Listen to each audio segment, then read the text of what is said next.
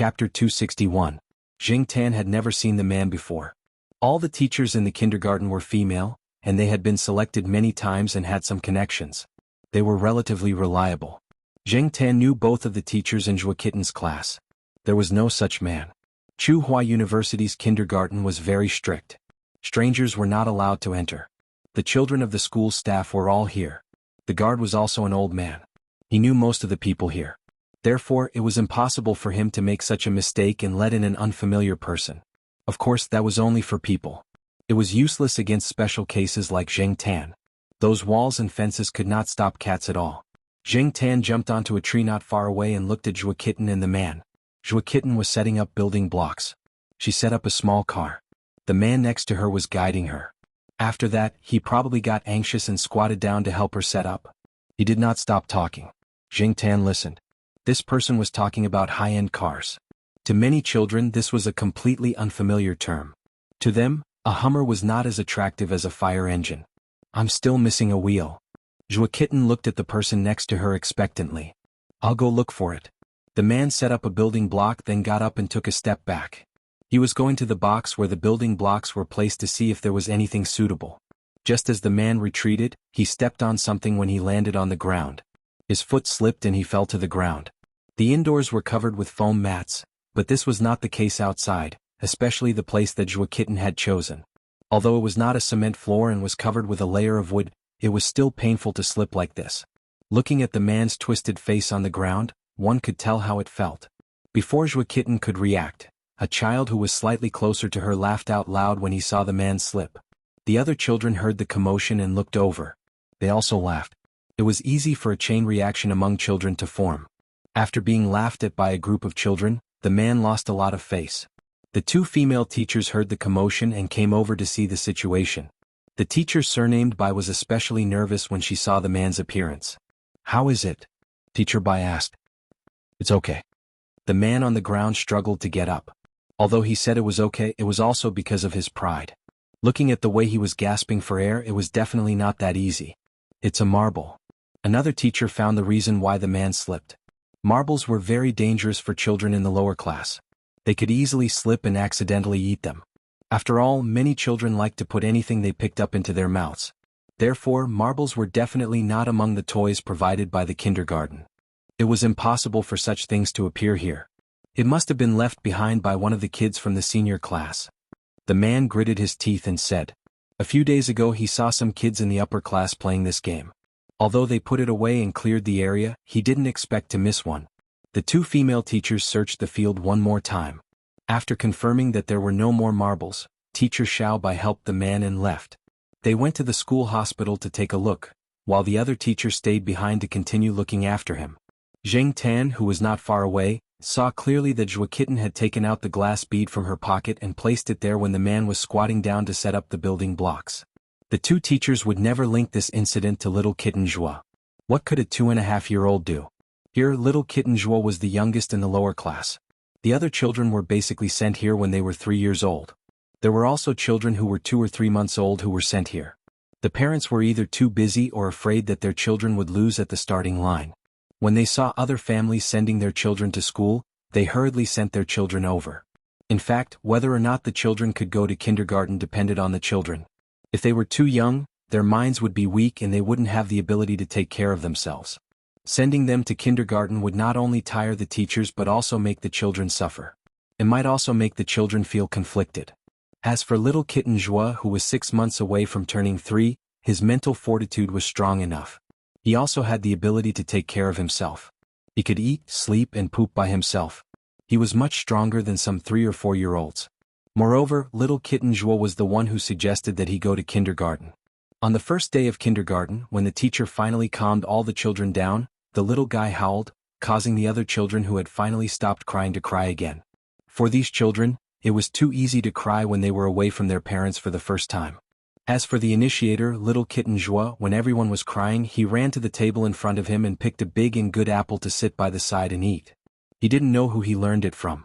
This little bastard was so bad.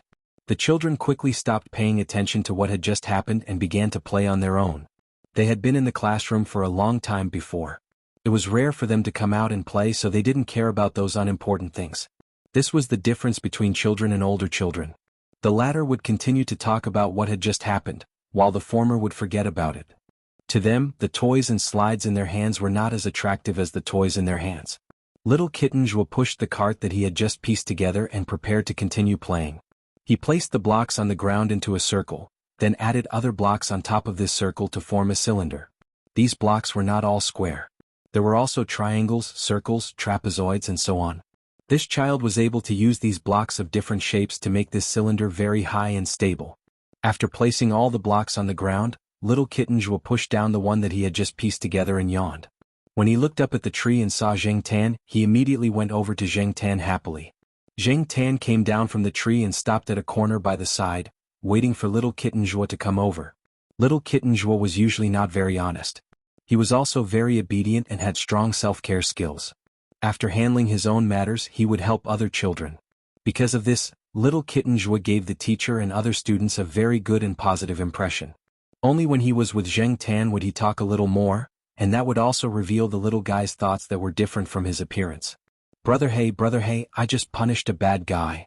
Little Kitten Joua said, looking as if he was asking for praise. Bad guy? That guy? To be honest, that guy gave a good first impression. First of all, his appearance was too deceiving. He was good-looking, which would give him a lot of points. With a little self-expression, no one would think that there was something wrong with him. Zheng Tan believed in Little Kitten Joua. I saw him steal Little Li's teddy bear. He even lied and said that he didn't see it. Little Kitten Joua whispered the secret that she had discovered to Zheng Tan. The Little Li that Little Kitten Joua was talking about was another child in the lower class. Zheng Tan did hear that a child here had lost something 2 days ago. It was a crystal pendant in the shape of a teddy bear. It was about 1,000 yuan. It was a gift from that child's relative. That child often took it out to show off. Unexpectedly, after he fell outside, he came back and found that the pendant was gone. When he ran to the place where he fell, he couldn't find the pendant. That parent even suspected the kindergarten teacher, but there were many children here with good conditions. There were a few who wore jade. In terms of value, those jade pendants were worth a lot. Why didn't he see anyone lose it? Why did your family lose it? They couldn't find anything and were worried that it would affect the other children. In the end, they could only leave it as it was. Now it seemed that the person who had picked up the pendant was that guy? After listening to Little Kitten Joua's whisper, Zheng Tan found out that Little Kitten Joua couldn't sleep that afternoon. She took the periscope that she had made out of children's toothpaste and 2 small lenses and saw it. The children in the kindergarten all slept here at noon. They didn't go home. Little Li woke up during lunch break to go to the toilet and fell. As for the periscope, there was a simple periscope, made out of cardboard and 2 lenses according to the principle of light reflection in the primary school's labor curriculum. Zheng Tan had seen some children play with it in the courtyard some time ago. It was the first time that Zheng Tan had seen someone as small as Little Kitten Joua. Every time he squats for a long time, he gets up and steps back. He steps back this much. Little Kitten Joua gestured with her hands. In other words, this guy didn't place the marbles blindly. He placed them there after observing and measuring them. However, wasn't this observation skill used wrongly? However, he was still a child after all. He didn't think too far ahead and didn't want to tell the teacher or parents. He only thought of it as a small game for himself to have fun. As for why Little Kitten Joua didn't tell Little Li about it, Zheng Tan heard Little Kitten Joua's tone just now. He didn't have a good impression of Little Li, who had a loud voice, loved to show off and wet the bed. He even put a bug on Little Li's skirt, scaring her to tears. However, no one knew that it was Little Kitten Joua who put the bug. From the perspective of a parent, this was the time to educate him about what was right and wrong and what was the best way to do it. However, Zheng Tan didn't know how to do it and couldn't do it. He couldn't even speak, so how could he educate him? Little Kitten Joua, is this your cat? A little girl came over and asked. Although Little Kitten Joua said that his name was Zhuoyang, many children still liked to call him Little Kitten Joua. Little Kitten Joua shook his head. No, he's my brother. When the little girl heard the answer, her eyes widened. She said in disbelief, no wonder you're called Little Kitten Joua. Your brother is a cat. Can you become a cat? No. Oh. The little girl's face was full of disappointment. She looked sideways at Zheng Tan and reached out her white and tender little hand to pull Zheng Tan's beard. Zheng Tan dodged. Zheng Tan didn't have a good impression of these little brats. No matter how cute they were, they could annoy people to death. They didn't know how to control their strength and cried easily. Therefore, he didn't plan to stay here any longer. He raised his hand at Little Kitten Joua.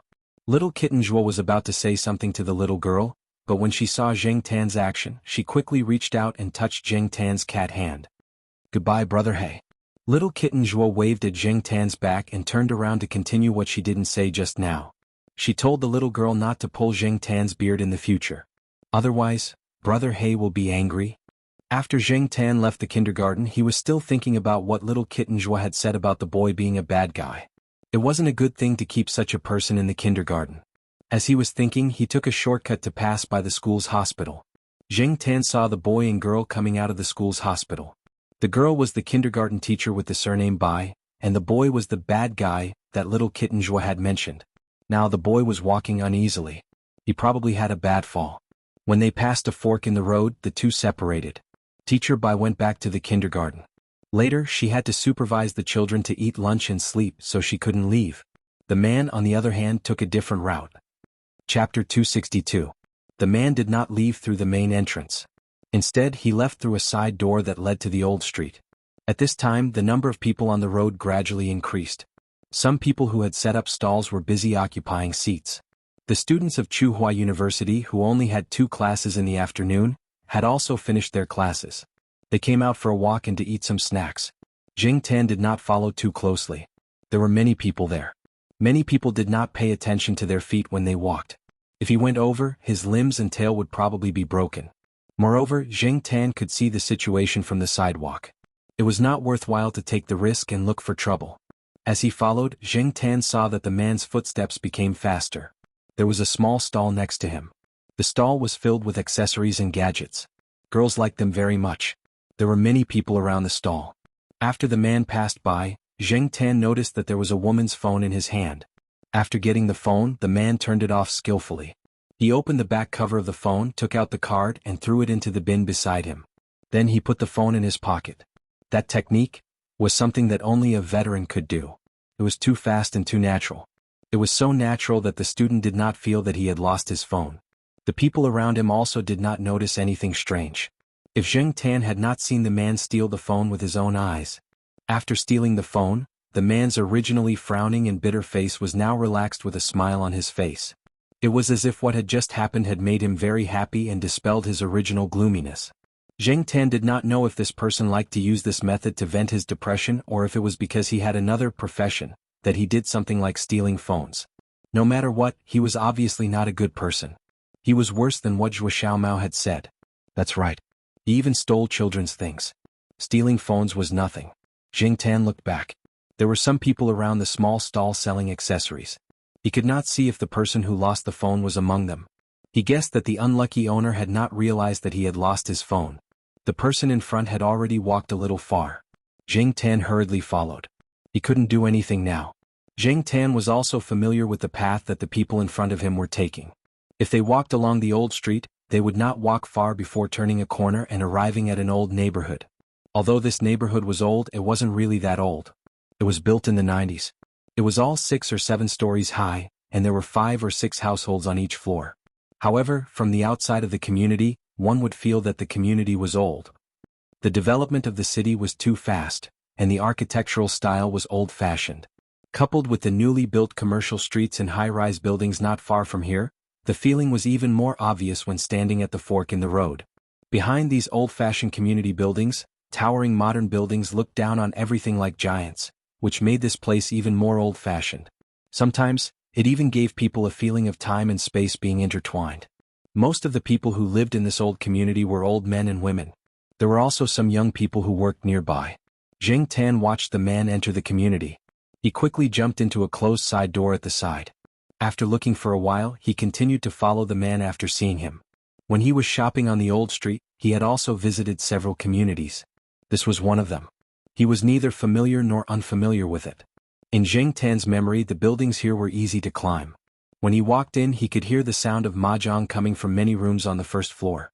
The old men and women gathered together to play mahjong every day when they had nothing to do. Therefore, most of the rooms on the first floor were tea house, like entertainment places. A mixed fur little Pekingese barked at Jing Tan a few times after seeing him. Not far away, a white puppy lying on the side of the road twitched its ears and glanced over. Then it lay down lazily again. It was not interested in Jing Tan at all. There were many puppies and cats in this community. When the cats moved, it was really one after another. Because cats were so common, whether it was humans or animals, seeing Jingtan was not strange at all. Many people did not even bother to look at him. The man in front seemed to be familiar with the barking of dogs in the community. After hearing it, he did not look back at all. He continued to walk forward, talking on the phone as he walked. Jingtan heard him complaining to the person on the other end of the phone about today's bad luck. His tone was very disgusted with the children in the kindergarten. He even cursed a few times viciously. This made Jingtan very unhappy. After all, this person was scolding Zhua Kitten. People's hearts were biased. Jingtan was biased and righteous. Moreover, this person's character was problematic. Those little bastards, if they don't get beaten up for a day, they will make a scene. F***ck, they are asking for a beating. The person in front was still complaining, but after walking into the corridor of a building, his emotions were restrained a lot. The building was very quiet. If he opened his mouth and scolded, he wouldn't be able to get a good look from the people around him. Jingtan followed him in. There was an iron door at the stairs, but it seemed that it had not been closed for a long time. The people who lived here probably thought it was too troublesome to close, so the iron door at the entrance of the building was empty. The man lived on the 3rd floor. Jingtan watched the man take out the key to open the door and go in. Before closing the door, Jingtan heard the man talk about where to go on Friday night. Jingtan did not stay there for long. After finding out where the man lived, Jingtan went downstairs and walked around the residential building before leaving. For the next 2 days, Jingtan walked around the kindergarten every day, but he did not see the man. There were only a few female teachers in the class. Looking at the children wearing paper rooster hats and singing Big Rooster Ooh with the teachers, Jingtan turned and left. He could not appreciate these children's songs. He always felt that if he stayed here for too long, he would be assimilated by these little kids and become childish. On Friday night, Jingtan went out to the residential building after dinner. Since the man said that he was going to play on Friday night, he should not be at home. Jingtan decided to go to his house and cause some trouble. The consequences of offending a cat were very serious. When he arrived at the residential building, there were not many people walking around at night. Many elderly people went to bed early and did not have the energy to play mahjong at night. They stayed at home and watched TV. Basically, they fell asleep around 9 o'clock. There were no street lights around, only some lights coming from the residents' houses. It was not very dark, but there were many blind spots. It was not difficult to see what was happening in the shadows. Jingtan looked around, found a place and climbed up along the corner. The 2 households directly below the man's house had installed a shelter outside. One was for the outdoor air conditioner unit to block the rain, and the other was to prevent water from dripping down when the residents above were drying their clothes. Many households would install such a shelter outside their windowsills, and it was convenient for Jingtan to use the shelter as well. When Jingtan climbed up, he would use these shelters. If someone passed by, Jingtan would hide on the shelter. Although it was not very bright here, people close to Jingtan could still find him. It was not late at night and there were still many young people walking around. When he climbed past the 2nd floor, Jingtan heard someone approaching, so he quickly climbed up. Damn. What a big gecko. It's black and it has cat ears. A voice came from below. Jingtan. Obviously, that person had found out about Jingtan. At the same time, fortunately, that person was not very sober. Nonsense, I'm not drunk. I'm sober. Ugh. Jingtan hid on the shelter on the 2nd floor and listened to the vomiting sound below. Fortunately, this person was drunk. Otherwise, it would be troublesome, but not too troublesome. After all, Jingtan was just a cat climbing a wall. It was not a supernatural event. After the drunkard vomited, he staggered away and his phone fell into the pile of vomit. The drunkard did not realize that he had dropped his phone. No one passed by, so Jingtan quickly climbed up and climbed into the window on the 3rd floor. Fortunately, the iron bars were not close together. The distance between 2 iron bars was just enough for Jingtan to squeeze in. Perhaps because of the iron bars, although there was no one inside, the window on the 3rd floor was not locked. They probably thought that no one would enter through there. Jingtan looked around. At this time, it seemed that many people had gone out for a walk. The people in the residential building opposite would not pay attention to this side. Even if they looked, they would not notice Jingtan. There was no light on the windowsill and it was very dark. People could not see Jingtan in the dark with their vision. After opening the window, Jingtan looked inside. Based on the smell, this room was that man's. The room was not as messy as Jingtan imagined. There was a familiar smell left behind by the kindergarten's teacher Little Bai. The two of them were a couple, but Teacher Littleby did not live here. She should have been here this afternoon to tidy up the room for that person. There were too many obstacles. Zheng Tan decided to look at the room from above before deciding where to start messing around. Jumping from the bookcase to the wooden wardrobe next to it, Zheng Tan was about to look down when he found a key on the wardrobe. This key looked like it was used often. It was not rusty and there was no dust on the key. There was a layer of dust around the key. The person who cleaned it did not take care of the wardrobe. Therefore, the contrast was very obvious. The smell left on the key proved that the man had used this key not long ago, but Teacher Littleby had not touched it. A key that was used often was placed on the high wardrobe. What? There was obviously something wrong. Zheng Tan looked at the other furnishings in the room. He jumped down and tried the locked drawers and cabinets. The others could be opened directly. Only two were locked. One was the small cabinet under the bookcase and the other was the bedside table. He looked at the keyhole. They were similar. Zheng Tan took out the key and gave it a try. The bookcase opened. The cabinet was filled with mobile phones. One of them was the stolen pink mobile phone that Zheng Tan had seen 2 days ago. Looking at the 6 mobile phones in the cabinet, there were 2 women's mobile phones, 3 men's mobile phones, and one of them was more gender neutral. It was used by both men and women. The 6 mobile phones were of different ages and the price difference was very big. One of the mobile phones could be considered a thief's mobile phone in this era. There were also 2 mobile phones that looked more high-end. They could be sold for 2,000 to 3,000 yuan. These mobile phones should have been stolen by that person. In addition to the mobile phones in the cabinet, there was also a box with a SIM card in it. In Tsinghua University, there were many street vendors and retail agents selling SIM cards that did not require the buyer to show his or her ID card. The ones here should be similar. If these mobile phones were missing, would that man be angry when he came back? Chapter 263. Zheng Tan looked at his cat paw and then at the phones in the cupboard. Finally, his eyes fell on a flip phone for men. The screen of the phone was considered big for this era, and the buttons were relatively big, making it easier to use. Zheng Tan put the phone aside and the pink phone aside. He opened the box with the SIM card and took out 2 SIM cards. There was no bag in the room, so Zheng Tan went to the door and listened carefully. After confirming that there was no one in the room and no one outside, he jumped up, opened the door and went out. The house had 2 bedrooms and 1 living room. It was not big. The other room was empty and there was some gym equipment. Zheng Tan walked around and found a clean bag. He put the flip phone, the pink phone, and the 2 SIM cards in it. He tied the bag and went back to the room to deal with the rest of the phones and SIM cards. During the process, Zheng Tan went through a few drawers, but he did not find the missing pendant that Zhua Kitten had mentioned. It had probably been sold or it was hidden in a hidden place. Zheng Tan did not find it. Zheng Tan did not know where the phones were stolen or who the owner was. He did not care about that. He was too lazy to pay attention to unrelated people. As for the owner of the pink phone, Zheng Tan was just going to help him out. After she was done, Zheng Tan was just about to jump out of the window when she suddenly stopped. She ran to grab some tissues to wipe away some of the traces, such as the places with obvious cat paw prints and the dusty wardrobe. Although she did not do it very carefully, as long as she could get rid of the cat's traces, everything would be fine. Zheng Tan threw the key to the cupboard into the toilet hole. The cupboard was locked again by Zheng Tan, leaving the man to worry about. After walking around twice to make sure that his footprints were gone, Zheng Tan went out the window with the bag with the phone and SIM card in his mouth. As for the remaining traces in the room, based on those alone, it was impossible to suspect that a cat was the culprit. It was easy to climb up but difficult to climb down. It was not easy for Zheng Tan to climb down from the window. After moving some distance on the wall, he jumped onto the shelter outside the window on the 2nd floor. Although this residential area was relatively old, the shelter was still quite sturdy. When he landed on the awning, there was a loud bang. The sound was not loud, but the people in the house must have heard it. However, when they opened the window to look out, Zheng Tan had already jumped from the 2nd floor to the 1st floor. He landed on the ground and found a place to hide.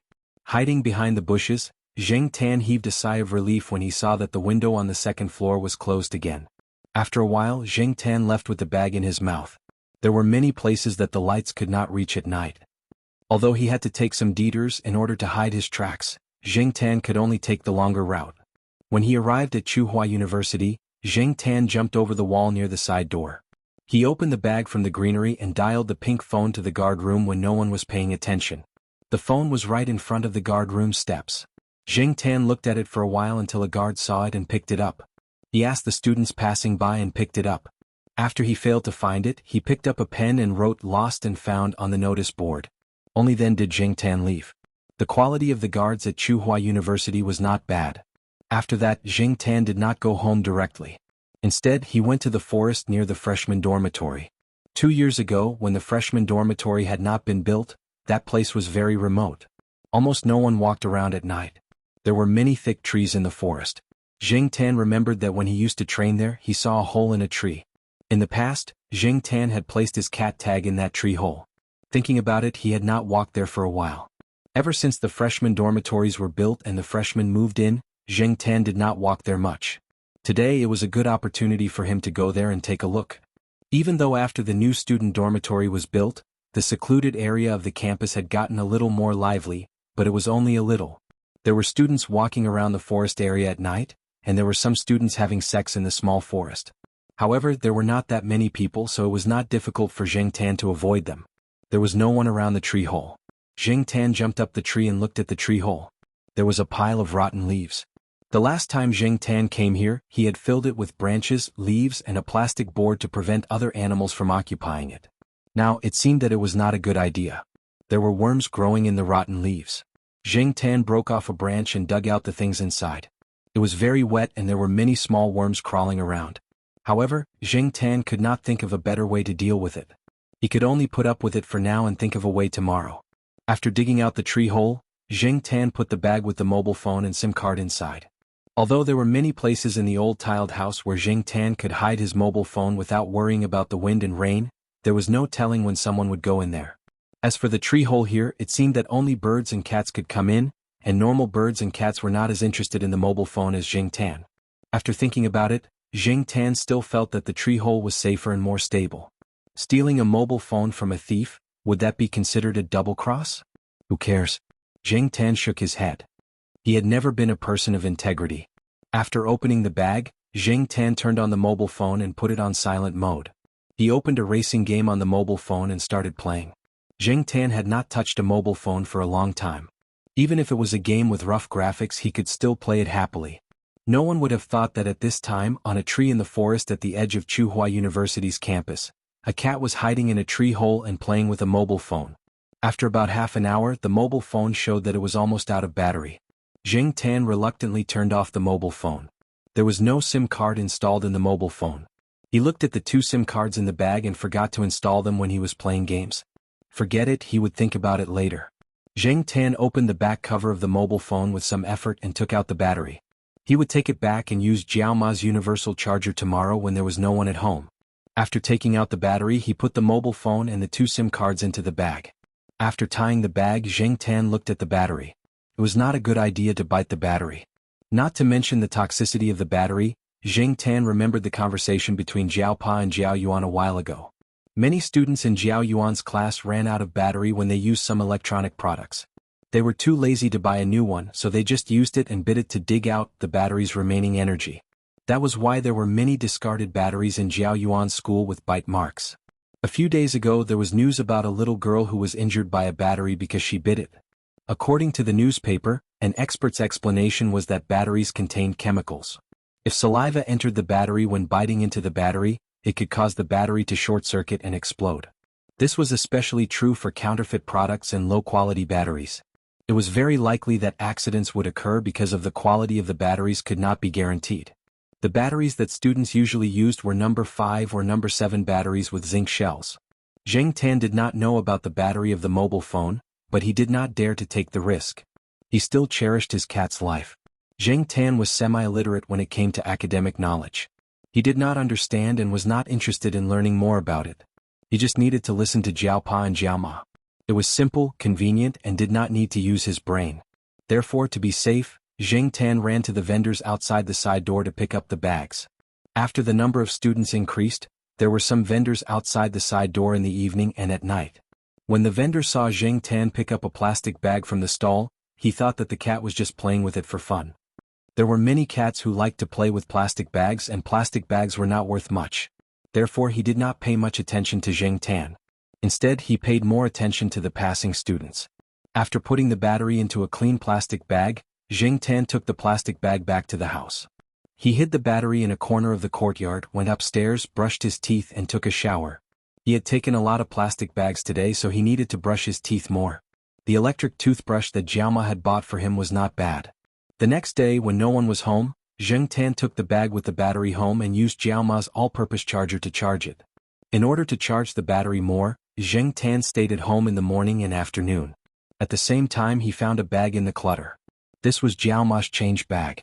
It had not been used for a long time, so she probably forgot about it. Zheng Tan took the bag out, washed it under the faucet and put it on the balcony to dry. The size of the change bag was just right for the flip phone. The strap was just right for Zheng Tan's neck, so he did not have to lift it with his teeth. After everything was ready, Zheng Tan found an opportunity to go back to the tree hole. He installed the battery and tried the 2 SIM cards. He also tried to check the phone bill. One of the cards had no money left, and the other only had a few yuan left. After installing the card that still had the phone bill, Zheng Tan thought about the man's phone number. Yesterday, when Zheng Tan went to the kindergarten, teacher Little Bai was calling the man. After she finished the call, she put the phone on the desk to look after the other children. Zheng Tan checked the call log. It showed that the number was Dear. Zheng Tan memorized the number. At the same time, in the old residential area, Zhang Dong was complaining on the phone. In the morning, when I was changing my shoes, I found a few SIM cards in my shoes. I hurriedly went to the closet to change into a suit. When I went out to take the bus, I took out a few SIM cards from my pocket. When I went home to cook noodles in the kitchen, I opened the cupboard and found a phone inside. I ran to drink some water to calm myself down. When I opened the cupboard under the coffee table in the living room, I found another phone inside.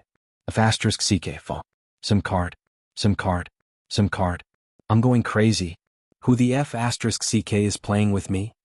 Zhang Dong felt that the intruder was a skilled thief, but why didn't he take the phone away?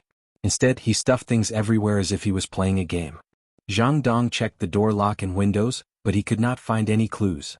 He did not have any investigative skills, so he did not dare to say anything. If outsiders found out, he would not have a good time.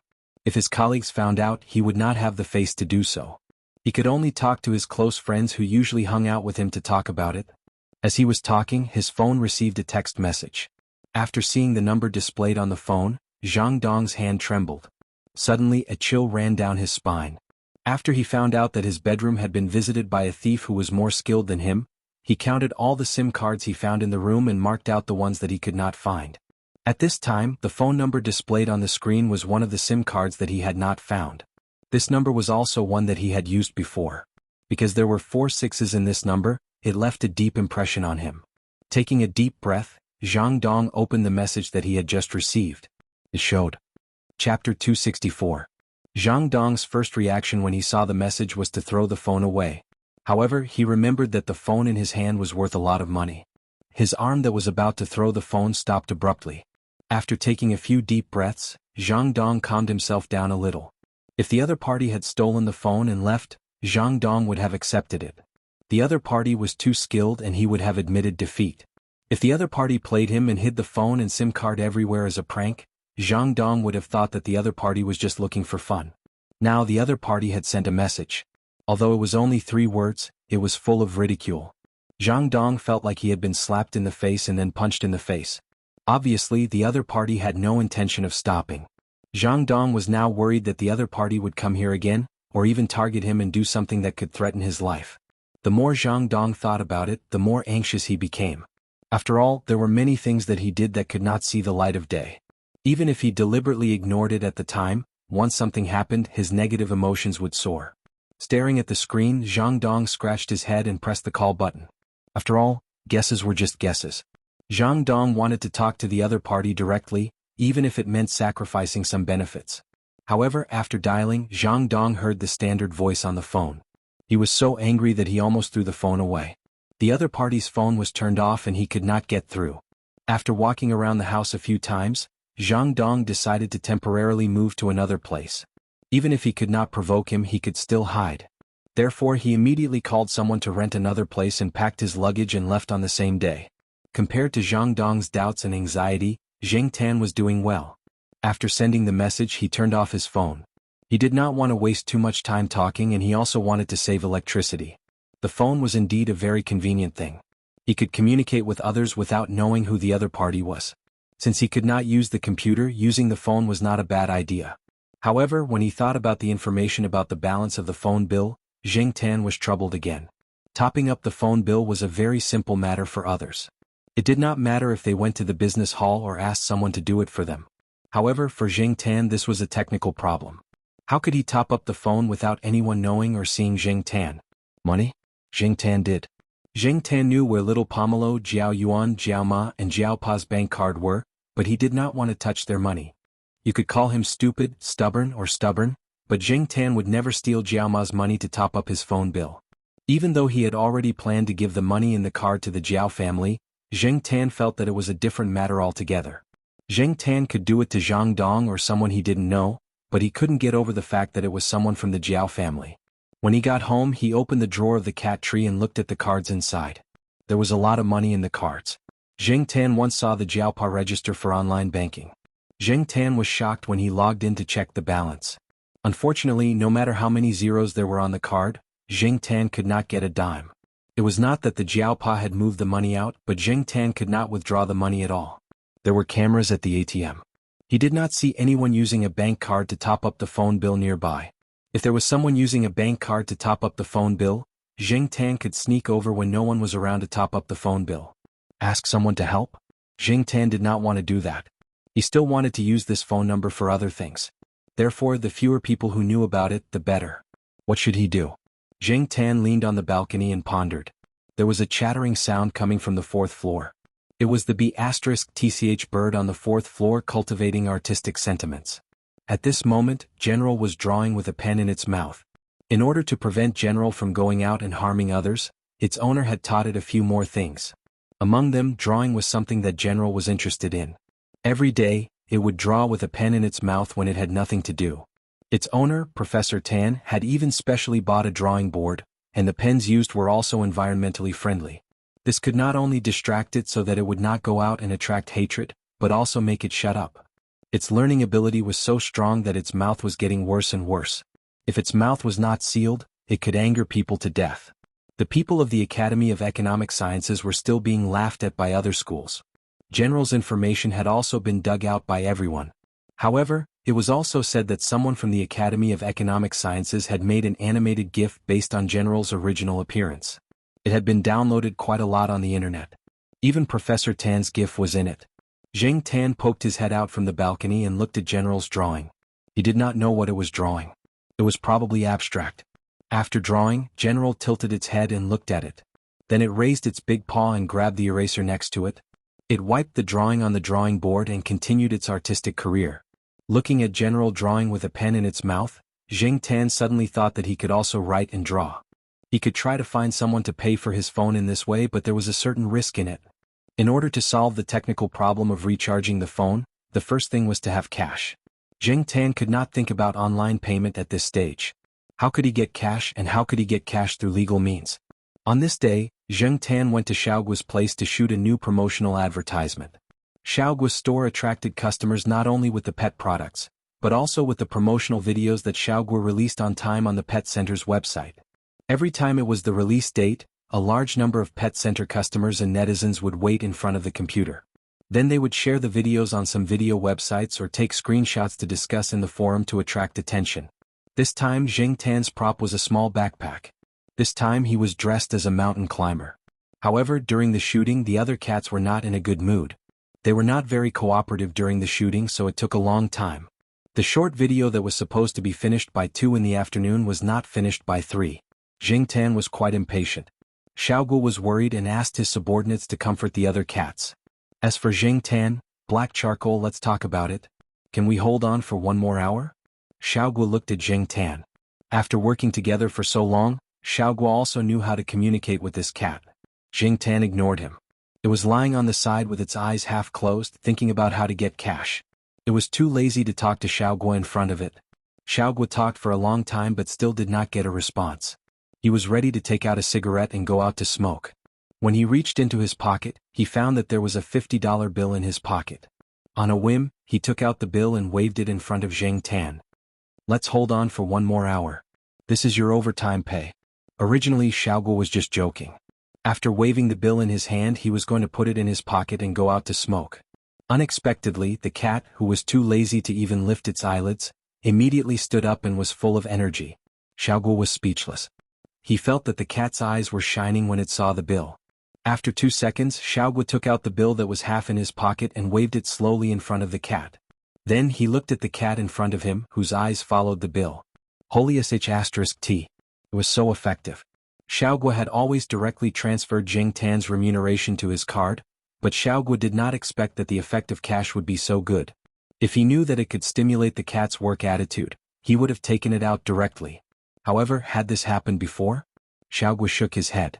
It did not happen in his memory. He did not know if it had never happened before or if it had forgotten. Black charcoal. Xiaoguo folded the bill and stuffed it into Jing Tan's small backpack. The overtime pay is yours. Let's get to work? Let's get to work. The cash problem was solved. Jing Tan was now in a good mood. The other cats were now calmer because of the staff's comfort. Therefore, when everyone was very cooperative, Jing Tan worked very hard in the remaining time. It was very cooperative and very patient. It was not like before when it saw other cats make mistakes, it could not wait to slap them. Xiaoguo held his chin and looked at the shooting. He thought that if he had to work overtime in the future he would solve it with cash. Anyway, 50 yuan was really nothing to him now. It was a good deal to make the cat cooperate so well. After the shooting, Jing Tan did not take off the backpack prop. Xiaoguo did not say that he wanted it, so he let Jing Tan carry it back. After returning home, Jiao Yuan wanted to see Jing Tan's small backpack, but Jing Tan did not give it to him.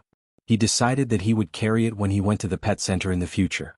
Now that he had the cash, the only thing left was how to top up the phone with the 50 yuan. Originally, Jing Tan wanted to write a note and leave it with the cash at the place for topping up the phone. However, Jing Tan found another way to top up the phone when he was walking around. There was a newsstand on the road to the student dormitory. Jing Tan observed there for a few days. He found that every afternoon around 3 o'clock, the auntie at the newsstand would lie down and sleep there. She was not afraid that someone would steal the newspaper. The overall quality of the students here was relatively high, and the school was much safer than outside. She did not have to worry about other accidents. Even if a student went to buy the newspaper or a card, she could just wake him up. Jing Tan's black wallet was around his neck. He did not have his phone with him. The wallet was filled with the 50 yuan cash. After the auntie at the newsstand lay down and fell asleep, Jing Tan put the wallet behind the bushes and jumped into the newsstand with the 50 yuan in his mouth. He had become more and more used to carrying things in his mouth. At this moment there was no one around and there were no cameras. After jumping in, Jing Tan looked at the person lying down and sleeping. She was still asleep and he could hear a light snoring sound. He had decided to take action here because he was sure that the auntie was sleeping soundly. The box for topping up the card was placed on a cabinet below the window. The box for topping up the card was not tightly closed. There were probably too many people here to buy the card, so she was too lazy to close it. Jing Tan put the money in a box for change. Jing Tan did not see the large bills, so he guessed that they were hidden. Then Jing Tan came to the card box and found a card with a face value of $50. She held it in her mouth and listened to the movements on the road outside before quickly leaving. Hiding behind the bushes, Jing Tan looked at the newsstand. The auntie was still sleeping. Only then did he breathe a sigh of relief. He put the card into the black wallet, zipped it up and ran to the forest with his bag. Hiding in the tree hole, Jing Tan entered the card number and password according to the voice prompts on the phone. When the phone received a message saying that the top-up was successful and the balance was in the card, Jing Tan was filled with emotions. It was just topping up the phone, but it was so troublesome. Chapter 265. Jing Tan went to the old residential area again and found that Zhang Dong had moved away. He was quite dispirited. He planned to play the man one more time, but he did not expect that the man would be so scared that he would run away. However, since that person left, did he change his phone number? Jing Tan dialed that number and found that the other person's original number was no longer connected. That person was really thorough. How could he run away like that? Jing Tan went to the kindergarten once a day and found an opportunity to look through teacher Xiao Bai's phone and record Zhang Dong's new number. This time, Jing Tan didn't immediately send a message to scare him. That person would definitely change his number. Jing Tan was too lazy to bother, so he wrote down the number first. If that person was caught doing bad things by Jing Tan again, he would teach him a lesson. Jing Tan could only find his own entertainment now. He didn't expect to do anything earth-shattering as a cat. That way, even if he had a few lives, it wouldn't be enough. Not to mention that people's hearts were sinister and their intelligence wasn't high. Even the law wouldn't protect them. Zheng Tan wasn't willing to entrust his life to morality. The tree hole where the phone was hidden was much drier now. Perhaps it was because of the season, but the weather was much drier now. It also saved Zheng Tan some trouble. On this day Zheng Tan went to the overpass for a walk. Recently that blind old man Elder Kuan didn't play the arrow on the overpass. At first, Zheng Tan thought that the old man was sick. At his age he didn't do anything but play the arrow on the overpass. It was very likely that he was sick. However, once he met Xiao Jiao, he heard from her that Elder Kuan was just looking for an old friend and would be back in a few days. Since Elder Kuan wasn't around, there were fewer peddlers on the bridge. When Zheng Tan passed by the bridge, she heard a few peddlers who were stationed there complaining. They had been nervous about setting up their stalls on the bridge, afraid that the city enforcement officers would come. Some of the peddlers even changed locations and waited for Blind to come back. Zheng Tan also went to the construction site to take a look. It shouldn't be called a construction site. It should be called Hengwu Plaza now. Although it wasn't completely open yet, there were already some shops open for business. There weren't many people at the moment, but that might not be the case in a while. Looking at the Hengwu Square that changed every day, Zheng Tan sighed that time really passed quickly. He heard that Yi Hao and the others would set up a clubhouse similar to the night building here. When the time came, Zheng Tan would be able to go there often so he wouldn't have to hitchhike every time he went to the night building. However, a clubhouse built here would definitely not be as good as the night building. After all, the main consumers here were students, not white-collar workers and social elites who were already working. It didn't matter as long as there was a place to kill time. Zheng Tan jumped onto a residential building and looked at the Hengwu Plaza. He was thinking about bringing his phone over tonight to take a photo as a souvenir. That night, after dinner, Zheng Tan picked up his new backpack and walked out of the house with light steps. In the living room, Jiao Ma looked at Zheng Tan's back and said to Jiao Pa, who was watching the news on the sofa, "Why do you think Black Charcoal is carrying a backpack every night? Does it really like that backpack? Sai, if I had known, I would have bought a few more backpacks for it. When I bought clothes for it, it didn't wear them. I thought it didn't like those things because they were awkward on its body. It turns out that it likes backpacks more than clothes." The last time she saw her cat carrying a small backpack, it changed to a bigger one after a few days. It seemed that it really liked backpacks. The new backpack looked really good. Well, when she was free she would make one for it so that it could take turns carrying it. Sai, speaking of which, if we let it go out like this, will it become even wilder? Jiao Ma was worried. Jiao Pa didn't even look up when he heard that. He was still watching the TV and said, "Give it some privacy." Jiao Ma opened her mouth but didn't say anything. She took the dishes on the table and went to the kitchen to wash them. Zheng Tan's new backpack was completely black. At first glance, it wasn't easy to tell that it was a vest. There was a zipper on both sides of the backpack, and it just so happened that it could fit the flip phone. Zheng Tan went straight to the backpack after he saw it in the pet center. Xiaogu didn't say anything when he saw it and tacitly agreed. With the new backpack, Zheng Tan could carry his phone when he went out. The backpack was more convenient than a wallet. Carrying the backpack was like wearing a vest and it was easier to move around. Tonight, Zheng Tan planned to go to Hengwu Plaza to take photos.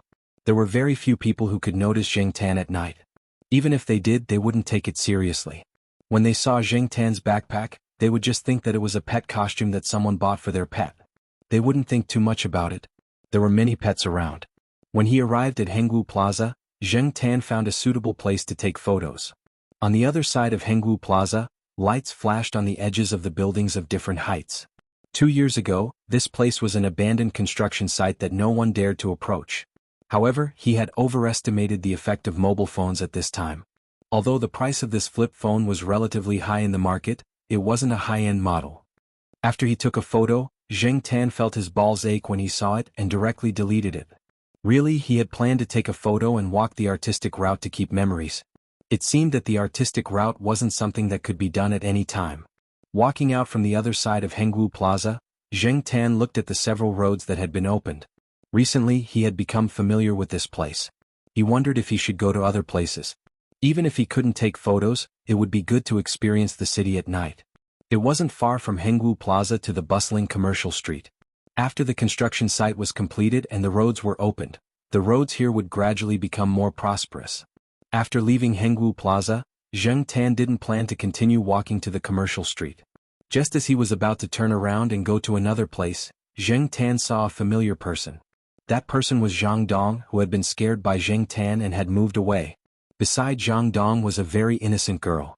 Zhang Dong didn't know what Zhang Dong said, but it made the girl cover her mouth and laugh. Some of the actions between the two were also intimate. According to Zheng Tan's knowledge, Zhang Dong and teacher Xiaobai didn't seem to have broken up. Teacher Xiaobai was still the same as usual. Her emotions didn't fluctuate. Sometimes she would even text Zhang Dong, and her eyes were filled with the sweetness of love. In that case, Zhang Dong, this guy was too timing. Damn it, he bumped into me again. Zheng Tan followed the two men to the business district through the green path. In addition to some shops, supermarkets, and entertainment venues, there was also a residential area. Zhang Dong and the girl walked into a residential area. Zheng Tan followed, but he didn't walk through the main door. Instead, he climbed over the wall. There were a few security guards at the entrance. Although they might not be able to pay much attention to a cat, Zheng Tan felt that it was better to be discreet when following someone.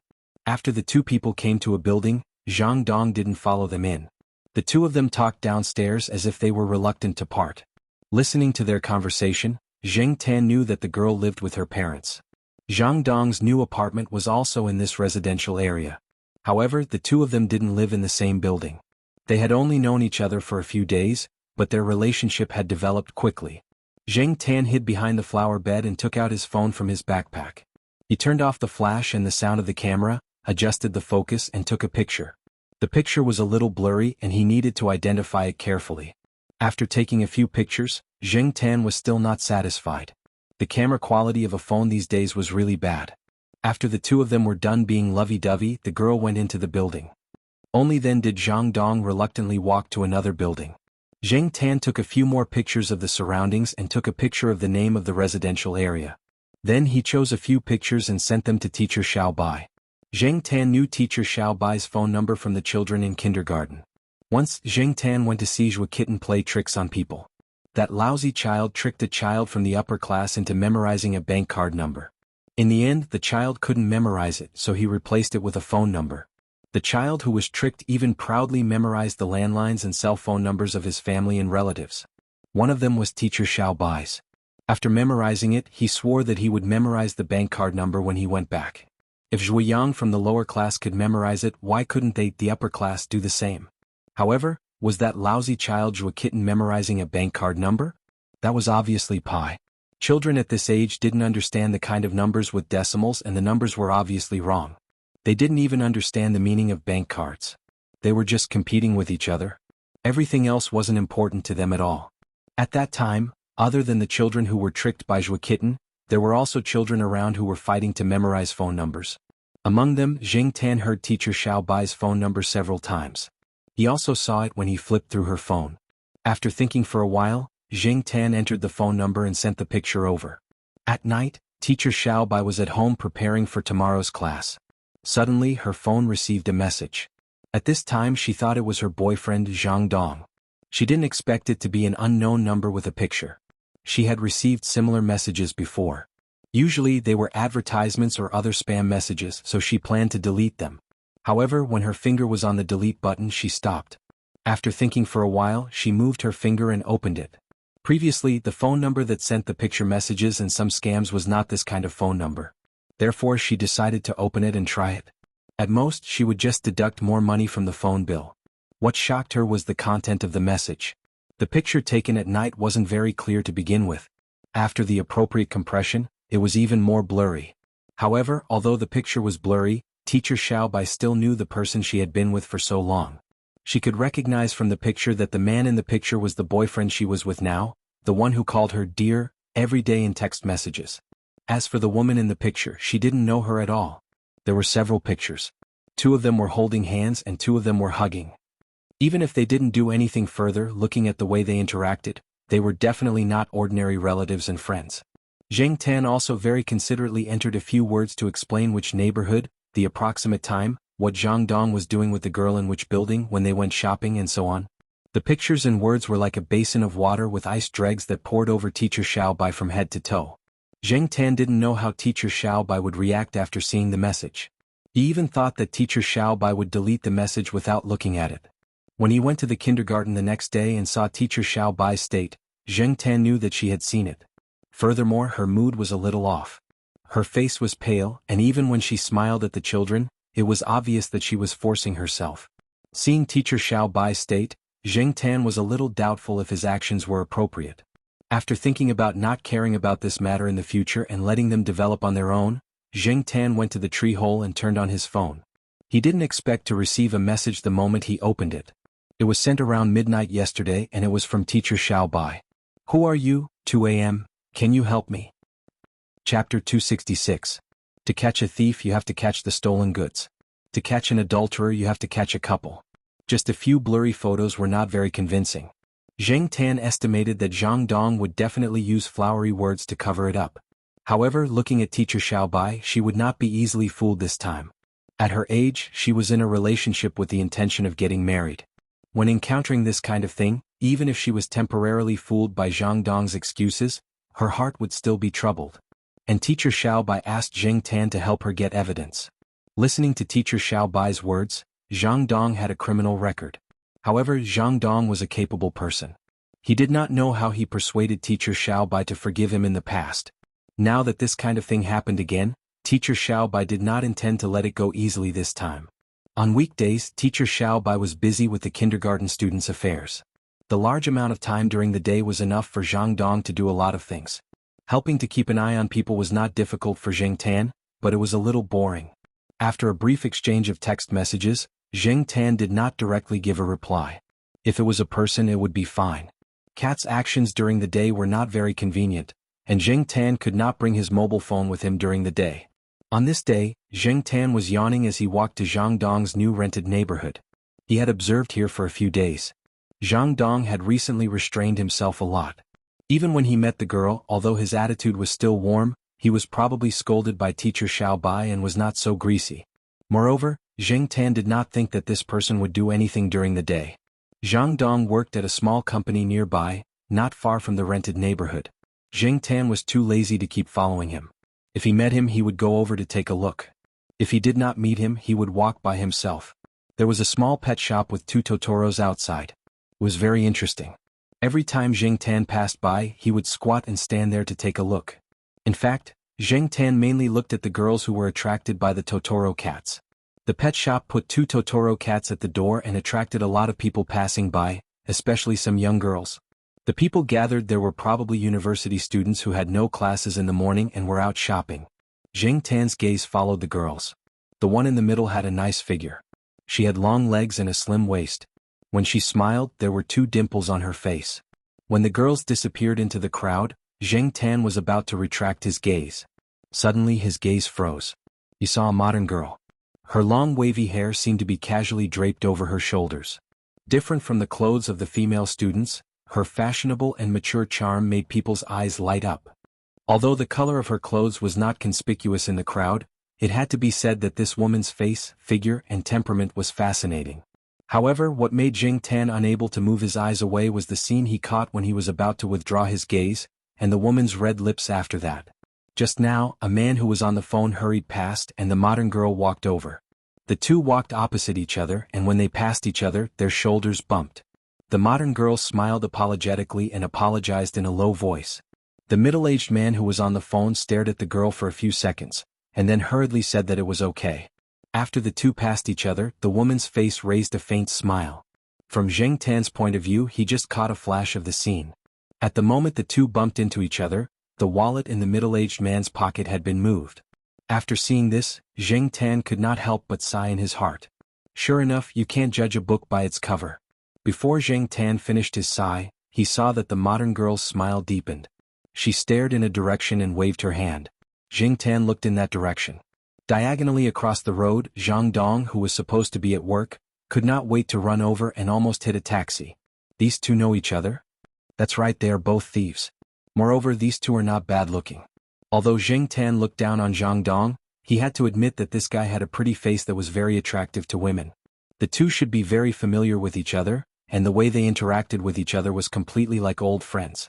There was even a hint of ambiguity. No, it should not be just ambiguity. Those little movements and the eye contact between the two made Zheng Tan certain that these two definitely had something going on. This guy is really awesome. Zheng Tan originally thought that Zhang Dong had a foot in 2 boats, but now it seemed that it was more than that. Perhaps this was just the tip of the iceberg? On the street, the two did not do anything too intimate. Jiang Dong raised his hand and brushed the long hair by the side of the woman's cheek. Following the hair, his finger brushed the woman's high twin peaks. His gaze also carried a hint of ambiguity. When his finger moved to a spot, Jiang Dong's finger lightly flicked.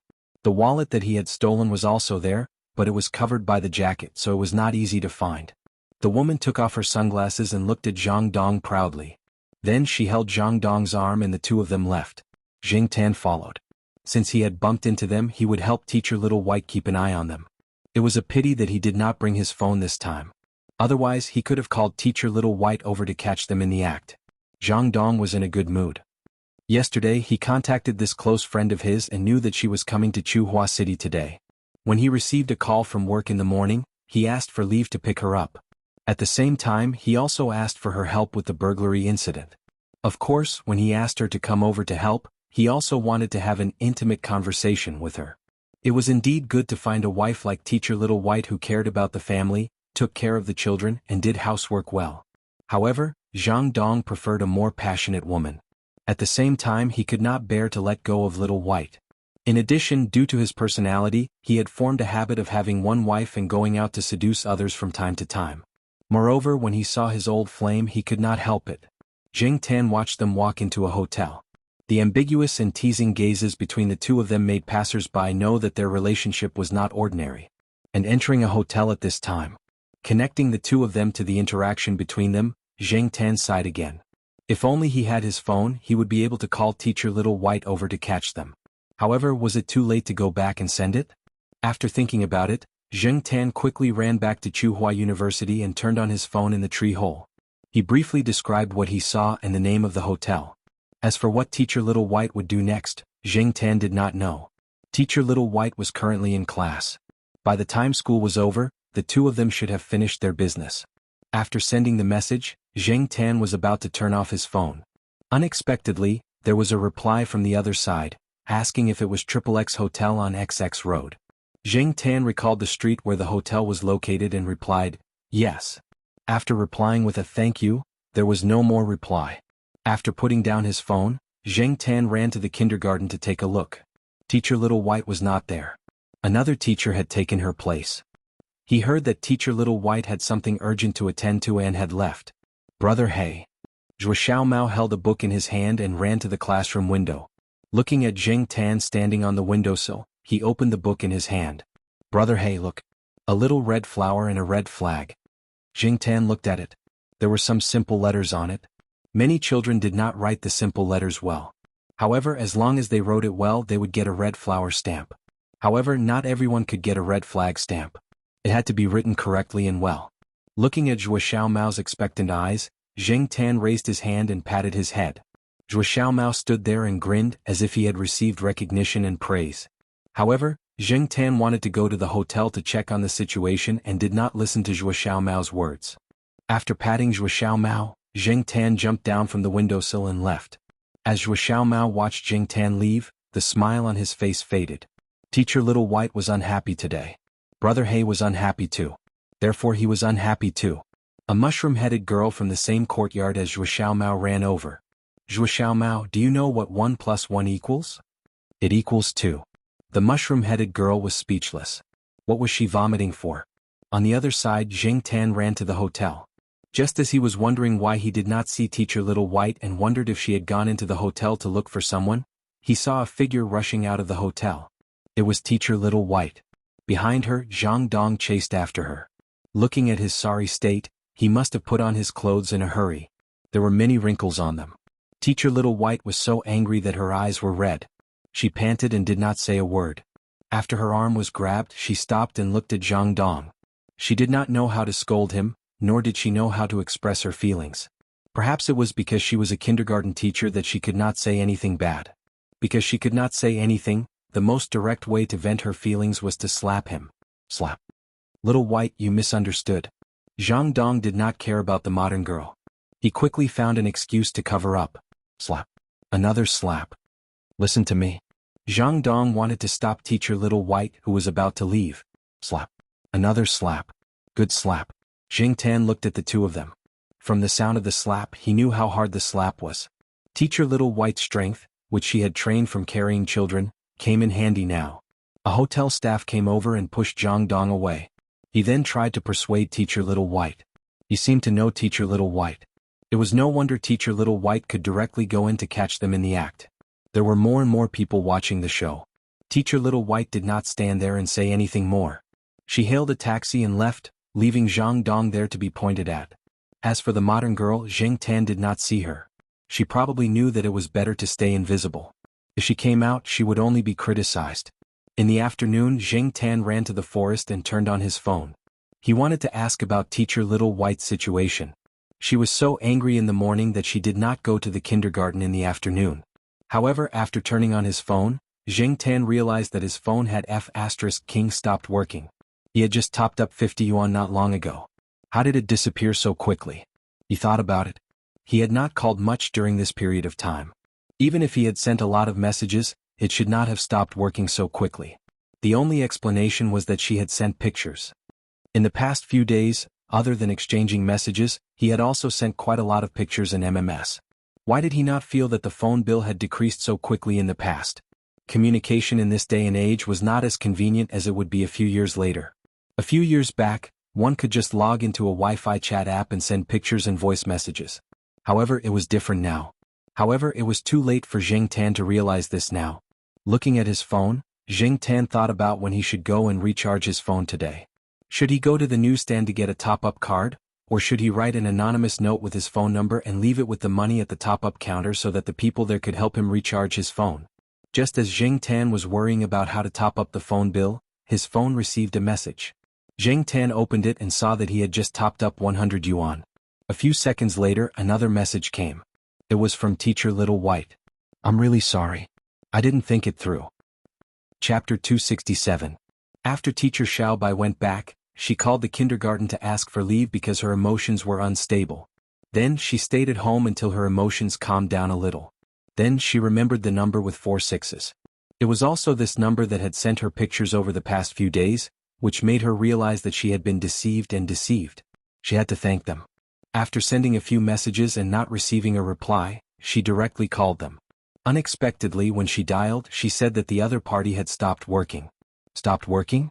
Teacher Xiaobai thought for a moment and suddenly realized that she had only cared about Jiang Dong's matter. She did not notice that it was very expensive to send pictures over the past few days. The other party had sent so many pictures, so it was possible that the phone had stopped working because it owed money. Therefore, she went downstairs to a phone service store and charged 100 yuan to the number with 4 sixes. Chuhua University. Zheng Tan looked at the caller ID, paused and pressed the answer button. Hello. Hello. May I ask if you can hear me? Teacher Xiaobai listened to the phone. Just as she was wondering if the other party was not in front of the phone, the sound of an object moving came from the phone, accompanied by some strange noise. On the other side, Zheng Tan picked his ears. A gust of wind had blown over and made his ears itchy. A few leaves had also fallen from the tree and were blown over, making rustling sounds as they hit the tree trunk. When the wind blew into the tree hole, it also caused some noise from the phone's microphone. All kinds of sounds mixed together and formed the strange sound that Teacher Xiaobai could not recognize. After waiting for a while, Teacher Xiaobai still did not hear the other party speak. She thought for a moment and said, although I don't know what grudge you have with Jiang Dong to tell me this, from my standpoint, I still have to thank you. Even if it's not convenient for us to meet, I hope you can accept my gratitude. Zheng Tan listened to Teacher Xiaobai's words over the phone. She was probably thinking of paying him a sum of money to thank him. Therefore, Zheng Tan pressed the button to hang up. Then he typed a message and sent it over. There's no need to thank me. Teach the children in the kindergarten well. After a while, Teacher Xiaobai replied, okay. Although it was only one word, Zheng Tan believed that Teacher Xiaobai was a good teacher. Zhua Kitten liked this teacher very much because she was not as biased as some of the teachers in the kindergarten. Some teachers would pay more attention to the children of some school leaders or famous professors, but they would treat the children of some small lecturers coldly. Zhua Kitten had been treated coldly before. Zheng Tan understood a little from listening to him speak. Although it was a very small matter in the eyes of many people, it could have a certain impact on the child. Teacher Xiaobai was very good to every child. She was patient and looked amiable. This was also the reason why Zhua Kitten liked her. In terms of background, Zhua Kitten was not weak. After all, she had Lord Zeng behind her. It was just that Lord Zheng did not directly stand up to speak when Zhuo Kitten entered the kindergarten. Some of the teachers in the kindergarten did not understand the relationship between Zhuo Kitten and Lord Zheng. However, if something happened that made Zhuo Kitten feel wronged, as long as Zhuo Kitten told her, Lord Zheng would definitely put on her Lord Zheng airs and tell those teachers to get lost. However, Zhuo Kitten did not tell anyone except Jing Tan. Then one day she placed a flattened cockroach in the teacher's pocket. In the end, when the teacher was putting on her coat, she reached into her pocket and took out a cockroach. She screamed and caused a group of children to cry on the spot. Because of this, the teacher was scolded.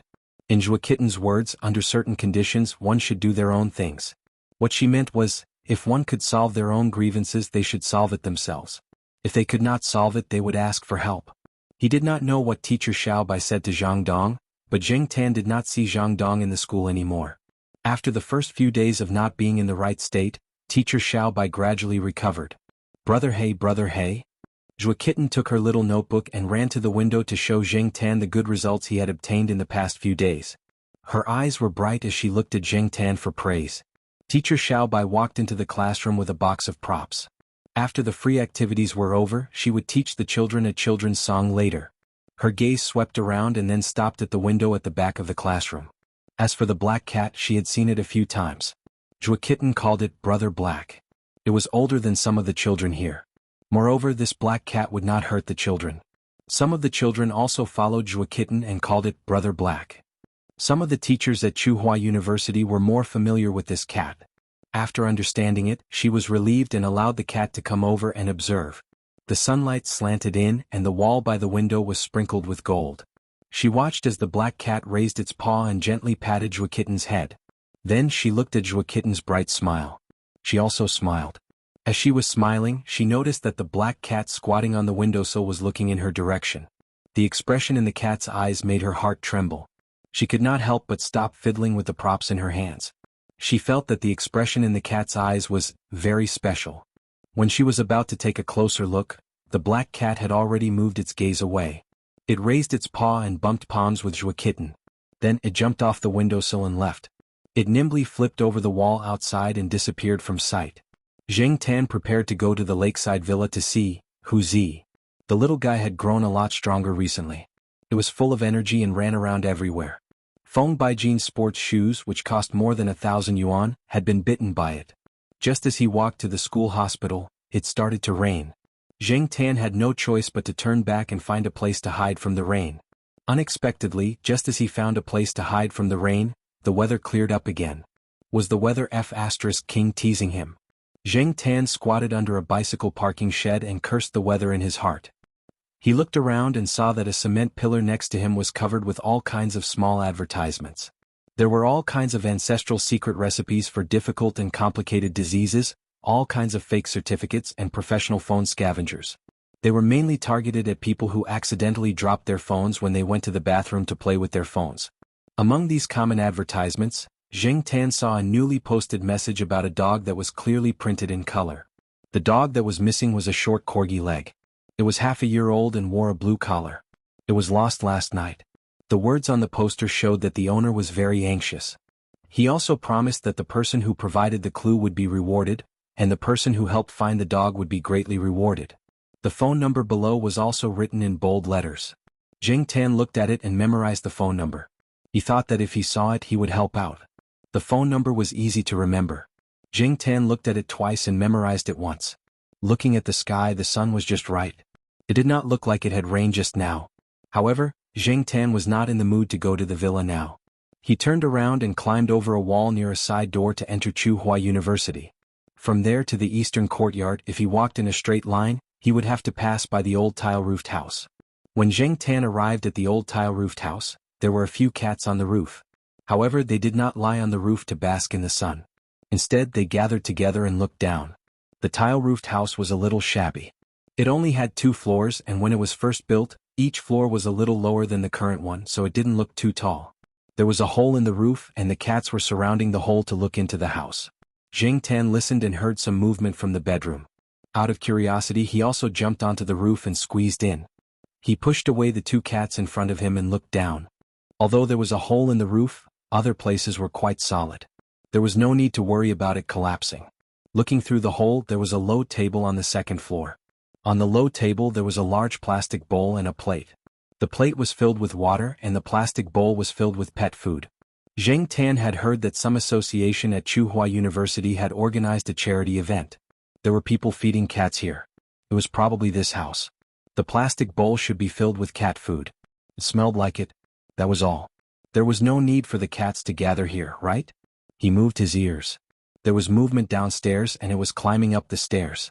Soon, Zheng Tan saw the cause of the movement. A cat and a dog. These two were probably playing happily, running up and down the stairs. They were not tired at all. As soon as the two appeared, the cats around the hole stretched their necks and squeezed to look inside. Two of them wanted to go down and play, but they did not have the guts. The others seemed like they were just there to watch. They did not move. These cats were not necessarily stray cats. They were not crowded here because they were hungry, but more because they were curious. As for the stupid dog inside, Zheng Tan had just seen the sign on the cement pole. Was this stupid dog playing with the cats here? Everyone said that corgis were smart. There were corgis in the Western District compound, and they were not as stupid as this one. It seemed that the average IQ of the corgis was slightly higher. This corgi was probably dragging them down. It was probably tired from running around. The corgi jumped onto the low table with its short legs, drank the water in the plate and ate a few pieces of cat food. Then it opened its mouth and lay there panting. It did not think about how worried its owner was after it disappeared. It was not worried at all. According to the sign on the sign, it was lost yesterday. Today it did not feel any sense of crisis at all. As for why it was locked here, it was not known whether it was deliberately done by someone or if no one noticed it when it came in. It put down the cat food and locked the door. In short, this guy was definitely stupid. People said that dogs did not mind if their owners were poor, and most of the time, people did not mind if their dogs were stupid. Some dogs were so stupid that their owners treated them like treasure. After Zheng Tan left the old tile-roofed house, he ran to use his phone to send a text message to the owner of the corgi, briefly explaining what had happened. The other party immediately called, but Zheng Tan refused to answer. He then said that it was not convenient for him to answer. The other party replied with a few words and went to find the dog. An hour later, Zheng Tan was playing a game to earn points when he suddenly received a text message. Found it? Bro, thank you so much. When are you free? Let's go out for a meal and I'll thank you properly. Zheng Tan could not really go out for a meal. Seeing that it was getting late, he hurriedly replied, "There's no need for a meal. If you really want to thank me, just help me top up my phone bill." After sending the text message, Zheng Tan turned off his phone and did not care about it anymore. The next day, when Zheng Tan came over and turned on his phone, he received a few text messages. The first one was a text message informing him of the payment. Zheng Tan looked closer. 11 and 30 s. It was indeed 1,000 yuan. Damn. It really topped up. Relatively speaking, this was indeed a large sum of money. Zheng Tan did not expect that he would receive 1,000 yuan as a phone bill just by chance and sending a text message. With this 1,000 yuan and the phone bill that teacher Little White had given him, Zheng Tan did not have to worry about owing money for a long time.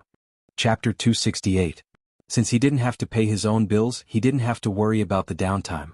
He didn't have to expose himself, and he didn't have to be afraid of being investigated. He could even have fun. No wonder there were so many private detectives nowadays. The market demand was high and it was easy to make money. Catching mistresses and finding evidence seemed to be a lucrative business. However, Zheng Tan didn't plan to do those things. He helped teacher Xiaobai because she was nice to Zhua Kitten. At the same time, Zheng Tan also wanted to teach Zhang Dong a lesson. After this incident, Zheng Tan had no interest in helping anyone else. After solving the annoying problem of topping up the phone bill, Zheng Tan was in a good mood. Even his paws were faster when he played mobile games. He didn't make as many mistakes as before and he got a high score in one go. Although he didn't have to pay his own phone bill, Zheng Tan was still very active in earning cash. Every time he was brought by Xiaoguo to shoot promotional videos and advertisements, Zheng Tan didn't hesitate to get overtime pay from Xiaoguo. In the past he was annoyed that the cats in the pet shop always made mistakes. Now he couldn't wait for the cats to not cooperate so that he could earn more cash. Zheng Tan didn't plan to pay his phone bill for the time being.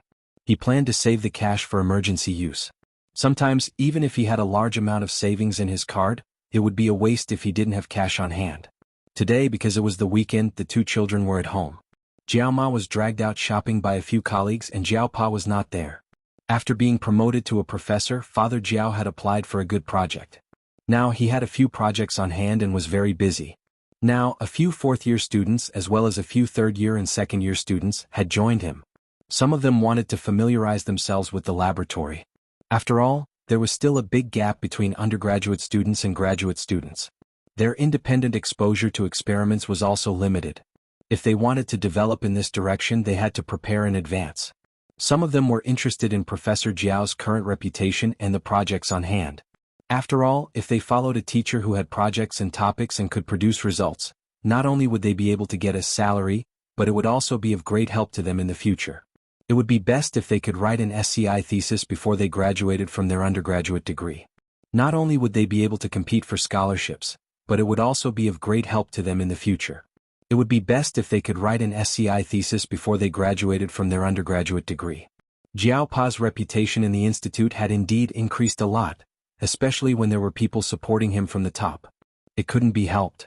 Those big shots had taken Jiao Pa's red nest rat, and it would be unreasonable if they didn't help him.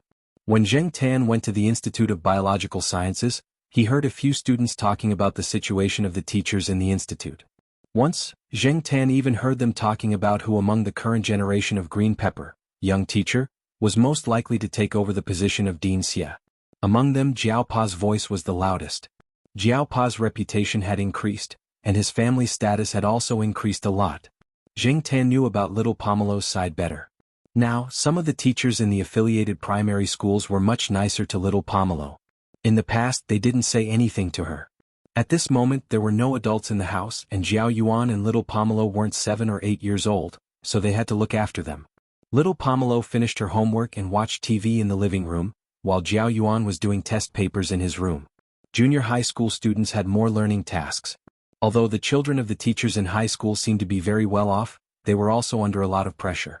If they didn't do well, they would directly embarrass their parents. Even if Jiao Pa Jiao Ma didn't say anything, Jiao Yuan didn't want to hear people say things like, "Isn't your father a professor at Tsinghua University? How can you do so poorly?" Even if children of officials or rich families had bad grades, it was okay. Other students would express understanding, but if the children of the teachers in high school didn't do well, they would be choked to death. Zheng Tan opened the drawer of the cat tree and looked through the business cards. These business cards all had mobile phone numbers on them. The only exception was the one with the number 68. There was no mobile phone number on it, only an email address. Zheng Tan originally wanted to ask this experienced guy for some experience, but he didn't expect that this guy didn't even leave his phone number. Forget it, I'll think about it later. As Zheng Tan was looking at the business cards, the phone at home rang. Little Pomelo ran to pick it up and quickly ran out and knocked on Jiao Yuan's door. "Brother, it's Xiong who's looking for you. If he's looking for someone to play basketball, tell him that I'm not free. Damn it, next week is the stage test. I'm waiting to get into the top 3 and slap those people's faces." Jiao Yuan shouted from inside. Little Pomelo passed Jiao Yuan's words to Xiong and soon ran back to Jiao Yuan's door and said, Xiong said it's not about playing basketball. He said it's about buying gifts." Jiao Yuan screamed from inside, "Damn it, I forgot." Jiao Yuan quickly opened the door and ran to answer the phone in his slippers. Seeing little Pomelo and Zheng Tan at the door, Jiao Yuan, who was about to answer the phone, immediately ran back and closed the door of the master bedroom. Zheng Tan and little Pomelo looked at each other. What other secrets does this kid have? After closing the door, little Pomelo could not hear the conversation inside, but Zheng Tan heard it clearly. It seemed that a girl in Jiao Yuan's class invited them to her birthday party tomorrow. Jiao Yuan forgot to buy a gift after doing the test paper, and now Xiong asked him to go out and look at the gift. Hearing Jiao Yuan's tone, that girl should be quite pretty. She might even be the prettiest girl in the class. Fiske, what's there to be embarrassed about chasing a girl? He even closed the door to talk about something. But then again, it seemed that parents nowadays did not allow puppy love. Zheng Tan did not have such concerns and restrictions when he was young. 5 minutes later, Jiao Yuan came out. He asked little Pomelo shyly, "Pomelo, do you have any money on hand? I'll borrow it for an emergency. I'll return it to you in 2 days." Little Pomelo did not say anything. She ran over and rummaged through her wallet. She found 20 yuan. She did not have much money on hand. Although her irresponsible mother would transfer a sum of money to her card every year, she never looked at it. Usually she would save up the pocket money that Jiao Ma and Jiao Pa gave her. When she reached a certain amount, she would transfer it to Jiao Pa. She also bought books and other necessities. A few days ago, the school organized a donation for a primary school in the mountains. She donated 50 yuan. For primary school students, this kind of charity donation was usually 5 to 10 yuan. More than 10 yuan was considered a large donation. Jiao family heard about this from others. Little Pomelo did not mention it at home. The money she donated was her own pocket money.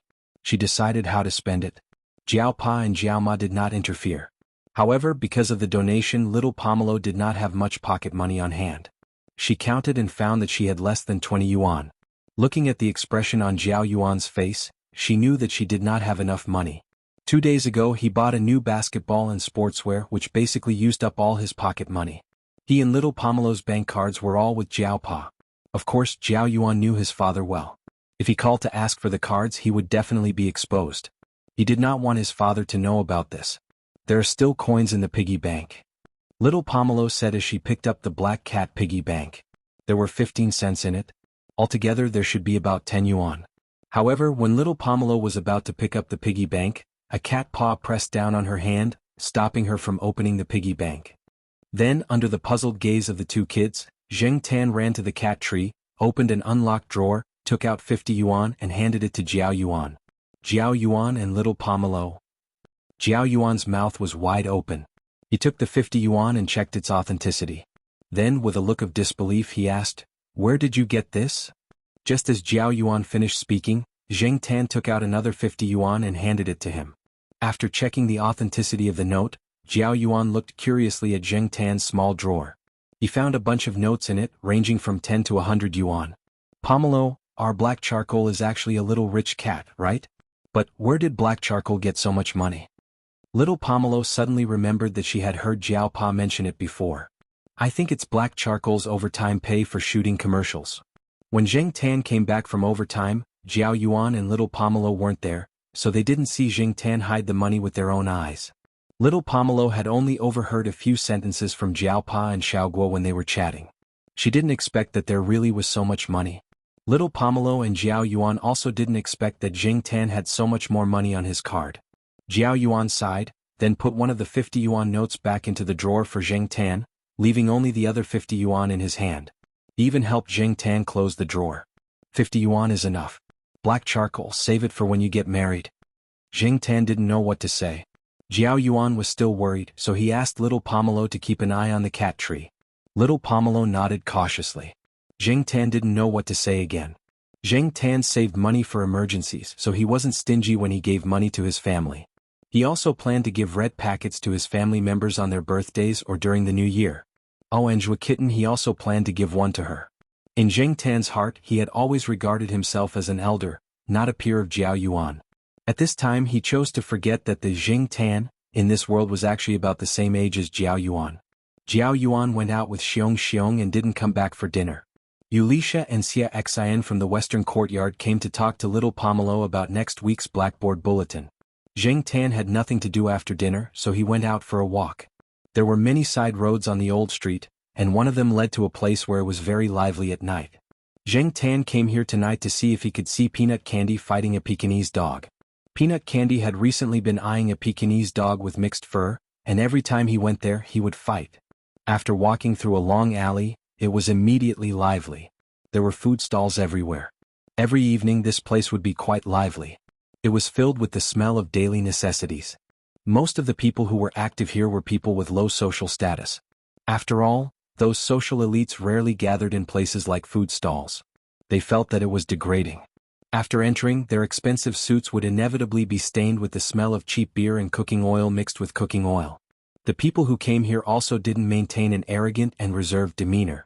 2 big plates of barbecue skewers bought by the roadside, a table full of favorite dishes, a few bottles of beer, chatting and laughing and showing their true temperament. Zheng Tan wasn't interested in the smell of food at all. What he was worried about was that when he was avoiding a drunkard, he stepped on a piece of bubble gum. What was worse was that the bubble gum was very sticky. He couldn't shake it off and he couldn't rub it off. What kind of brand was this? It was so F***king disgusting. From today onwards, bubble gum would be listed as one of Zheng Tan's most hated things, and he would stay away from it. While Zheng Tan was struggling with the bubble gum in his forearm, 2 people at a table not far away were looking at him. Chapter 269. Near the edge, Jing Tan was rubbing the lump of bubblegum on his palm on the ground. From time to time people would pass by. When they saw Jing Tan, they would quickly avoid him and say a few words of disgust. They were afraid of encountering a crazy or cramping cat. Jing Tan was already angry because he stepped on the bubblegum. When he heard these people say crazy cat and sick, he was so angry that he wanted to give them a flying kick or two. However, he couldn't get rid of the lump on his palm. It was not clean and there was a lot of dust and gravel on the ground. It was even more disgusting than when he first stepped on it. Just as Jing Tan was about to go back and ask Jiao Ma to help him clean up, he noticed that someone was walking towards him. He looked up and saw a young man in his late 20s. Jing Tan didn't feel any malice from him. His palm was still rubbing on the flower bed next to him, but his eyes were fixed on the person in front of him. Even if he didn't have any malice, he still had to be on guard. "Is there something on his paw?" the man said to himself. He then walked back to the table and pulled some cheap paper towels from the table.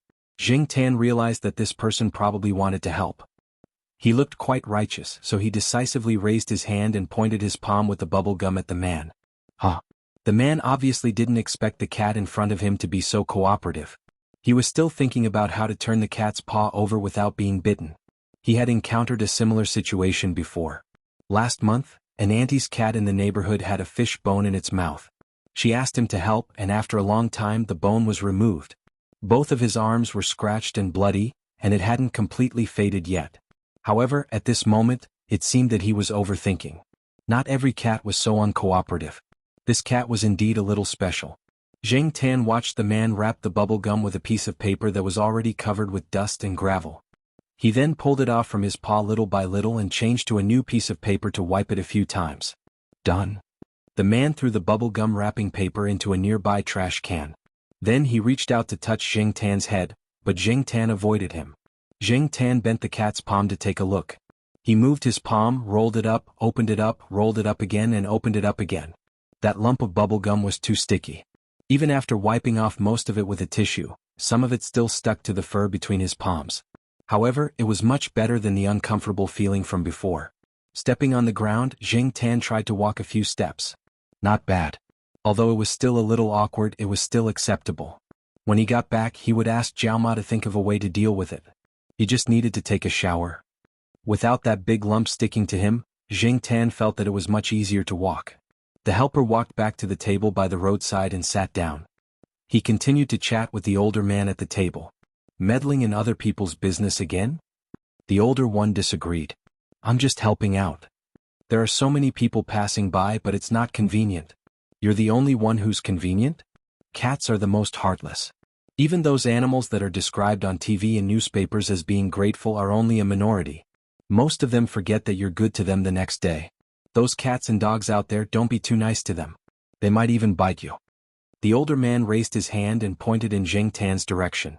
He said to the person across the table, even if you feed them well, they only treat you as a meal ticket. When you're in trouble, it's good enough that they don't give you trouble. What can they do to help you? Jing Tan was implicated. He was innocent. He looked at the person who was talking and heard the other person say, even if you kneel down and beg it, it won't come over. Hence, Jing Tan gave the other person face and walked over. The person who was talking caught a glimpse of Jing Tan's movement. The rest of his words were stuck in his throat. He maintained his previous posture and stared in Jing Tan's direction. Under their surprised gazes, Jing Tan walked over and jumped onto an empty plastic chair next to their table. He then looked at the older man. Go on, go on. The older man's face twitched. He took back his hand, picked up a piece of food with his chopsticks, and drank half a bottle of beer. He then said to the person across from him, what have you been busy with recently? The young man didn't react in time to the sudden change of topic. He thought for a while and said, a lot of things have happened at Chuling Avenue recently. Chuling Avenue was the name of the commercial street after the old street. It wasn't far from the food stall. Oh, I heard about that. 2 days ago, a rich businessman from another city came here for an inspection. He lost his phone at Chuling Avenue. I heard that after reporting the case he even complained. The people in charge of this area have been criticized, right? The young man grunted. In recent months there have been more people reporting crimes there. The crime rate is high. The surveillance cameras installed in the shops there didn't work. It's obvious that he's a habitual offender and is familiar with the area. What he didn't say was that when they were criticized they were so miserable. It seemed like they didn't have to think about getting a bonus this year. They could only rely on their meager salary to continue living. Yeah, I heard that his phone is worth 28,000 yuan. You must know that the law and order there is poor. Buying such an expensive phone and showing it off on the streets, isn't that asking for theft? Saying that the law and order were poor in front of a police officer was a slap in the face. But because they understood each other, the young man didn't get angry. He only felt helpless because it was a fact that they couldn't catch the culprit. It was also a fact that the crime rate was high. How is it now? Is there any progress? The older man asked. The young man shook his head. We've investigated all the people with criminal records. Although there are a few cases that match, they shouldn't be the ones who stole the 28,000 yuan phone. There are still people hiding it. We just don't know. You investigated all the people over there? Isn't there a little Zhang or little Lu? What about your colleagues? The older man asked. He remembered that the people with criminal records over there didn't have simple backgrounds. If they were investigated carefully, those people would definitely complain. They investigated a few too. Did they leave all the easier ones to deal with and the harder ones to chew to you? Seeing that the other party didn't speak, the older man continued, It's quite difficult, right? Look, they didn't even come forward. Are you the only one who's righteous? Even if you don't say it, I know that those difficult ones will definitely complain about you again. When you were handling cases in the past, you did the difficult ones and others took the credit. You don't learn from your mistakes. Do you think this is a blockbuster film where you can show off your blood-stained glory to your heart's content? The young man lowered his head after being reprimanded, then smiled helplessly. It couldn't be helped. He had such a personality. Seeing the other party smile, the older man's anger rose again. He used his chopsticks to knock the young man's head. You smile when I say it. Are you trying to fool us again? Your mindset hasn't changed. Why haven't you learned your lesson after being scammed a few times? In this society, people who are kind are bullied. Little Luo, don't blame me for being long-winded. You're almost 30 years old. A few years will pass in the blink of an eye. You have no money, no status, no car, no house, and no woman. In the eyes of others, you're just a loser. Most importantly, you're stupid, stubborn, one-track mind. There's no room for appreciation. Jing Tan watched the two of them talk. One of them was spitting all over the table, while the other could only smile foolishly after being reprimanded. Although the topic was a little serious and heavy, why was the scene so amusing? After the older man finished reprimanding, he probably felt that his words were too harsh. He knew that once he drank, he would speak bluntly. He paused, picked up the bottle in front of him and said, "Come, let's drink." After the two of them drank the bottle, the older man sighed and said, "Why don't you go somewhere else? Although I'm not in this line of work now, I still have some connections. I'm not a big shot, but I can help a little. You should know that there's a big difference between a police station with money and a police station with no money." Cough. No, it should be the difference in reporting expenses. No need. Thank you, Brother Chin. I think that place is fine. The older man took a deep breath and was about to say something, but in the end he didn't say anything. He waved his hand and changed the topic. Around them were tables placed under the night sky. There were people talking loudly and chatting everywhere. No one paid attention to the two of them. Zheng Tan perked up his ears and listened to the people around him talking loudly, from international affairs to the increase in the price of eggs in the vegetable market. The grassroots had a wide range of concerns. In many people's eyes, it was like the heart of the earth and the sea. The life of eating gutter oil was the heart of the Zongnanhai. To put it in a good way, it could be said that everyone was responsible for the rise and fall of the world. When Celestine and the others got together, they also laughed and talked about this topic. What Celestine and the others meant was that the grassroots, which many people thought was meaningless, were better than some high-end elites who were increasingly indifferent to other things except for their own interests. Jing Tan also drank some beer. The older man poured it for Jing Tan with the extra disposable cups on the table. They drank directly from the bottle, so the cups were useless. The older man poured the beer for Jing Tan because he drank too much and had nothing to do. He didn't expect that Jing Tan would really drink. "I think there's something wrong with this cat," the older man muttered. "It's okay," Xiao Luo said. "There were cats that drank alcohol, but they were very rare. Don't doubt me. Although I'm not in this line of work, my eyesight is still there. This cat. Hey, I said this meal is on me. Why are you so active? Do you have money or do I?" The older man saw that Xiao Luo was going to pay, so he quickly stopped talking and took out his wallet to pay the bill. After dinner and drinking, the two were ready to leave. "Right, give me your phone." I sent my phone to be repaired and all the saved numbers are gone, the older man said to Xiao Luo. I'll call you directly. Xiao Luo took out his phone. No, I didn't bring my phone. I left it at home to charge. I came out in a hurry so I didn't bring it. Hey, I forgot to buy a spare battery today. It's inconvenient to have only one battery. Jing Tan secretly nodded in agreement. One battery was indeed inconvenient. Fortunately, the current mobile phones were not like the big-screen mobile phones of the future, so the battery consumption was not so high. If it was a smartphone of the future, it would need to be charged every day if it was used frequently, which would annoy Jing Tan to death. Now he chose to charge it secretly when there was no one at home. He didn't know when it would be exposed. Last time I bought a cheap one and it didn't take long for the battery to swell. I was scolded by your sister-in-law for a long time. This time I'll buy a better one. Keep your eyes open and don't be fooled by others. Jesuke, now everything is fake and everything is fake. People, when they come out to live in society, if they don't keep their eyes open and think fast, they will be cheated. Xiao Luo reported his phone number several times. The older man drank too much and couldn't remember it. He didn't have anything to write, so he asked the shop owner for a piece of paper to write it down. Jing Tan remembered Xiao Luo's phone number. When he heard them talking about the phone theft on Chunning Avenue, Jing Tan thought of a person. Chapter 270.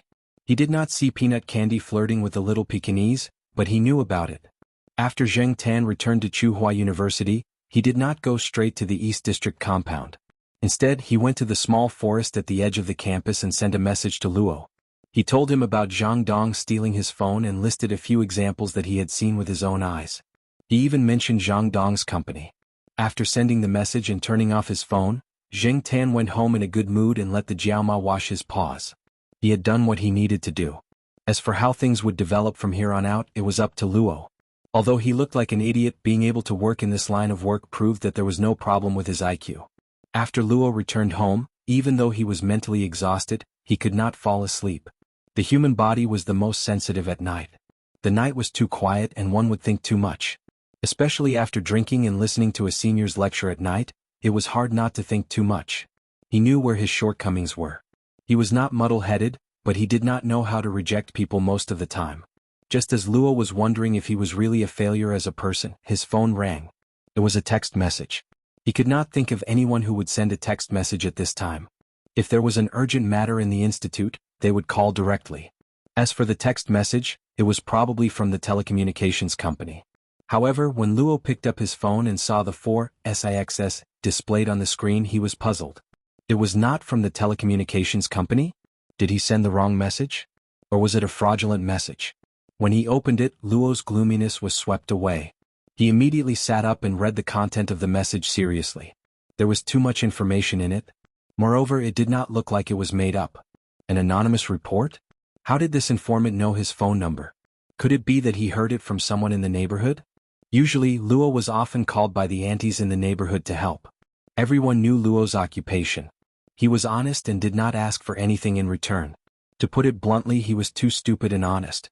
Therefore, if there was anything they needed, they would look for him directly. It was more effective than calling 110. Even if they needed to block a toilet or stuff a cat's teeth, they would call him directly. Therefore, the aunties in the neighborhood Luo lived in usually bought groceries, cooked, played mahjong and talked about Luo. Those aunties did not need to flip the number. They could even close their eyes and recite his phone number backwards.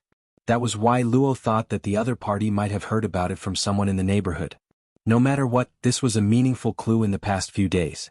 He took out his notebook and wrote down some clues and his own opinions so that he wouldn't forget. He was going to pay attention to Zhang Dong the next day.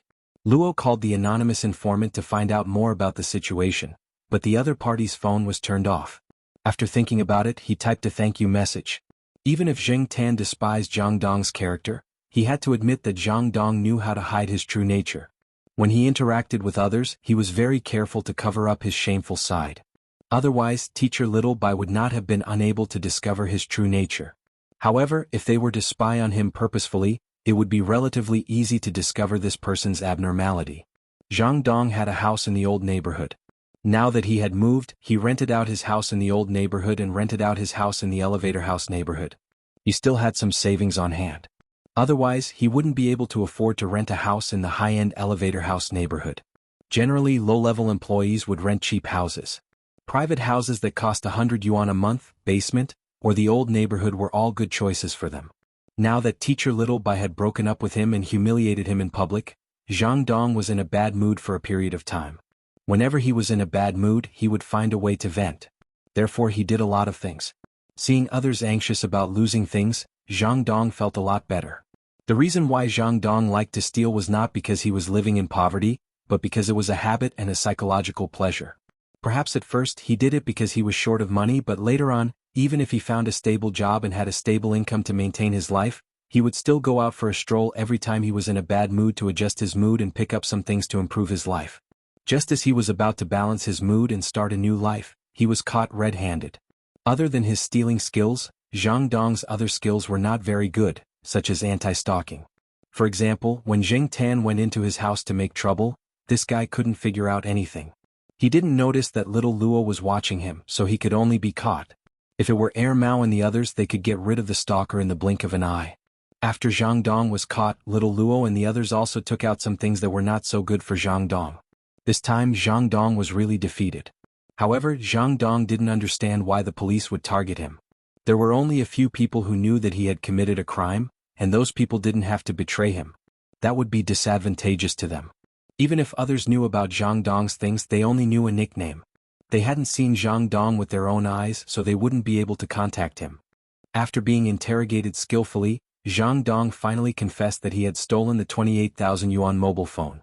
Little Luo and the others found the mobile phone according to Jiang Dong's words and returned it to the foreign businessman. The foreign businessman was very grateful to little Luo. The mobile phone was bought by his daughter. He liked to show off his daughter's filial piety in front of others, not how expensive or high-end the mobile phone was. Later, the rich businessman mentioned little Luo's name several times when he was talking to a few small leaders. Therefore, when some gossip came from the branch, many people in the station guessed that little Luo's luck was going to change. At least the reward would not be small. On the other side, Jiang Dong, who admitted his defeat, asked to die knowing. After Jiang Dong was arrested, little Luo was also in charge of the interrogation. He was the biggest contributor to this incident, and only he knew the reason why Jiang Dong was defeated. However, in the face of Jiang Dong's request, little Luo did not agree. Many people had asked him before, but comrade little Luo was very tight-lipped. He did not reveal any information about the person who provided the clue. Although he only knew a phone number, he did not say anything. He was not a very flexible person, but he also knew that in some situations, the person who provided the clue also had to bear the risk. Otherwise, it would be easy to be retaliated against, so he chose to keep his mouth shut. The leaders and colleagues had also asked, but they knew little Luo's character. If he did not want to say anything, no matter how hard they tried, they would not be able to pry it open. Therefore no one asked after that. After Jiang Dong's request was rejected, before he was taken away, he gave a phone number in front of little Luo and the other police officers. It's the person with the number 46, right? Jiang Dong looked at little Luo and the others. Only he can trap me. Hey, that person's stealing skills are much better than mine. Jiang Dong also had an idea in his heart. Even if the Chuning Avenue incident had nothing to do with the person who used the number, he still wanted to drag the other party into it. That number was a thorn in his heart. Jiang Dong was good at reading people's expressions. Just now, when he said that phone number, the expression on little Luo's face made Jiang Dong feel a chill down his spine. Little Luo's facial expression told Jiang Dong that it was indeed the work of those 4-6 that he fell into. At this moment, Jiang Dong's mood was more of fear than hatred. This feeling was as if he was standing in a pitch-black darkness, and there was a pair of eyes hidden in the darkness. This pair of eyes had been staring at him, waiting to give him a very damaging blow at any time. He had no way of knowing who the owner of the pair of eyes was, nor did he know where the other party was. Up until now, he had fallen into the hands of that mysterious person twice or perhaps 3 times. He might have been involved in Little White's matter. Who was it? Jiang Dong believed the anonymous report. Little Luo did not know that person, so Jiang Dong also believed it. It was precisely because of this that he felt even more afraid. Even if the police suspected that the person was involved in some of the cases on Chuning Avenue, he felt that the other party must be a very mysterious and powerful person. It would not be easy to catch him, and perhaps no one would ever be able to catch him.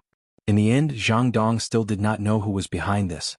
Even if he was beaten to death, he would never have thought that this was the result of offending a cat. Since Jiang Dong said it in front of several police officers, it was impossible for little Luo to continue investigating even if he did not want to. The others also wanted to make a contribution, so they wanted to find out who the user of the 46 number that Zhang Dong mentioned was. However, after a rough check they found that the number did not match. Just as Zhang Dong said, it was a card that he had bought from someone, so there would be no real information of the person who used it. Checking the spending records and top-up information? It was useless. After the phone was stolen from Zhang Dong, it had been topped up 3 times. The first time was the top-up card and the other 2 times were from someone else. The 2 people who did the top-up did not know who was behind this number. Location phone? In the station, the few of them did not have the authority to do so.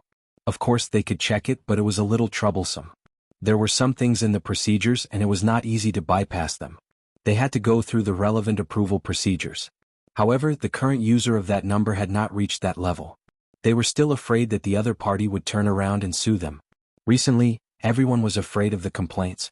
Under the situation where they were not sure if they would be able to get credit, they did not want to get into trouble again. The gains would not make up for the losses.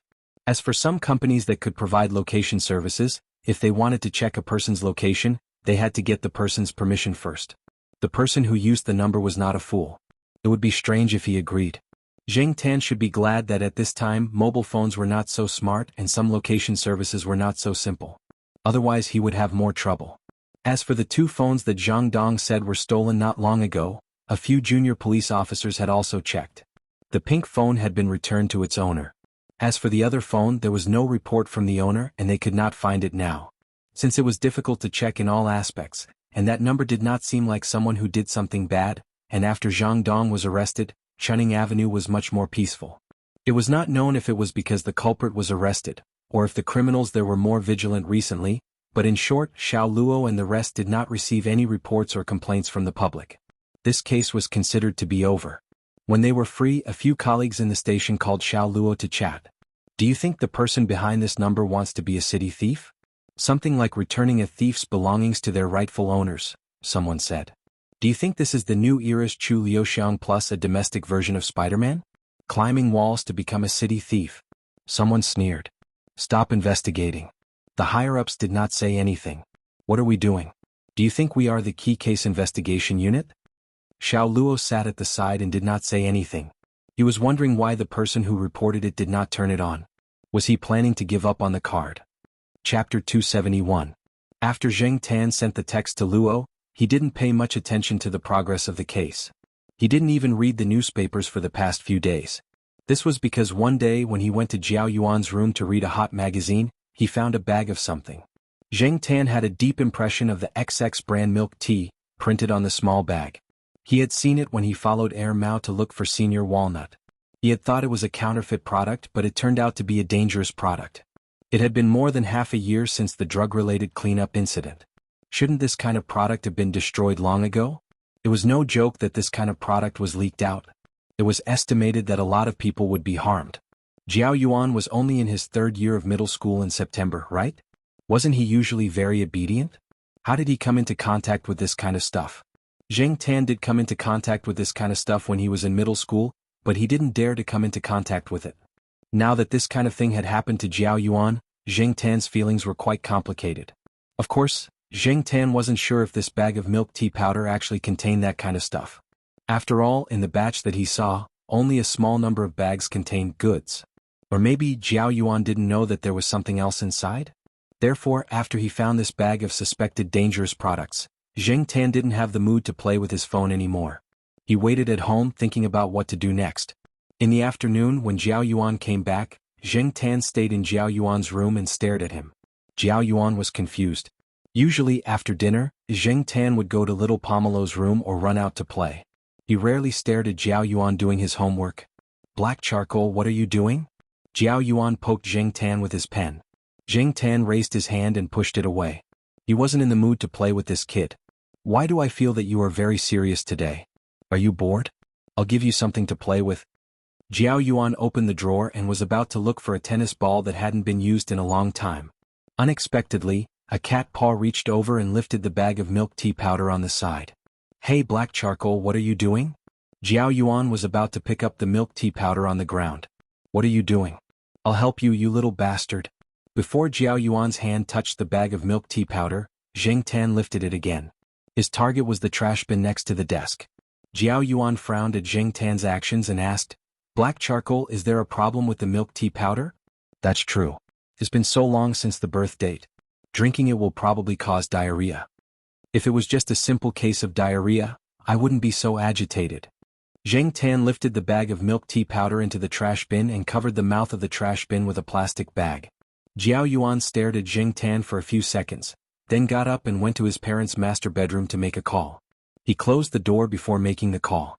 Father Jiao wasn't at home and was busy in the courtyard. Mother Jiao was watching TV on the sofa.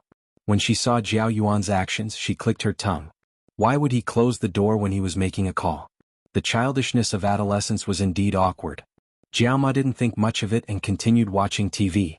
Jing Tan stayed in front of the master bedroom door and listened. He heard Jiao Yuan say to the person on the other end of the phone, "My cat must have smelled something. Don't drink it." I continued to call the others. At that time, the students from the other classes only gave 5 of us, right? They said it was expensive and good stuff. When they gave it to us, they were reluctant to part with it.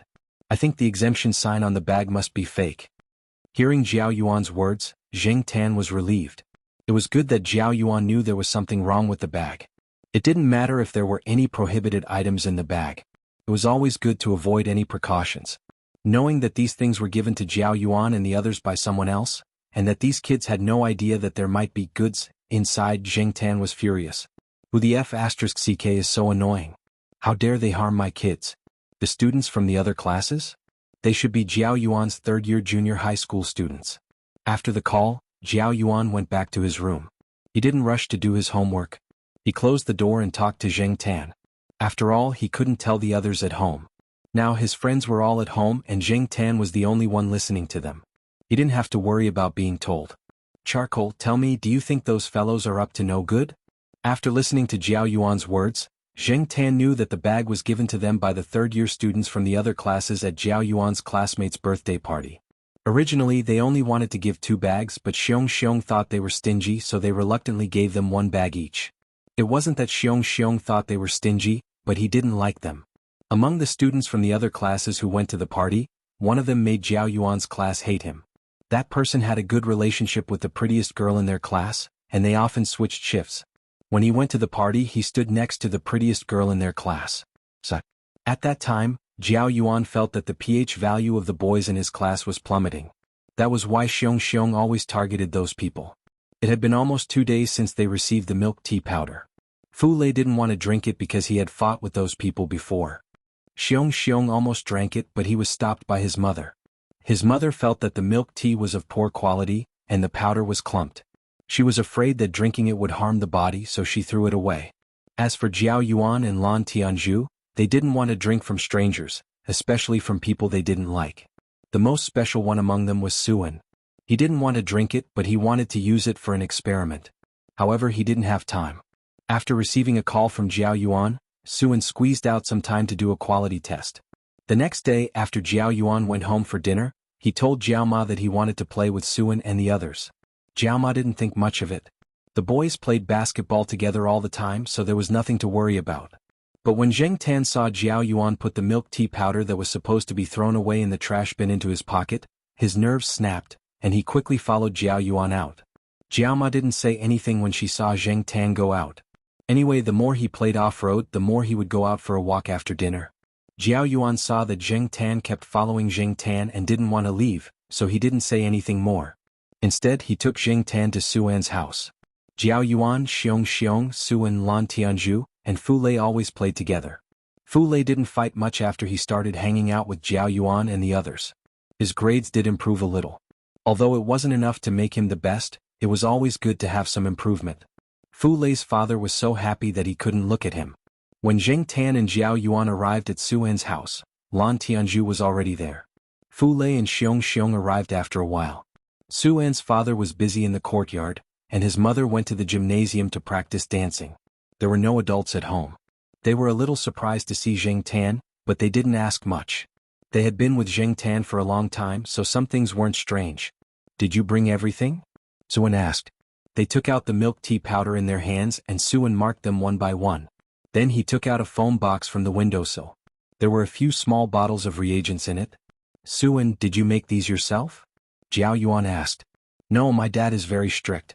The master students and doctoral students under him will make a detour when they see me. They are afraid that I will ask them for reagents.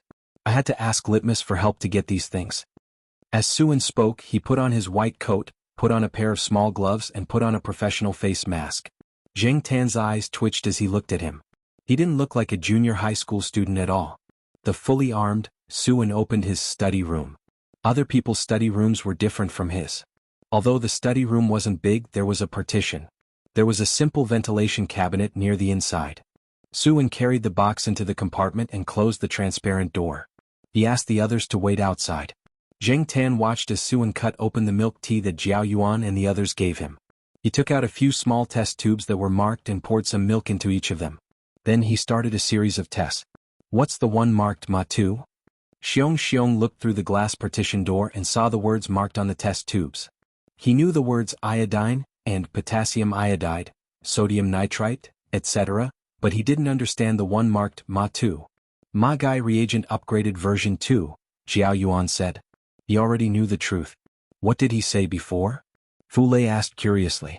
Lan Tianju's face turned cold as she saw Fu Lei and Xiong were still confused. Lan Tianju explained briefly, amphetamine. Fu Lei and Xiong almost screamed when they heard the sensitive words.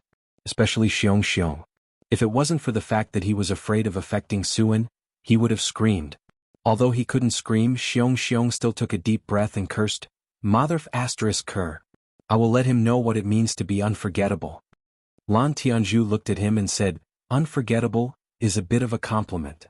Xiong. He thought for a while but still couldn't think of a better word. He said, just teach them a lesson. Teach them a good lesson. Fu Lei also clenched his fists. He was obviously very angry. Lan Tianju and I went to his grandfather's garden last week to extract something. We will treat them well when the time comes, Jiao Yuan said. At this time, Suin also finished the test. How is it? They all looked at Suin. It's the same as my bag. Suin pointed to the transparent test tubes in the ventilation cabinet. The liquid had changed from milky white to orange-red. It's most likely amphetamine. However, the reagents are limited, so the test results are not absolute. A small part of it may be ketamine. It's okay. As long as we know there's poison in it, it's fine.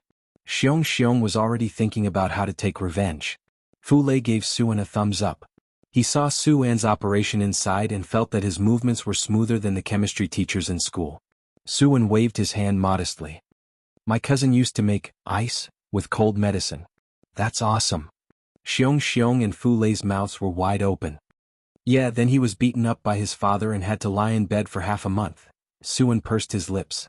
That stuff is illegal. Lying in bed for half a month is better than squatting in a cell. Then how am I going to identify this kind of stuff when I see it in the future? I can't show it to you every time, right? Xiong asked worriedly. Xiong was the most worrisome among them. His knowledge was limited and he was slightly careless. Haven't you heard of this saying? Suin said, Bingdu is methamphetamine. It's like rock sugar but it's not sweet. Fen looks like salt but it's like milk. My dad told me this when I was in junior high. Just remember it. However, it's not easy to identify things that are mixed with other things. Anyway, don't eat things given by strangers. Don't fall for it in the future. As for Jing Tan, he was dumbfounded. Chapter 272. Since they had confirmed that there was indeed something inside, the five of them started to think about what to do next.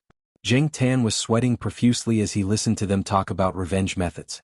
He felt that these kids who had grown up were much better than him when he was younger. Back then he had always thought that he was the devil's incarnate, but compared to these guys he was nothing. Should we tell Mom and Dad about this? Xiong asked uncertainly. Don't. Tell them that we can forget about going out to play in the future, Suin objected. Jiao Yuan and the others nodded in agreement. Why don't we call the police? Xiong asked. Do you still want to hide it from the police? Unless it's anonymous. If it's anonymous, why don't you go? I have a voice changer with me, Suin said. Jing Tan was speechless. A voice changer? What the hell were these guys doing? Then let's settle it in private. Xiong shook his head. Xiong was a little against calling the police. He had called the police too many times when he was younger, and he was traumatized from kneeling on a washboard. Usually, things like this were not a big deal to Xiong, so he would not call the police easily. What if they harm other people in the future? What about the people who provided them with the things? Jiao Yuan asked. The few of them fell silent. After a while they sighed heavily. Let's teach them a lesson first. We can plan the rest. Lan Tianzhu scratched his head. After all, they were still kids. There were many things that were not easy to do and they could not do everything well. They did not plan to tell their parents, teachers, or the police. They even came up with a plan. Jing Tan did not know how to evaluate these kids anymore. However, when they were coming up with the plan for revenge, Jing Tan thought that it would be more convenient for him to call the police. Just like what Jiao Yuan said, he could not let those who spread this thing continue to harm other students. In fact, Jing Tan didn't care about other people, but this time it involved Jiao Yuan and the others, which made Jing Tan angry. Hey Suan, I still have a few cartons of milk. My dad bought them at a special price from the supermarket. Do you need me to bring them to you for a quality test? Fu Lei asked before leaving. Have you tried it? Suan asked. I've been drinking for half a month. Are you all right? Nothing happened at all. That's enough. There's no need to test it. Suan said, if you're worried you can bring a bottle over. Let's come up with an experiment plan first. We'll need to look at the culture of the bacteria. I can't get my hands on an incubator, so you can ask Jiao Yuan for help. You can also test the bacteria directly in the lab, not here. After all, this was a place where they lived. The incubator was only used for convenience and emergencies. It wasn't used often. If they could bring it to the lab, Suan wouldn't do it at home. This time they had no choice but to do it at home because they couldn't let others know. Yes, I can help with that. I've tested the bacteria in tap water and the cafeteria's soy milk several times. It's more familiar. Jiao Yuan nodded. However, his dad probably wouldn't say anything about it. After leaving Suan's house, Zheng Tan didn't go back directly with Jiao Yuan. Instead, he ran to the grove at the edge of the campus and started texting. He hadn't touched his phone for a few days. When he opened his phone, he saw several messages and missed calls from Luo. After scrolling through them, Zheng Tan was annoyed. Originally, he just wanted to set Zhang Dong up once. Whether or not Zhang Dong stole the 28,000 yuan phone, as long as he kept an eye on him, he would find something wrong.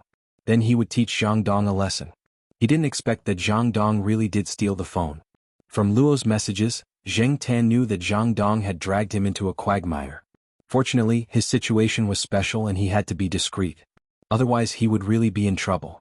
Zheng Tan didn't want to answer Luo's questions. Thinking about the milk tea powder and Suan's test results, Zheng Tan wrote a message. He briefly mentioned the milk tea powder and the cleanup operation before the new year. He also mentioned Suan's test results. He even wrote down the names of the junior high school students that Jiao Yuan had mentioned. He said that it would be faster to solve the case. If he didn't solve this case, Zheng Tan wouldn't feel good. After writing the message, Zheng Tan paused. Logically speaking, it would be best to inform senior brother Walnut directly. Furthermore, he was an acquaintance, and Zheng Tan knew senior brother Walnut's character. He would definitely investigate to the end and clean up everything thoroughly. That way Zheng Tan would feel more at ease. However, Zheng Tan could not recall senior brother Walnut's phone number. Walnut Sr. couldn't do it. Zheng Tan had a good impression of Luo, so he sent it to him. However, Luo was just a small patrol officer. He was far less capable than Walnut Sr., so he didn't know how this case would turn out. At worst, he could just send Walnut Sr.'s phone number again after he got it. Luo had just returned home and was about to take a shower when he was called by an auntie upstairs to help her move a set of furniture. It was on the 5th floor. After moving up and down, he was so tired that he was covered in sweat. As soon as he stepped into the bathroom, Luo heard the sound of a text message. Ever since the last time the number with 4SIXS had sent him a text message, Luo had changed his phone's text message tone. During non-working hours, the text message tone was set to a more audible ding-ding sound. The number had been turned off for the past few days. Luo and his colleagues all thought that the person had probably changed their number and wouldn't continue using it. Even so, when he heard the text message, Luo immediately walked back to the bedroom and picked up his phone to take a look. The number displayed on the screen made Xiao Luo happy. However, after opening the message, Xiao Luo's face immediately turned serious. The matter mentioned in the message was much more serious than stealing a phone.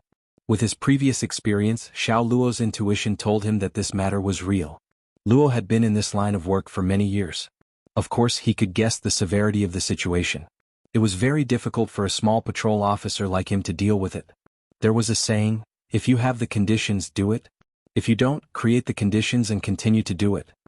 If he couldn't handle it himself, he could ask for help. Moreover, he knew a few people in the criminal investigation unit and had been in contact with them. For a period of time, in order to effectively prevent and crack down on all kinds of crimes and strengthen the basic infrastructure at the grassroots level, they had contacted the people in the criminal investigation unit. Later, because of a few friends, he gradually became familiar with the two people in the criminal investigation unit. However, they were usually busy and didn't have much time to get together. After thinking it through, Luo opened his address book and dialed a number. After sending the text message, Zheng Tan turned off his phone again and went home to sleep. When Luo called back after talking to someone, he found that the number was turned off again. A few days later, Zheng Tan was sitting on the sofa reading the newspaper that he hadn't read for a while. He found that Zhang Dong's matter was mentioned, but his name wasn't directly mentioned. Instead, it was replaced by Zhang. While he was reading, Jiao Yuan and the others came back. Jiao Yuan seemed to be a little excited today. While Jiao Ma was cooking, he turned on the computer and logged into the chatting app to chat with his friends about the topic that they hadn't finished talking about. Zheng Tan jumped onto the table and took a look. He found that the kids were talking about the milk tea powder in the group that they had created. Now there was no need for the five-man plan. The police directly went to the place, raided a few places and found out the batch of goods that had been leaked. Several junior high school students involved had taken a few days off, but most of the students in the school did not pay attention to it.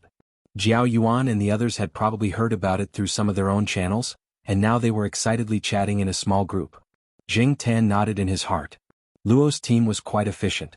Zheng Tan didn't continue to watch Jiao Yuan and the others chat. He was about to jump off the table and go to the living room to continue reading the newspaper when he suddenly saw the phone book next to the landline. He looked at Jiao Yuan. He was busy typing, so Zheng Tan walked over to the phone book. With his back facing Jiao Yuan, he casually bent his paw and flipped open the book. There were many phone numbers including Air Mao's, Celestine's, Zhao Li's and even Walnut's personal phone number. Black Charcoal, what are you doing? Jiao Yuan turned his head and asked. Zheng Tan closed the phone book and looked at Jiao Yuan. Jiao Yuan had a look of realization. You are waiting for a call? Then he said with anger and jealousy. You want to go out and play again, right? Oh my god, even cats have a better life than humans. Jiao Yuan had always envied Zheng Tan for being able to go out and play with Air Mao and Celestine. Zheng Tan. What a funny kid. But it was true that he hadn't gone out to play in a long time. Air Mao was often caught by his family to go on blind dates, and Celestine was a good husband at home. When Zheng Tan turned on his phone again, he saw a lot of messages. Most of them were from Luo, and the rest were spam messages or messages from carriers. From Xiao Luo's initial inquiry to his subsequent gratitude, Zheng Tan could feel the change in Xiao Luo's mood from these few messages. It seemed that Luo was doing well these few days. Luo was indeed doing well, and he had made a contribution this time. Coincidentally, the higher-ups were planning to use a few positive examples to promote and improve the public's attitude towards them. Luo happened to be one of the positive examples. He had to write a report and summarize the case, cooperate with the station and the bureau's promotion work, deal with the reporters, hold meetings, give out awards and so on. He was very busy these few days, but he was happy to be busy. Perhaps this case wouldn't attract too much attention, but Luo's life had undergone a huge change. Because not long after, he was transferred to the criminal police unit and became a criminal police officer. Recently, the branch's criminal police unit was short of people, and this incident made Luo stand out. The young man looked dumb, but he wasn't brainless. He was a good person. He had both theoretical knowledge and rich practical experience at the grassroots level. Plus, a few people at the branch spoke up for him. Just like that, Luo was transferred over. The development of the incident was too sudden, and the turn of events was too fast. These changes were beyond Luo's expectations. Not long ago he was still listening to lectures at the food stall, and now he was transferred to become a criminal police officer. Luo had always wanted to be a criminal police officer. Although it might be a little dangerous, Luo was willing to do so, and this could be considered as fulfilling his wish. On the other side, Zheng Tan looked at the caller ID on his phone. It wasn't Luo or teacher Little Bai but from a carrier. Curious, Zheng Tan answered the call. Then, a pleasant female voice came from the other side. Just by listening to the voice, Zheng Tan gave a good review, but what the other party was talking about made Zheng Tan want to curse. VIP user? It sounded very high-end, but F*** King ID card information. F***K. Was he supposed to send a cat tag to the other party? Chapter 273. Zheng Tan didn't have an ID card in real life, so he decided to look for his presence on the internet. Zheng Tan had heard that the small celebrities would try to create news about themselves from time to make their presence known. Zheng Tan did not think it was necessary for him to do so. Every now and then the pet center would release some videos and post them on the forum, and the response was quite good. Zheng Tan thought that he should have some fame now, so the response should be good. Although Zheng Tan usually acted like he didn't care about the videos and commercials he shot, he still liked to browse the forums to see what people said about him. When he saw those praises, Zheng Tan rationally felt that it was not difficult at all, but he couldn't help but feel proud. Felt pretty good. In this day and age, to browse the forums and watch videos, one had to go online and touch the computer. After the Jiaopa came back, Zheng Tan secretly went online. It was too troublesome to use a mobile phone at this time, and many functions were not perfect. It was better to just turn on the computer directly. It had been too long since he touched the computer and he couldn't use it every day. Zheng Tan was bored, so he took a risk. After that time, Zheng Tan anxiously waited for the Jiaopa to talk to him. He felt that the Jiaopa was someone who even knew which websites the Jiao Yuan visited. Even if he deleted the records, there would always be some traces left. Now the Jiaopa used the computer every day. But after waiting for a few days, the Jiaopa was still the same as usual.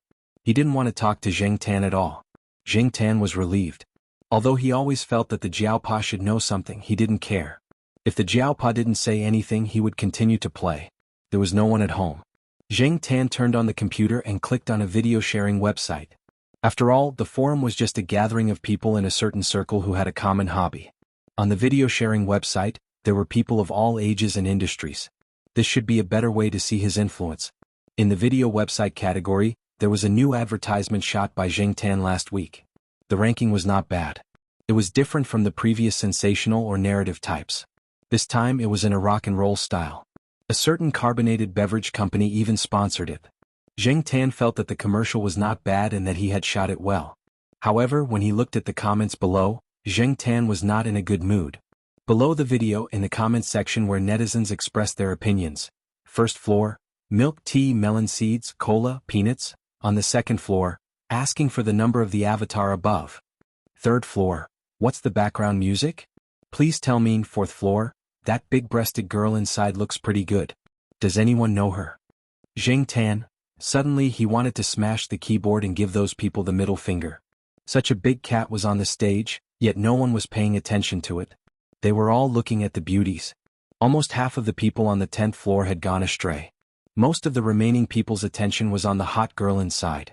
Although Zheng Tan admitted that he had quite a good time working with that girl when he was shooting the commercial, he could not help but feel jealous now. Zheng Tan also suddenly realized that he had been thinking too highly of himself. After all, cats were not humans.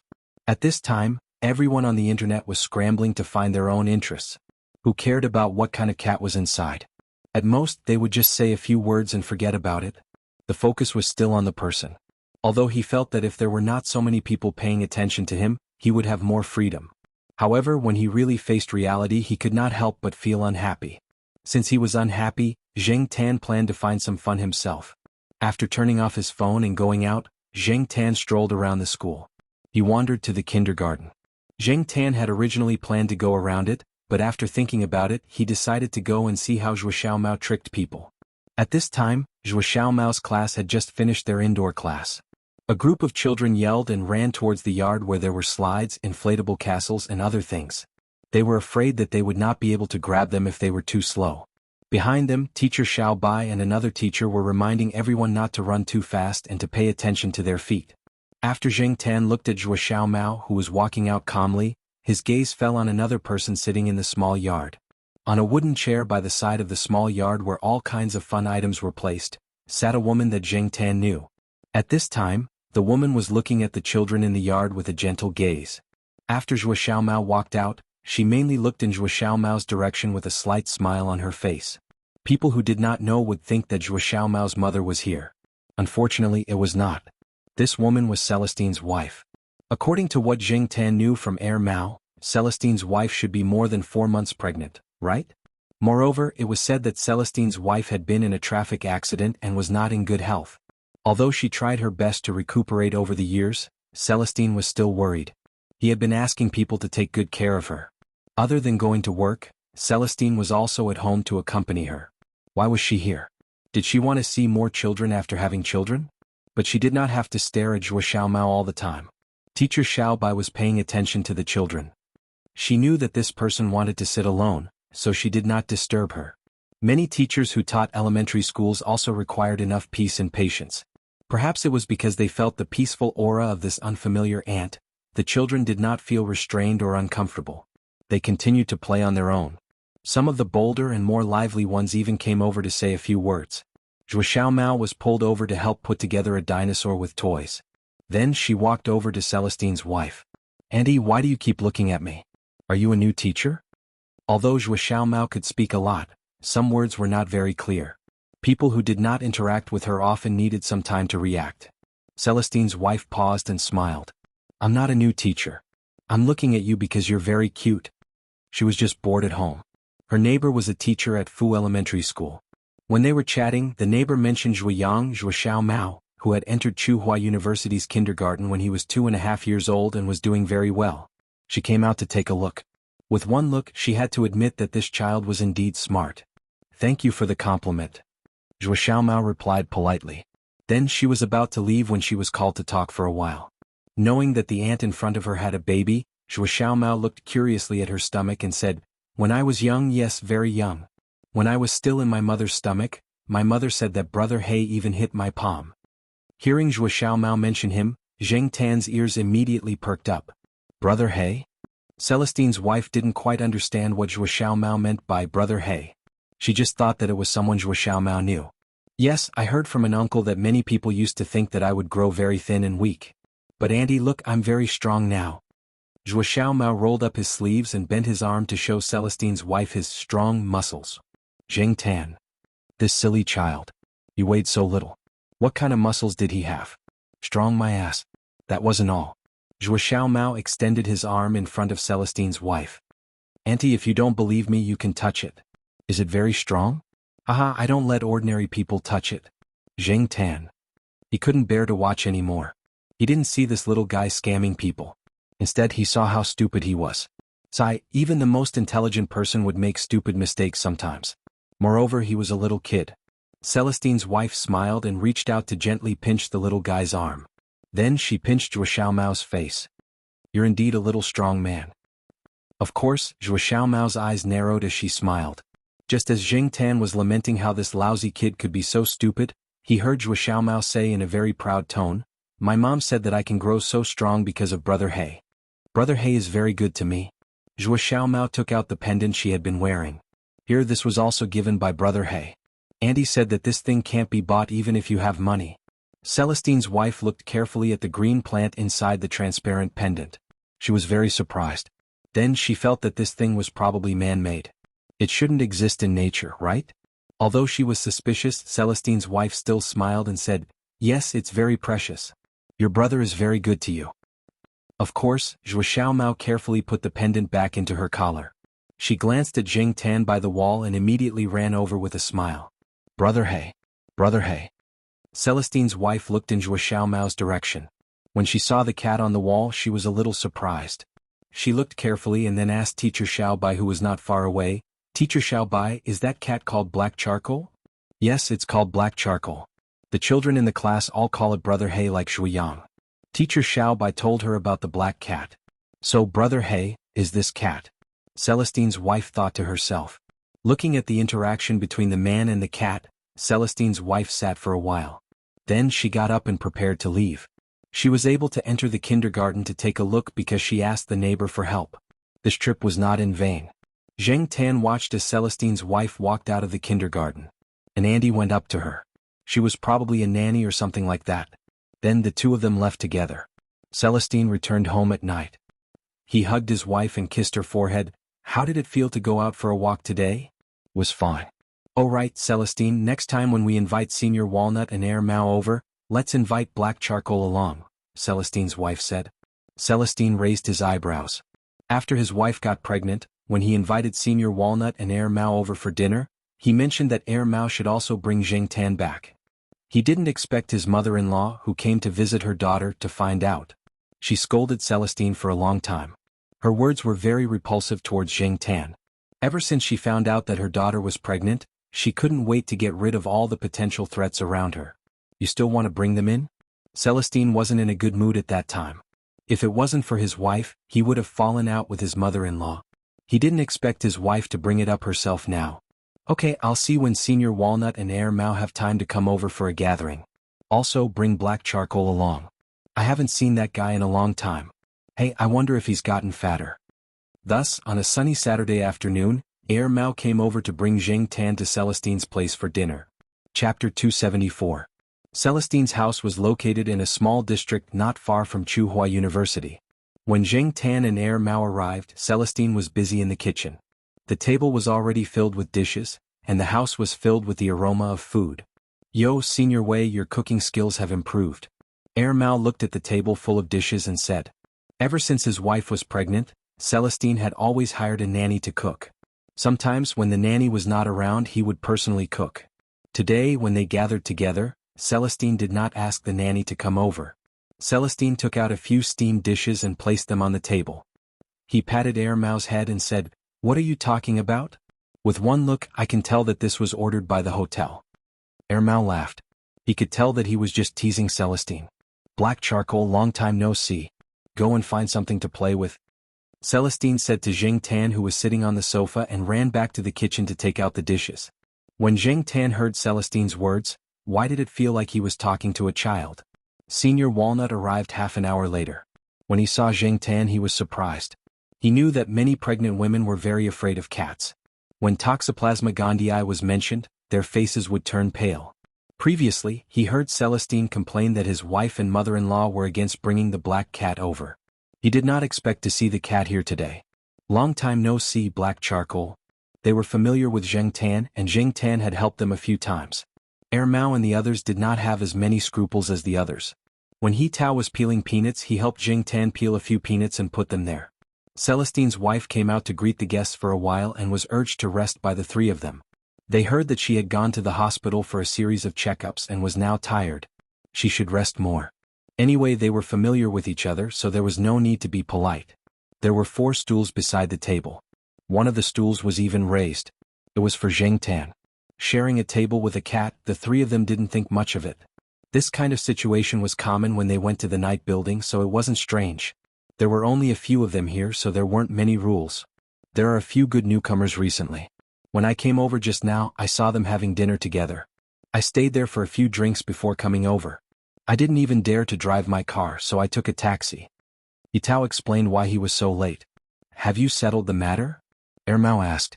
When he left Tsinghua City to look for He Tao, he was also involved in that matter. Now that he heard that the goods were leaked, he asked more questions. It's been dealt with. Not too much was leaked. Those people hid it very well. They only dared to take it out after half a year. I didn't expect that someone would report it soon after they took it out. Speaking of which, there's something very interesting about the person who reported this time. He's very mysterious and interesting. Since they were on the same side, there was no need to worry about secrets being leaked. After a few drinks, He Tao's chatterbox also opened up. He talked about the mysterious phone number with 466. Jing Tan tried his best to pretend that he didn't know anything. His ears perked up as he listened to them talk. However, it seemed that Senior Walnut was quite fond of this mysterious person. Hero thief? There really is such a person, Air Mao said. But it sounds like this person is quite capable. But I've been in Tsinghua City for so long, and I've never heard of such a person. That's called hiding your strength. Celestine was also quite curious. When the time comes, if you find out who this person is, let us know. I want to see what kind of person this new era Chu Liuxiang and domestic version of Spider-Man is. Jing Tan ate the shrimp silently at the side. He didn't raise his head to look at them.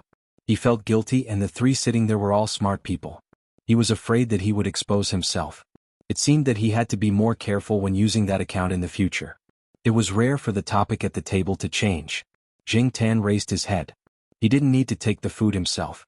The three put a bit of everything on Jing Tan's plate, except for the chicken, but that Air Mao took. Jing Tan threw that back. Air Mao is now mingling well in the circle of young people in Tsinghua City. I always hear people talking about you. Didn't I hear someone call you second brother, when I met you a while ago? You're already a brother? He Tao laughed. If not second brother, should I call him second senior brother? Air Mao curled his lips. Now that he had interacted with a lot of people for a long time, naturally some of them knew Air Mao's identity. They didn't dare to look at him based on his clothes. Who would have thought that this guy who looked like a loser would have such a strong background? When they met, they would smile and call Air Mao second brother. At first, Air Mao wasn't used to it, but after hearing so much, he let them be. Right, Air Mao, I heard that you quarreled with a blind date a while ago? Celestine asked. Jing Tan looked at Air Mao. He liked to listen to gossip like this. Yeah, Air Mao said carelessly. At first I thought she was okay. Her looks, figure, education and personality were all good. She also liked cats and was a judge at some famous cat shows. However, when I talked to her, she always talked about some famous cats. She said that only Dragon Li and Lin Qing Chauvinist were good cats in China. From what she said, it seemed that other cats were not good enough. I was unhappy at that time. Hey, how is my black rice inferior to the fat Dragon Li downstairs? Jing Tan was speechless. De Pang, who lived downstairs in the courtyard, was unjustly implicated. It's like she likes to wear international brands and I like to wear clothes that I like. I don't care if it's branded or not. You can't force me to put on clothes that don't match my style, can you? Air Mao argued. So you got mad at her? He Tao felt that Air Mao was making a mountain out of a molehill. You don't have to get mad at the girl. If you do that, when will the blind date be successful? Celestine also scolded. Jing Tan thought to himself that Air Mao was probably the only one who would compare a cat to a piece of clothing. Then what are you going to do now? Do you continue the blind date if it fails? He Tao asked. Air Mao's face was full of smiles. Who said I failed? I'm getting along well with Gong Qin. He Tao and Celestine were speechless. What kind of pot was it? One of them had cat paw prints on his arm all year round, and the two of them could play in a 70-square-meter house for an entire afternoon. The other one was yelled at by Air Mao but didn't get slapped in the face. Instead, she forgave him, apologized and continued to get along with him. Two masochists. He Tao looked at Celestine. Are all cat owners like this? Probably. Jing Tan didn't think about the personality of cat owners. He was thinking that the name Gong Qin sounded familiar. After thinking for a while, he remembered that there was a female judge named Gong Qin at the cat show. Could it be her? Right, I almost forgot. Yi Hao's Triumph is about to open. I have a private room there. Air Mao, you and Black Charcoal's private rooms have already been prepared. Our private rooms are next to each other. When the time comes, Yi Hao will have someone send the cards directly to you. As for Senior's room, you have a special identity. It's better if you don't go to that kind of place. Hey, so I don't have to go too far in the future. Although Triumph is not as stylish as Night Building, it's still okay to treat people to a meal, drink and have fun. Black Charcoal, let's go take a look at it before it opens. If there's anything inappropriate, let's tell them in advance and let them rest. Air Mao rubbed his hands and kicked Jing Tan's stool. The Triumph that Celestine mentioned was actually a clubhouse that Yi Hao and the others had built at the newly built Jianghu Commercial Plaza near Tsinghua University. After Triumph was built, Jing Tan would have a place to play. Even without a driver, he could walk there by himself. Therefore, when he heard the news, Jing Tan was very happy. Triumph opened at the beginning of October. At that time, the Jianghu Commercial Plaza was basically completed. All the roads had already been opened to traffic, and the flow of people and vehicles had skyrocketed. During the National Day holiday, the Jianghu Commercial Plaza also held an event. In addition to the people in the vicinity, students from the nearby universities also flocked there. For a time, the popularity of the place surpassed that of the Central Plaza. The Central Plaza was filled with uncles and aunties, while the Jianghu Commercial Plaza was filled with young people and students. The styles of both sides were beginning to show. It was obvious that both sides had plans for development. Before this, Air Mao and Jing Tan had gone to see their own private rooms. Yi Hao didn't have time and Ranqi was afraid of Jing Tan, so it was Leopard who personally led them to see it. The layout was similar to that of the Night Building, but there was no division of north, south, east and west. Also, there weren't many internationally famous bands playing there. In fact, the styles of those internationally famous bands with some history weren't accepted by many students nowadays. To them, those bands had never been heard of in the country. Even if they had heard of them, they wouldn't buy it. In order to promote the opening, Triumph invited several well-known bands in the mainland. This kind of well-known talent was more attractive, and among them was Ajin's band. Speaking of Ajin, they were no longer the small band they were 2 years ago. After participating in several elective competitions, they were gradually being sought after by some young people through packaging, promotion, and the operation of an experienced team. This time, some university students came for Ajin's band. The people of Tsinghua University's Guitar Association received 10 free coupons from Ajin, and the seating area was not bad. Those students didn't expect that the external aid they accidentally invited would reach such heights today. Now, the school's Guitar Association didn't even need to advertise to recruit new members, and all kinds of people volunteered to sacrifice themselves for the band. The opening ceremony of Triumph started at 7 o'clock in the evening. Zheng Tan finished dinner at 5 o'clock, and was dragged over by Air Mao. After arriving, Air Mao carried a pet bag filled with black rice and took Gong Qin to his exclusive private room to spend their time together. As for Zheng Tan, he was bored here alone. After rolling around on the sofa, he decided to go out for a walk. It was too lonely to be here alone. The people in the corridor had been briefed. Moreover, the people selected by Yi Hao weren't ignorant and inexperienced. When Zheng Tan walked in front of them, they didn't put on unnecessary unpleasant expressions. After coming out of Triumph, Zheng Tan didn't walk far before he saw several familiar figures. It was the 5 boys of Jiao Yuan. During the National Day holiday, the Jiao family didn't go far. Jiao Pa was still busy and couldn't leave. The other 3 members of the Jiao family continued to stay at home. The others probably didn't have any plans tonight, so they gathered around Hengwu Plaza to stroll around and watch the fun. Children at this age were energetic and full of curiosity. However, at this time there were other people around Jiao Yuan and the other 4. It seemed that the 2 sides didn't get along well. Chapter 275. Zheng Tan had once heard Jiao Yuan complain about a few things in school. Jiao Yuan's class and Class 5 were at odds with each other. From the sports meet to the basketball competition, to the end of semester evaluation, from the top students to the bottom, everyone knew that one shouldn't talk about how good Class 5 was in Class 1, nor should they talk about how awesome Class 1 was in Class 5. Even if you really thought that Class 1 was good, you still had to hold it in. Otherwise it would cause public outrage. And one of the reasons for this was because of the 2 class teachers. The 2 teachers had been at loggerheads for a long time. Usually when they held class meetings to talk about negative examples, Class 5's teacher would always bring up Class 1's. Back in the 1st grade, Fu Lei was still the lone ranger, who was at the bottom of the class. He was often criticized by Class 5's teacher as an example. In private, Class 5's teacher even said that Fu Lei was a stinky piece of dog shit. Because of this, Fu Lei had always held a grudge against him. As for the 2 classes' outstanding examples, they wouldn't talk about them as much as possible.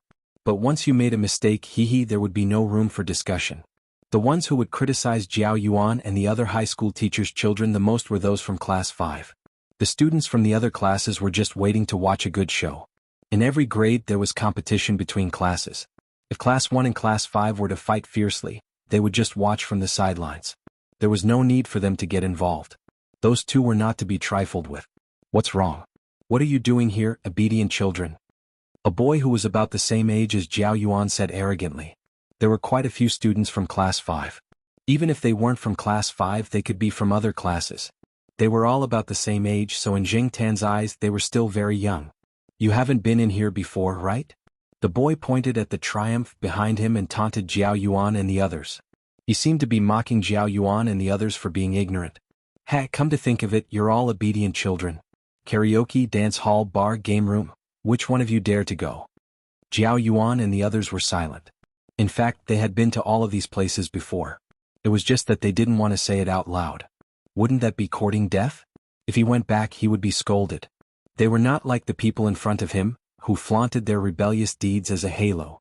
According to the relevant laws and regulations of the country, some commercial entertainment establishments are not suitable for minors to enter. In some places this is a ban, Jiao Yuan said confidently without changing his expression. Suan and the others glanced at Jiao Yuan and continued to remain silent. They definitely didn't feel guilty. When they heard what Jiao Yuan said, they all burst into laughter.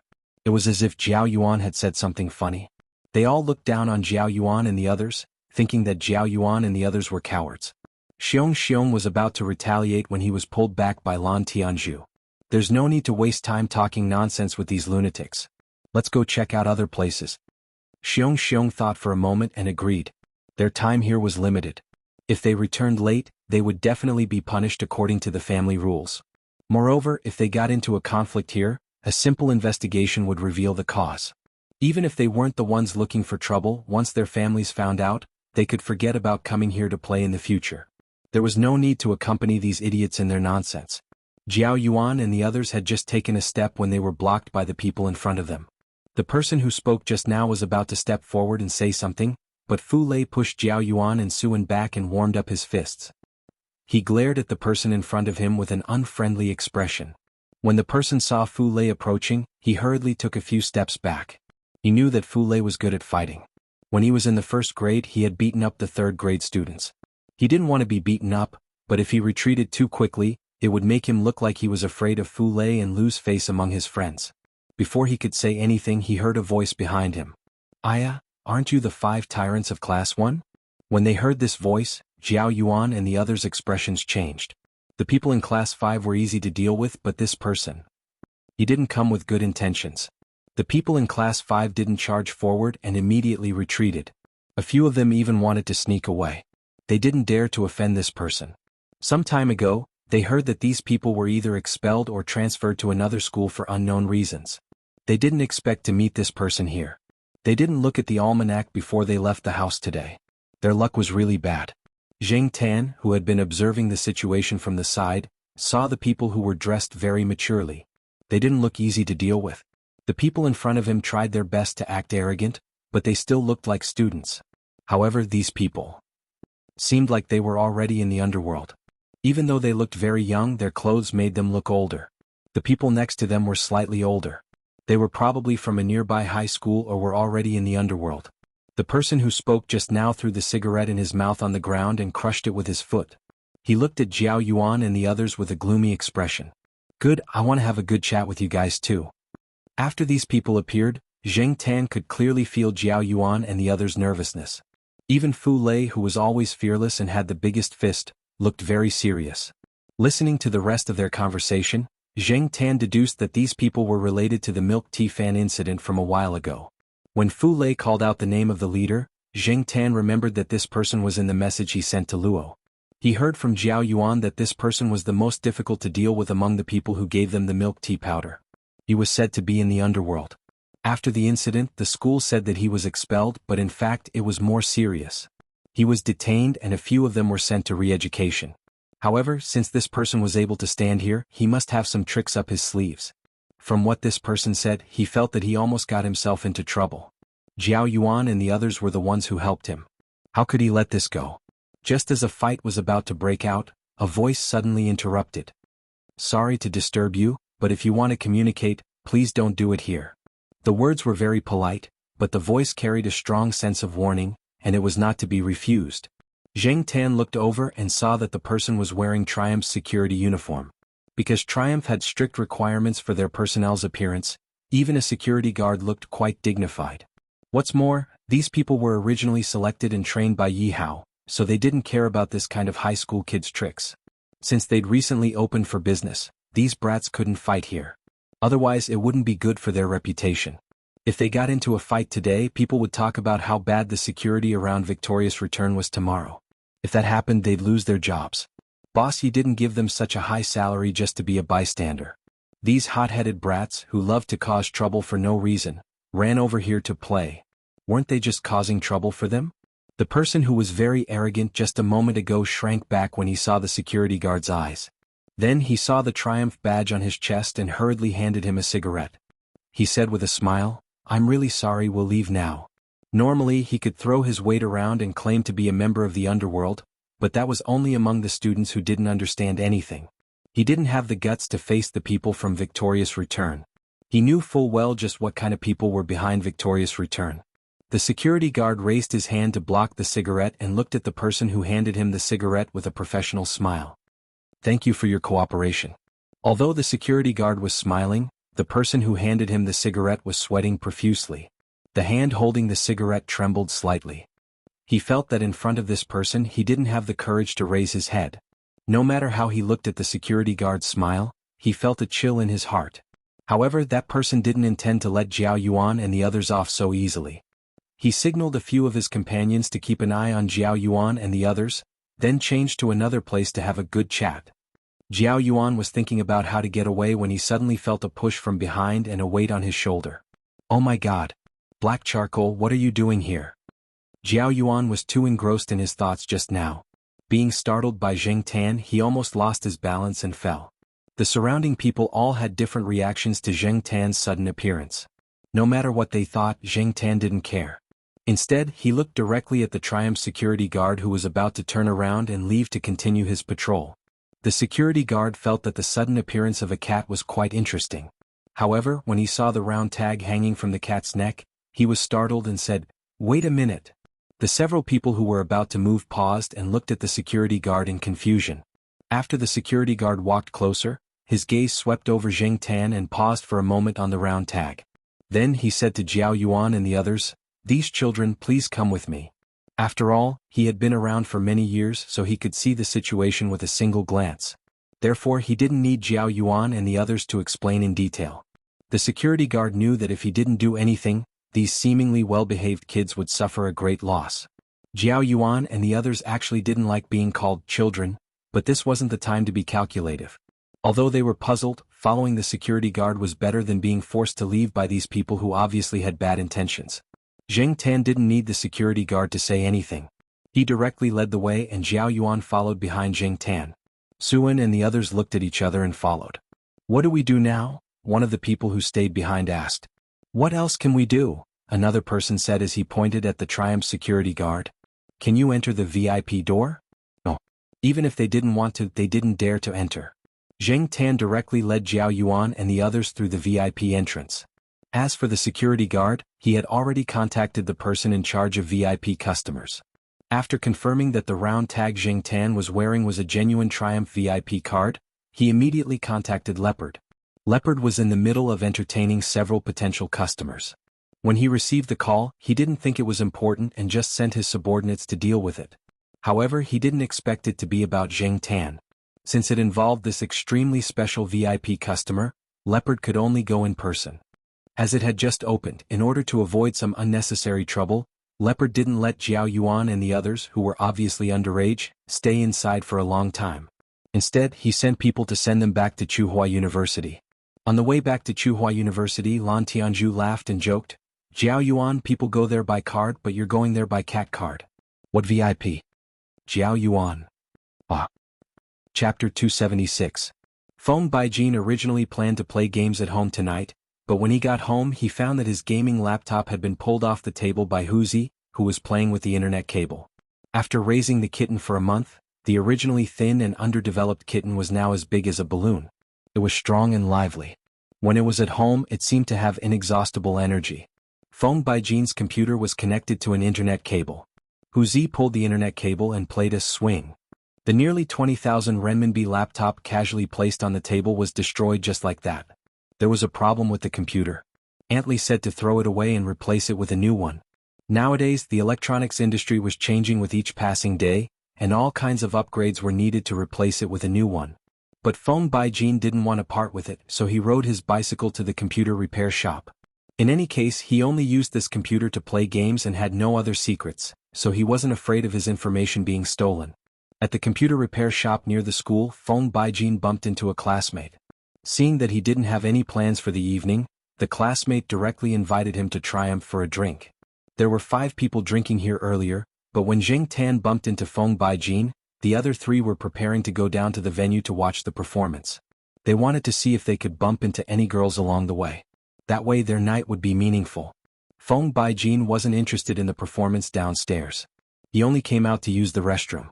The restroom in the private room was occupied by the person with a stomach full of bitterness. He didn't want to rob him, so he came out to get some fresh air. He didn't expect to bump into Zheng Tan. Zheng Tan looked at Feng Baijin's clothes. There were several suspicious small black footprints on the clothes which looked like cat paws. While Zheng Tan was looking at Feng Baijin was also looking at him. Feng Baijin wasn't sure that the cat at the stairs was the one he knew. After all, there were more than one black cat that looked like this, not to mention that they were in the VIP area of Triumph.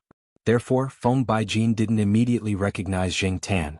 After thinking for a while, he tentatively called out, "Black charcoal?" Zheng Tan looked at him as if he was looking at an idiot. "Damn, it really is you." They could look the same, but the look in their eyes couldn't be fake. Feng Baijin had met this black cat that looked at him with this kind of look. "Why are you here?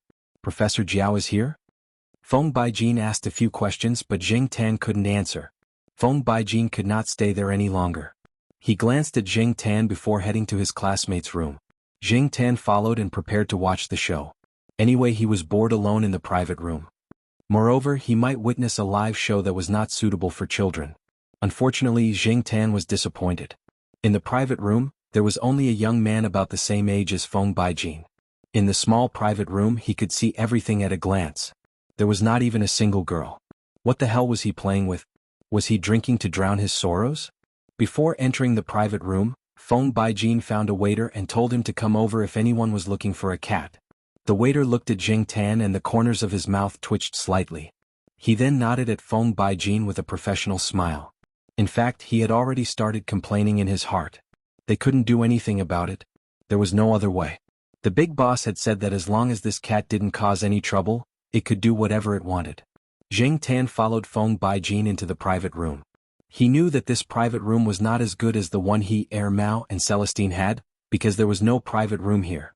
It was only reserved for VIP customers, and they couldn't see the live show below.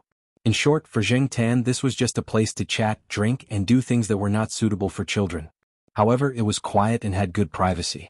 Listening to the conversation between Feng Baijin and the man named Yang Po who was drinking, Jing Tan found out that Yang Po's girlfriend had already gone downstairs to watch the show with her best friend. Only a few of them were drinking upstairs. Now, only Yang Po and Feng Baijin were left. Jing Tan couldn't watch the live show today. "Hey Baijin, where did you find this cat?" Yang Po asked when he saw the black cat walk in. "It's from the landlord's house.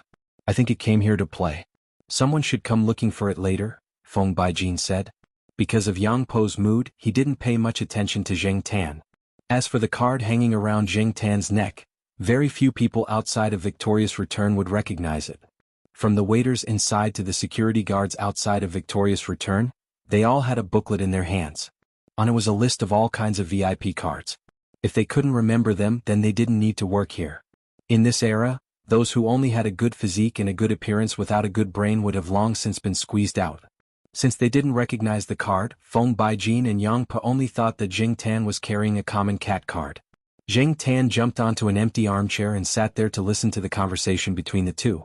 Although it was said that they were drinking and chatting, in fact, it was mainly Yang Po who was venting his frustrations.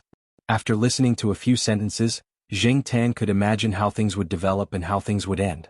People who could get a private room to drink in Victorious Return, even if their background couldn't compare to Mao's, were definitely abundant. As for this Yang Po, because his father had other women outside and now he even had an illegitimate son, he was looking for people to investigate more evidence. Today he was in a bad mood, so he grabbed a few friends to come to Victorious Return to squander money. In the end, he found that there were many people who were more arrogant than him. There were rich people, people with backgrounds, and a lot of young people with both. To sum it up, today he was pretentious but got stepped on, flaunting his wealth but got flaunted. This made Yang Po even more unhappy. It was no wonder that he was wasting bottles of high-end wine like plain water. Jing Tan looked at him and guessed that this person was imitating those heroes he saw on TV. He directly took a bottle and drank from it. More than half of the bottle directly spilled out from his mouth. How sad would he have to be to do such a stupid thing? After wasting another bottle of wine, Yang Po heavily placed the empty bottle on the coffee table. After a moment of deep thought, he raised his head and asked Feng Baijin with a serious face, "Baijin, although it's rare for a well-off family like yours to be in a situation like mine, I want to ask you something." Jing Tan, a well-off family? If Feng Baijin's family was called a well-off family, then the country would have long since entered the ranks of superpowers. It seemed that this Yang Po didn't understand Feng Baijin's family situation, or it could be said that Feng Baijin was usually too low-key. Yang Po felt that he was being quite tactful and didn't feel that he had said anything wrong. Feng Baijin didn't care about the wrong way of calling his name and the inappropriate choice of words. Instead he said, "Ask away."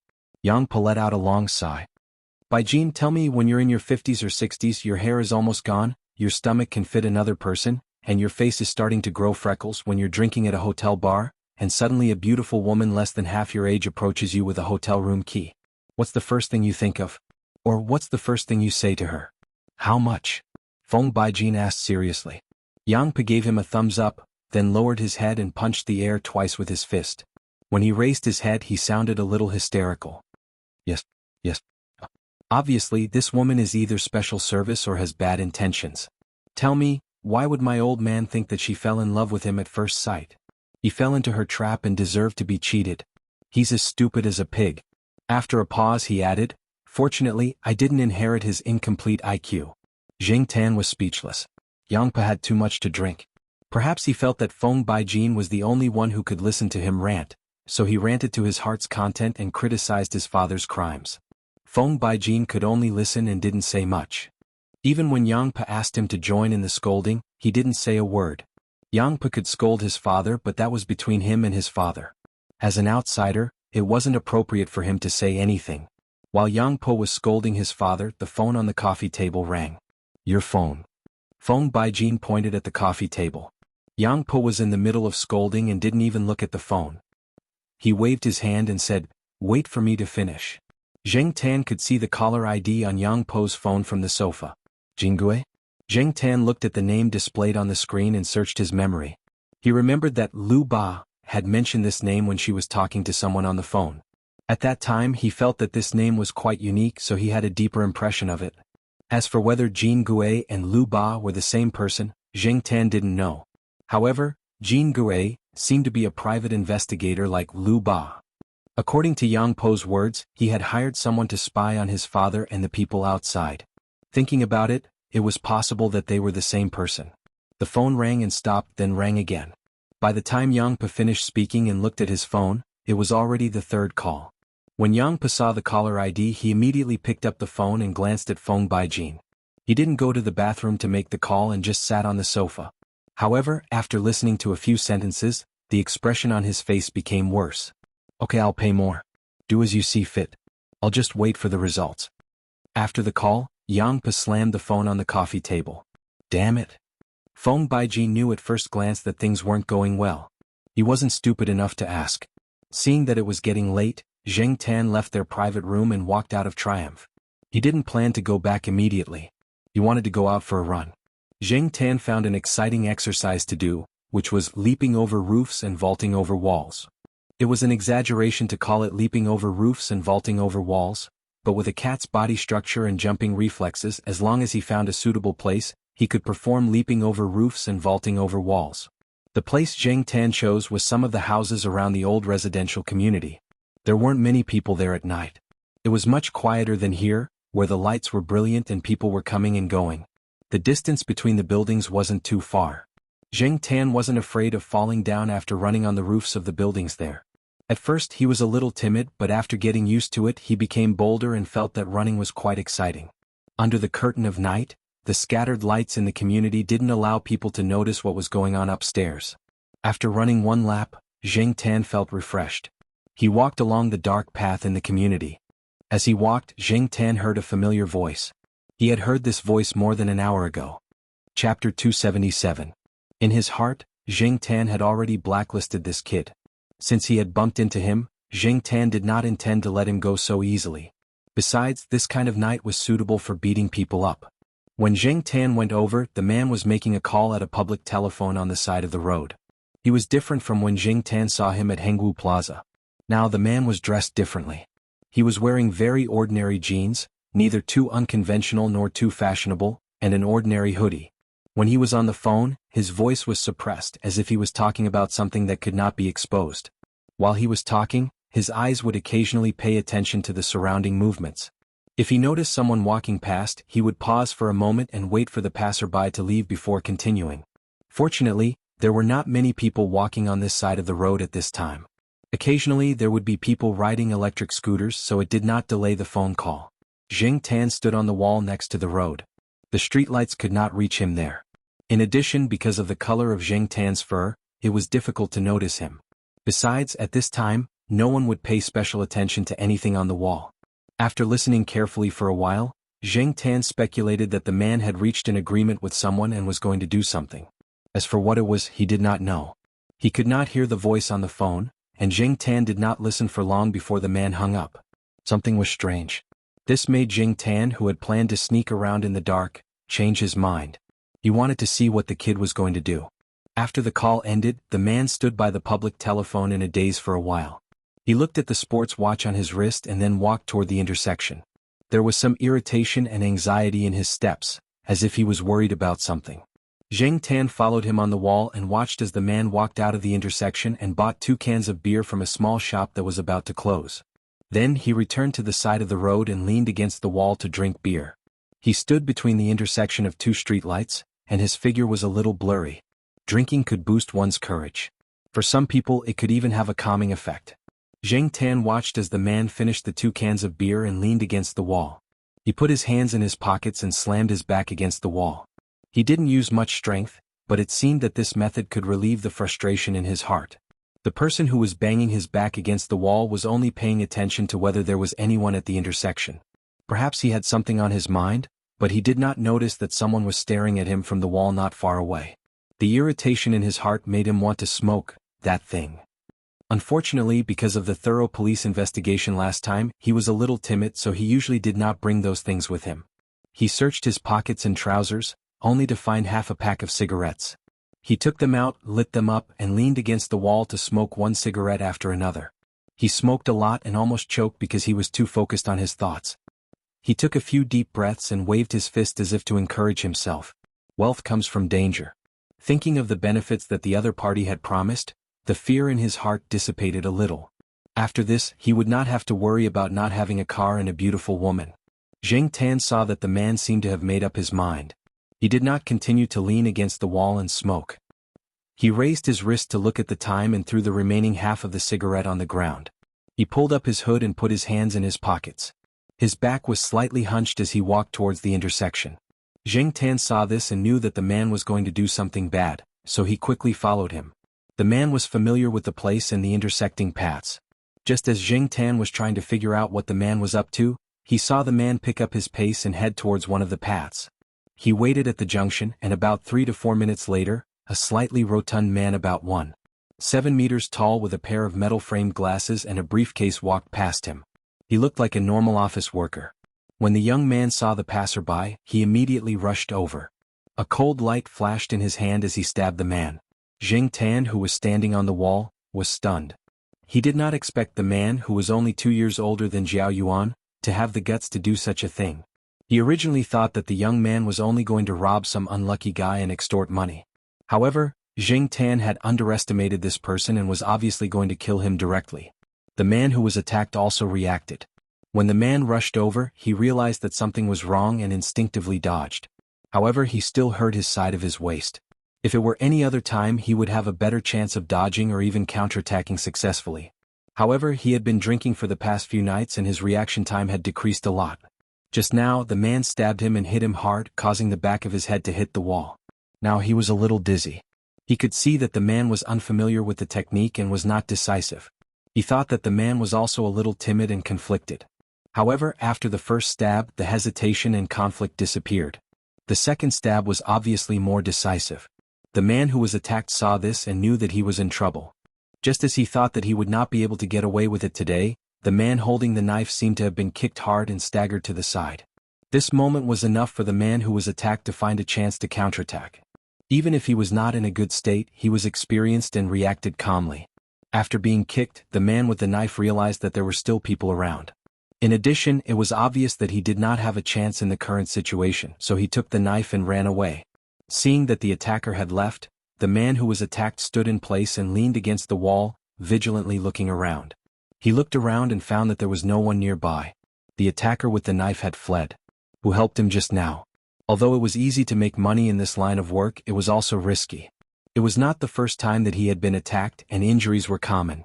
However, he thought that the order he took this time was relatively simple. He did not expect that the more he investigated, the more he felt that something was wrong. Today he talked to the employer about increasing the price. Now it seemed that the increase was too low. Zheng Tan hid on the balcony of the second floor of a small building not far away.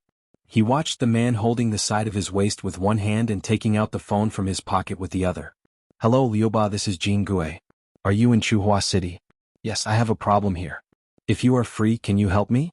The man said. This guy is Jianghu? Zheng Tan was surprised. Wasn't this man helping Yang Per investigate something? How did he get stabbed here? Thinking of Yang Po's face after the last phone call in triumph, Zheng Tan guessed that something had happened and it had become more difficult. He could tell just by looking at Jianghu.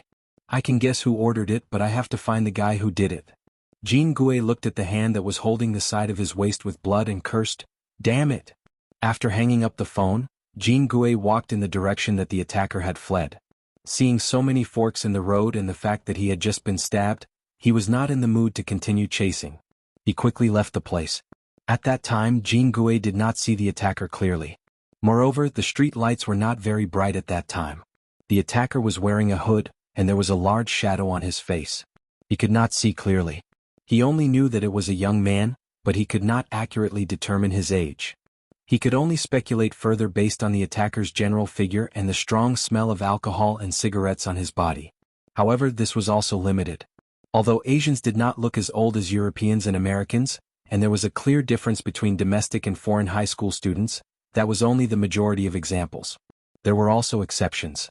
The kid that was blacklisted by Zheng Tan was one of them. Although he was a third-year student, he was now expelled.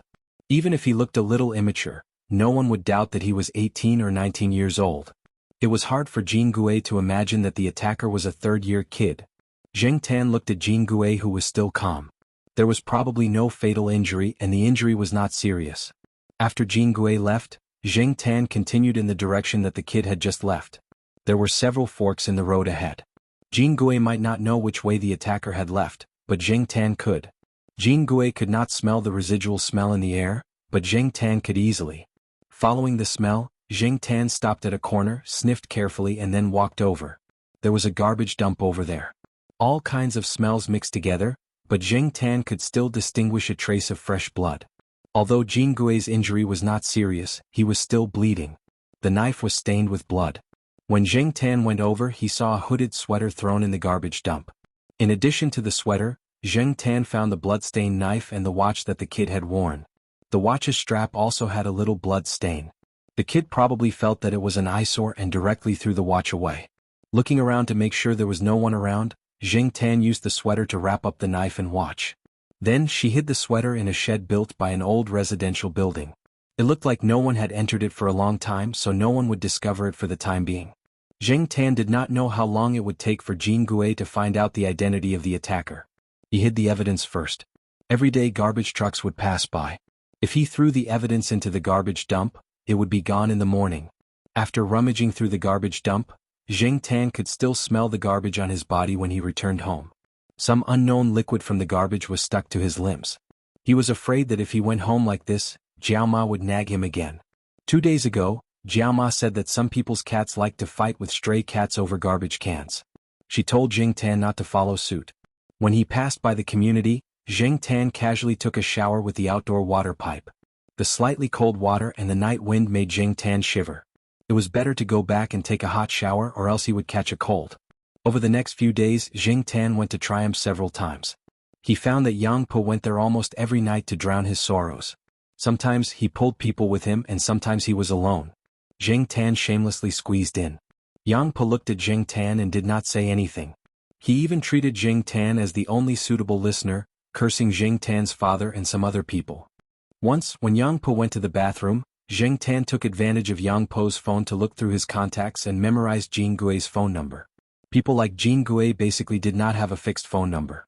As the saying went, after one shot, one would change location. They changed their phone number after one shot just like Lu Ba. Their phone was not fixed and their email was the only way to speak. On the other side, Jianghu was talking to Lu Ba, who he had painstakingly pulled over to discuss with him. When his phone vibrated, he took it out and looked at it. The smile on his face faded. "What's wrong?" Lu Ba asked. Jianghu handed the phone over. "Take a look." Chapter 278. Golden Tortoise knew that Lu Ba was not short of money. What he lacked was interest and fun. Now he only accepted jobs that he was interested in. This time he was in trouble and almost lost his life. He asked Lu Ba, who was traveling, to help him. Lu Ba did not agree or disagree. Based on his friendship with Golden Tortoise, he came over to check on Golden Tortoise's injuries. Then he learned about the job that Golden Tortoise accepted. However, after listening to the things involved in this job, Lu Ba lost interest. He had encountered this kind of thing many times. He had encountered the struggles between mistresses, and even the fights between illegitimate children. Once or twice he found it quite interesting. It was like participating in a large-scale TV series about palace fights. He was an important factor in controlling the plot and could even play a turning role. This could arouse Lu Ba's interest and let him experience the excitement and novelty. He could even watch the ugliness of the protagonists and supporting characters in front of others as a bystander. However, this kind of thing became boring after a lot of contact. Therefore, after interacting with Lu Ba for the past few days, Golden Tortoise had seen Lu Ba's obvious rejection. If Lu Ba was interested, how could he be lazy all the time? But now, this text message could actually arouse Lu Ba's interest. Thinking about the content of the text message just now, it told Golden Tortoise the location of the evidence left by the person who attacked him with a knife that night. This was indeed the information that Golden Tortoise needed. In the past few days, he had used the excuse of recuperating to refuse some unreasonable requests from his employer. They were private detectives but not suicide detectives. Since they found that the people involved were not so simple, they needed to investigate more and even reorganize their thinking to figure out what could be investigated and what could be avoided. As for the number that sent the text message just now, Golden Tortoise only glanced at it casually. It was a number that he had never seen before. Golden Tortoise just thought that someone who knew him was trying to curry favor with him, or that there was an internal conflict in the other party's camp. But obviously, things were different from what Golden Tortoise imagined. Judging from Lu Ba's reaction, he knew that there was something wrong with this number. "Do you know it?" Golden Tortoise asked. Lu Ba shook his head. "No, but I heard someone mention it not long ago." Although Lu Ba was not in Chuhua City or even the province at that time, he liked to pay attention to some interesting things, and one of them was about the number 46. He had a feeling that there was a very interesting secret behind this phone number.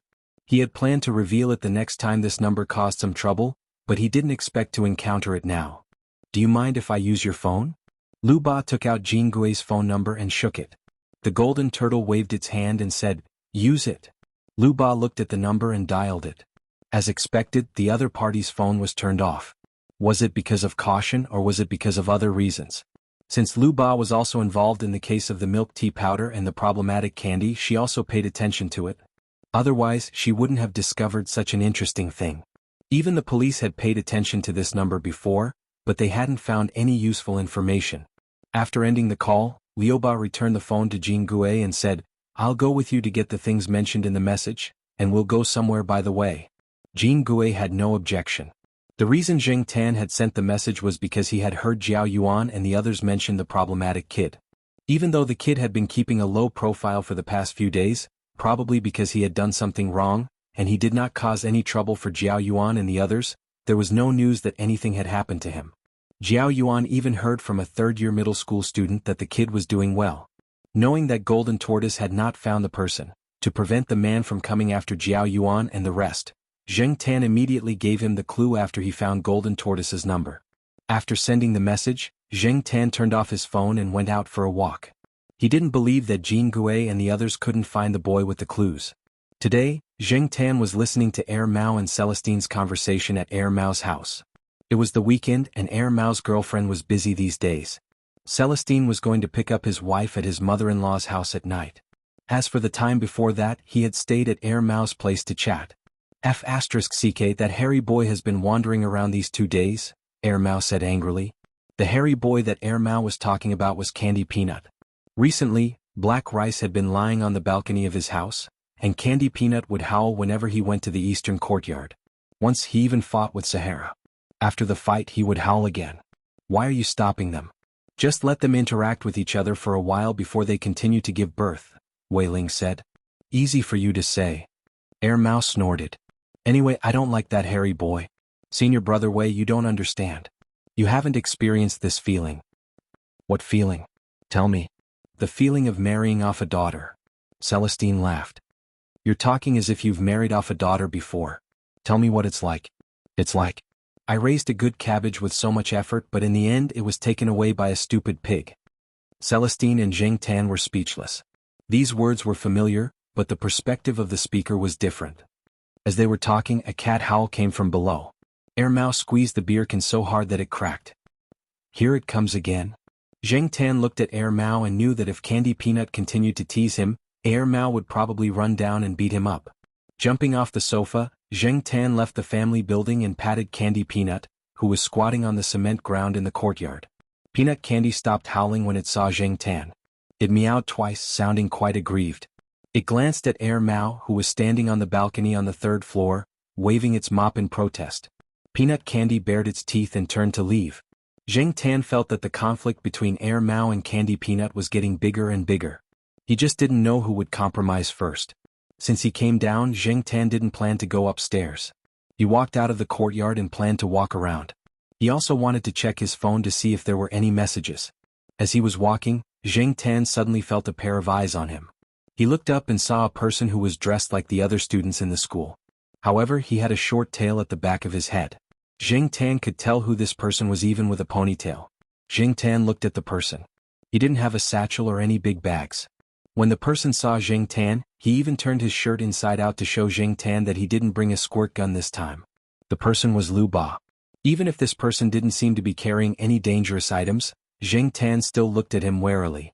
Compared to Zheng Tan's vigilance, Lu Ba chewed the gum in his mouth and blew a bubble when he saw Zheng Tan.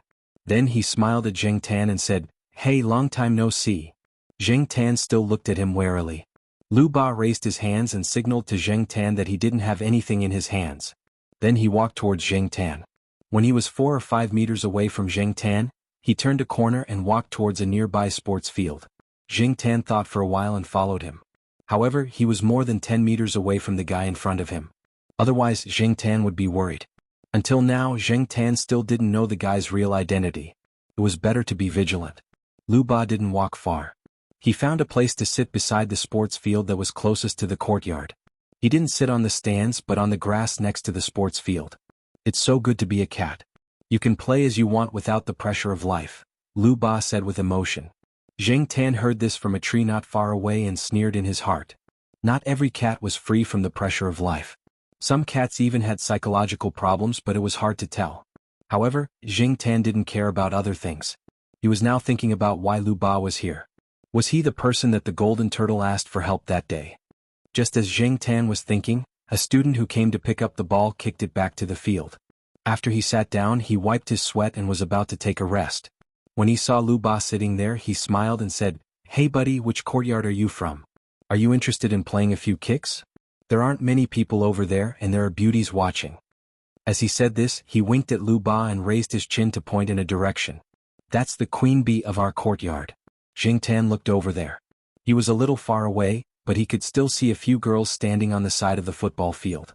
From this distance they were all pretty good, but he didn't know who the queen bee was. The queen bee? Lu Ba was puzzled and there was some meaning in his eyes. The student didn't notice Lu Ba's strange expression, but proudly said, "She's the recognized beauty of our courtyard. Because there's the word Feng in her name, she was later nicknamed the queen bee by everyone. She's beautiful, has good grades and is popular. She doesn't have to do anything in the courtyard and naturally there will be people helping her. No matter if they're from our courtyard or from other courtyards, they all have to bow down to our queen bee." "Then you must be working hard," Lu Ba said. Zheng Tan felt that there was a hidden meaning in Lu Ba's words. The student was a little careless and he was quite happy when he heard Lu Ba's words.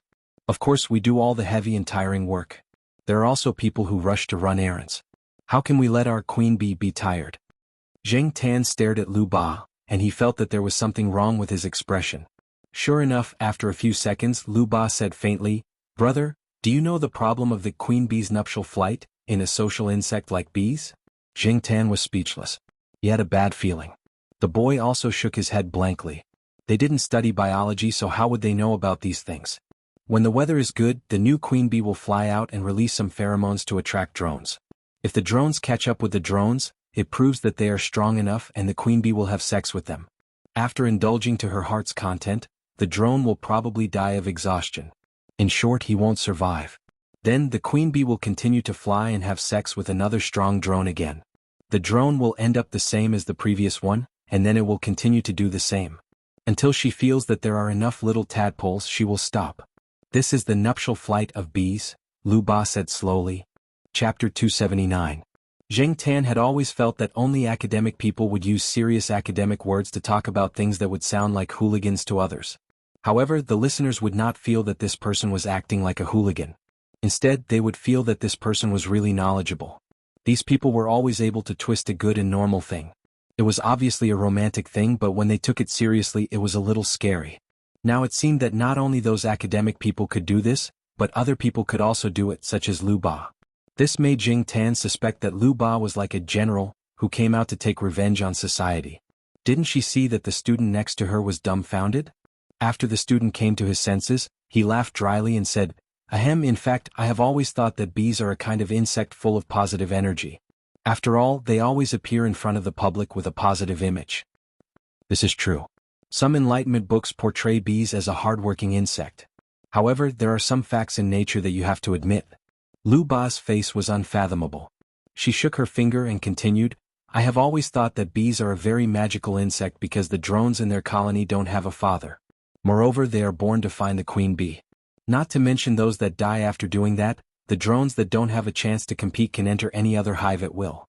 They are strong and handsome, eat a lot and don't work. However, when the seasons change and food is scarce, they will be driven out of the hive by the worker bees.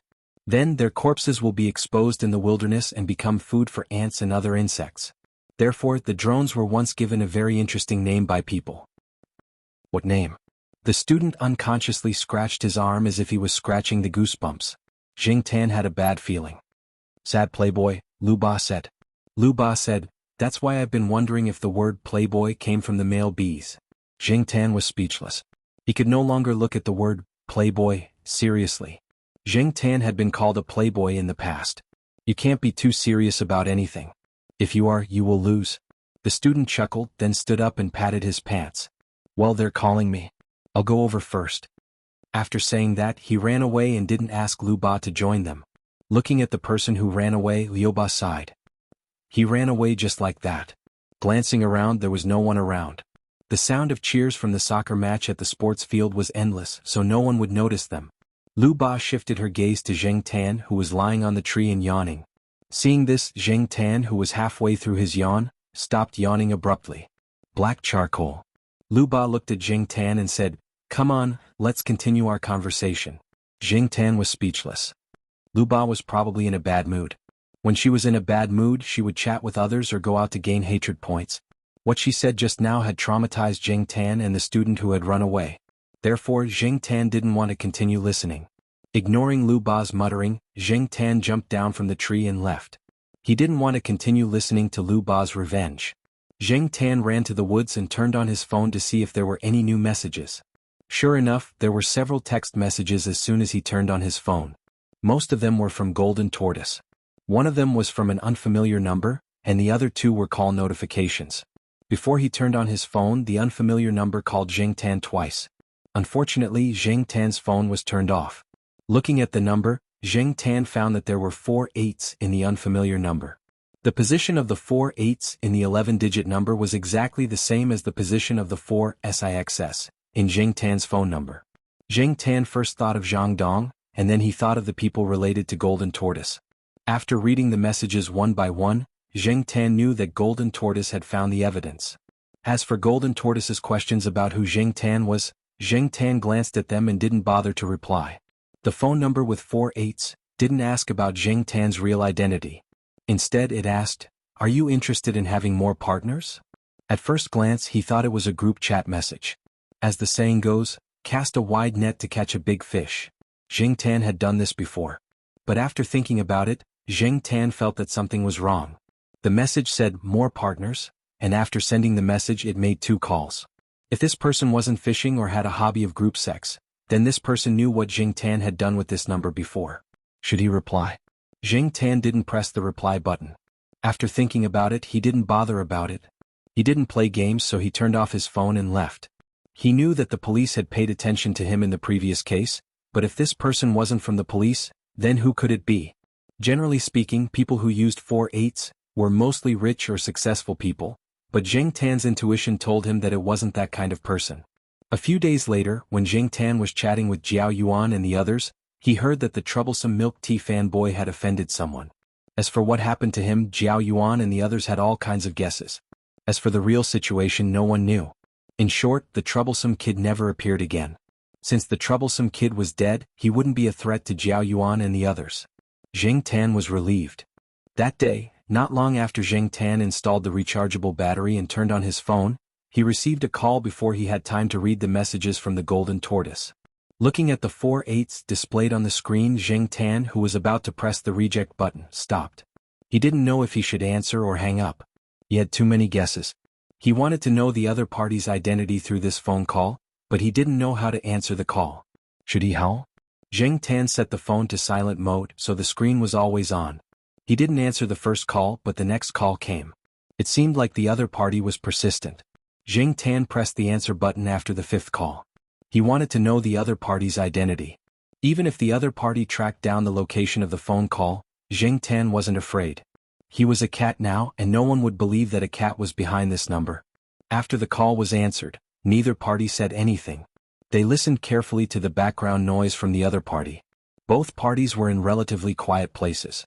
Zheng Tan could occasionally hear birds chirping not far away, and there seemed to be the sound of a computer fan on the other party's side. Both parties were silent for about half a minute. Just as Zheng Tan was about to hang up, the other party spoke. "Are you interested in having more partners?" Zheng Tan was familiar with this voice. "My name is Lu Ba. I work in many fields and have a little fame in the circle of private detectives. I think you should be able to find me with your means." He revealed his identity first to show his sincerity. Seeing that Zheng Tan didn't say anything, Lu Ba continued, "I know about your deeds. If you have something fun next time and it's not easy to deal with, you can consider inviting me to join. I guarantee my character and absolute conscience in the industry. If you don't believe me, you can ask the client. The first order is free. If you like it, the price is negotiable. In fact, I don't believe in text messages. I either call or email. Of course, it doesn't matter if you're still used to text messages."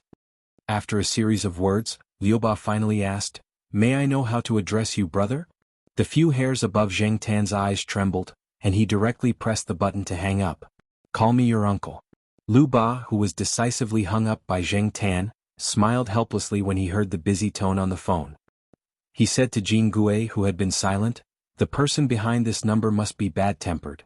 Liu Ba didn't know that it was because he had left a bad impression on Zheng Tan after several meetings. Zheng Tan was too lazy to listen to Liu Ba's nonsense. In the past he wanted to ask Liu Ba for advice, but now he gave up. Liu Ba might be in a bad mood and tell Zheng Tan an animal story. That would be a trap. As for email, Zheng Tan didn't have one yet. Even if he had one, Zheng Tan wouldn't send an email to Liu Ba. Although Zheng Tan's computer skills only stopped at some basic network operations, Zheng Tan knew that the network was not a reliable hiding place. Perhaps if he sent an email today, Liu Ba would come to him tomorrow. Ask him for help? Zheng Tan didn't think that he needed Liu Ba's help now. What could he use private detectives like Liu Ba and Jianghu for? Feud between rich and powerful families? A melodramatic family drama? Zheng Tan felt that it was too far away from the Jiao family. After turning off his phone, Zheng Tan simply tidied up the tree hole and put a bag of desiccant and his phone into a bag. Zheng Tan didn't know if this would work, but he just wanted to give it a try. Coming out of the tree hole, Zheng Tan stretched her body. She jumped and ran in the forest for a while to stretch her body. Then she lay down next to a tree not far from the side door and rested. She watched a guard play a frisbee game with his dog. While watching, Zheng Tan suddenly narrowed his eyes and widened them. He saw a man and a woman coming in from outside the door. The man was Jiao Pa, but the woman was not Jiao Ma. If they were colleagues, it would make sense. However, Zheng Tan often went to the Institute of Biological Sciences and had never seen this woman. Moreover, there were few female teachers in the Institute of Biological Sciences who dressed up like this. She looked good, at least with good makeup. Looking at the two of them, they seemed to be acquaintances. Zheng Tan, who had just thought that there wouldn't be a melodramatic family drama, was now nervous. Fortunately, he soon found that Jiao Fox's expression was not very good. He seemed to be alienated and seriously dissatisfied with the woman. Zheng Tan jumped down from the tree and quietly approached the roadside. He hid under the trees and then pricked up his ears to listen to what the two of them were talking about. As soon as he heard the word pomelo, which was very sensitive to Zheng Tan suddenly heard a shout when he was staring at the woman. Black charcoal. Zheng Tan looked at the Jiao Pa and found that the Jiao Pa was looking at him. Professor Jiao was very dissatisfied with the person next to him and didn't want to look at him. He would rather look at the tree next to him. Unexpectedly, he found his cat hiding behind the tree like a thief. It was fine if it was hiding, but it didn't even know how to hide its tail. Chapter 280. Zheng Tan's impression of little Pomelo's mother remained the same when he first came here. At that time, Zheng Tan felt that little Pomelo's parents were the same type of selfish people as his own parents. Perhaps it was because little Pomelo had spent so much time in the Jiao family that Zheng Tan almost forgot that little Pomelo had a mother. It was just that this mother rarely called little Pomelo throughout the year. Even when he went to the Jiaoma's hometown during the summer holidays, old Master Gu and old Madame Gu did not mention little Pomelo's mother much. It was obvious how dissatisfied they were with little Pomelo's mother. However, no matter how dissatisfied they were with her, no matter how wrong they thought she was, and no matter how much they disliked her, she was still little Pomelo's biological mother. She had not come to see her daughter for 3 years, and she had not said anything about bringing little Pomelo over to play with her. Why was this woman here now? Jing Tan was in a bad mood. He had already started to imagine all sorts of possibilities. If this woman wanted to bring little Pomelo abroad to spend the rest of her life with her, the Jiao family had no right to stop her. The more he thought about it, the more irritated he became. Jing Tan followed beside the Jiao Pa and listened to their conversation patiently. Although the atmosphere was not very good, it could not be awkward all the time. If it was awkward, Jing Tan would not be able to get any information. As he listened, Jing Tan realized that Pomelo had a half-sister. In other words, not long after this mother sent little Pomelo back to China, she met her second love abroad and had a little daughter now. She was already a mixed-race child who was more than a year old. What made Jing Tan angry was not that Pomelo's mother had left Pomelo to live her own life in China. It was that when this woman talked about her daughter, from her expression to her tone, Jing Tan was so angry that he wanted to grind his claws. Jing Tan was a little worried. To put it more accurately, when the cinnabar mole on Pomelo's mother's chest turned into a glaring chili sauce, should she wipe it off or not? After talking about her daughter with sparkling eyes, she realized that it was not a good topic to talk about. It was obvious from the Jiao Pa's rare dark expression. Pomelo's mother coughed awkwardly and changed the topic. Pomelo is in 4th grade this year, right? How are her grades? Can she keep up? I'm not optimistic about the education system in China, said Pomelo's mother. Father Jiao glanced at her indifferently. Pomelo was already in her 2nd year when she was sent back to China. Little Pomelo was sent back to China in 2003, and it was already the second half of 2006. Pomelo's mother's face stiffened. She counted the years and said, "So, he's already in the 5th grade. That's fast." The Jiao Pa glanced at her again. She'll be in 6th grade in September this year. She'll be in junior high next year. I remember she told you when she skipped grades. Pomelo's mother was speechless. All right, there was an awkward silence again. The Jiao Pa was usually tactful with his words. He rarely said such blunt words. Hearing the Jiao Pa's tone, Jing Tan knew that he was not very calm at the moment. Jing Tan looked at Pomelo's mother's expression and knew that she did not know what to say. She could not even laugh dryly. No matter what, she felt guilty when talking about her eldest daughter. Pomelo's mother had planned to leave after taking a look. She had come because she had a business matter to discuss. It just so happened that a professor she often worked with had come to Tsinghua University's medical school to give a report. After finding out about the relationship between Pomelo's mother and the Jiao Pa, he had contacted the Jiao Pa through Pomelo's mother. He wanted to go to the Institute of Biological Sciences to observe the red nest mouse. It would be best if he could get some samples or something.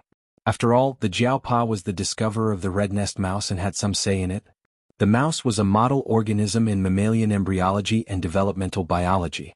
Whether it was at the Institute of Biological Sciences or the medical school, the relevant research could not be done without mice. The red nest mouse was even more special. With the publication of a series of highly influential articles at Tsinghua University, it had caused quite a stir in the international field. As long as there was an opportunity, it had to be seized. The professor obviously knew how to do this. In this way, Pomelo's mother would inevitably have to face the Jiao Pa directly. She could not avoid it even if she wanted to. She knew that she would be scolded, but she had to accept it. Since you're here, why don't you come over and have a seat? Your sister found out that you're back in China yesterday. She said that she hasn't seen you in a long time. You two sisters should talk. Also, don't you want to see Pomelo? All right, then I'll have to bother you. Pomelo's mother knew that she could not avoid it this time, so she could only bite the bullet. Jiaoma came back very quickly today. She had bought a lot of groceries. Even though she felt that her sister was not right in many ways, she was still her biological sister. They had not seen each other for 3 years. It was rare for her to come over, so she had to treat her well. Jiao Yuan had obviously received the news in advance. He was not very enthusiastic about Pomelo's mother. After greeting her, he ran back to his room to do his homework. Jing Tan was in the room watching little Pomelo blindly draw on a piece of draft paper with a pen. After a few strokes, she started to stare blankly at her nails. Obviously, she was not in the mood to do her homework. Jing Tan was lying next to her. Just as he was about to give her a hug to comfort her, he heard Jiao Yuan next door yell, "Black charcoal! Come over quickly. There's a big rat." Jing Tan was speechless. How could he have the face to use such an excuse? In the living room, the Jiao Pa was chatting with Pomelo's mother. He glanced at Jing Tan, who had jumped out of little Pomelo's room through the window and then jumped into Jiao Yuan's room through the window. He did not say anything. "Your cat is really special," Pomelo's mother said when she heard the sound of someone jumping out the window. Jiao Pa did not deny it. "Yes, this cat has a lot of energy and is different from the rest." Pomelo's mother was speechless. Wasn't it just a mongrel? Different from the rest? There was an awkward silence again. Jing Tan, who had jumped into Jiao Yuan's room, saw Jiao Yuan anxiously walking around the bed. "Black charcoal, do you think Pomelo's mother is here to take Pomelo back? What if Pomelo really goes with her? I heard that her mother is developing her career overseas. Her mother doesn't care about her, and if she gets bullied, no one will protect her. I don't know what Pomelo is thinking. No, I have to do some work with Pomelo." Jiao Yuan immediately sat down and flipped open a blank workbook. He rolled up his sleeves and picked up a pen, writing something on the paper. This was much faster than when he was writing an essay. Jing Tan jumped onto the desk to take a look. There were 9 big words on the first line. Details of the 18 crimes committed overseas. Below was a list of all the bad things that were done overseas. Between the lines, Jiao Yuan also did not want little Pomelo to leave. At the end, he even used a red pen to write a word that was obviously a size larger than usual. Think carefully and act with caution. It was rare that Jing Tan did not complain that the paper was dirty. He held the folded paper in his mouth and flipped out. Then he flipped back to little Pomelo's room and passed the paper to her. After reading through the words on the paper, the blank look on little Pomelo's face lessened. The corners of her mouth curled up slightly as she replied, "Okay." Jiao Pa watched Jing Tan flip back and forth between the 2 rooms. Although he made a lot of noise when he flipped through the window, he did not say anything and did not stop him. Although the food was delicious, no one was in the mood to eat. The atmosphere at the dining table was strange. Only Jiao Ma was slightly more talkative.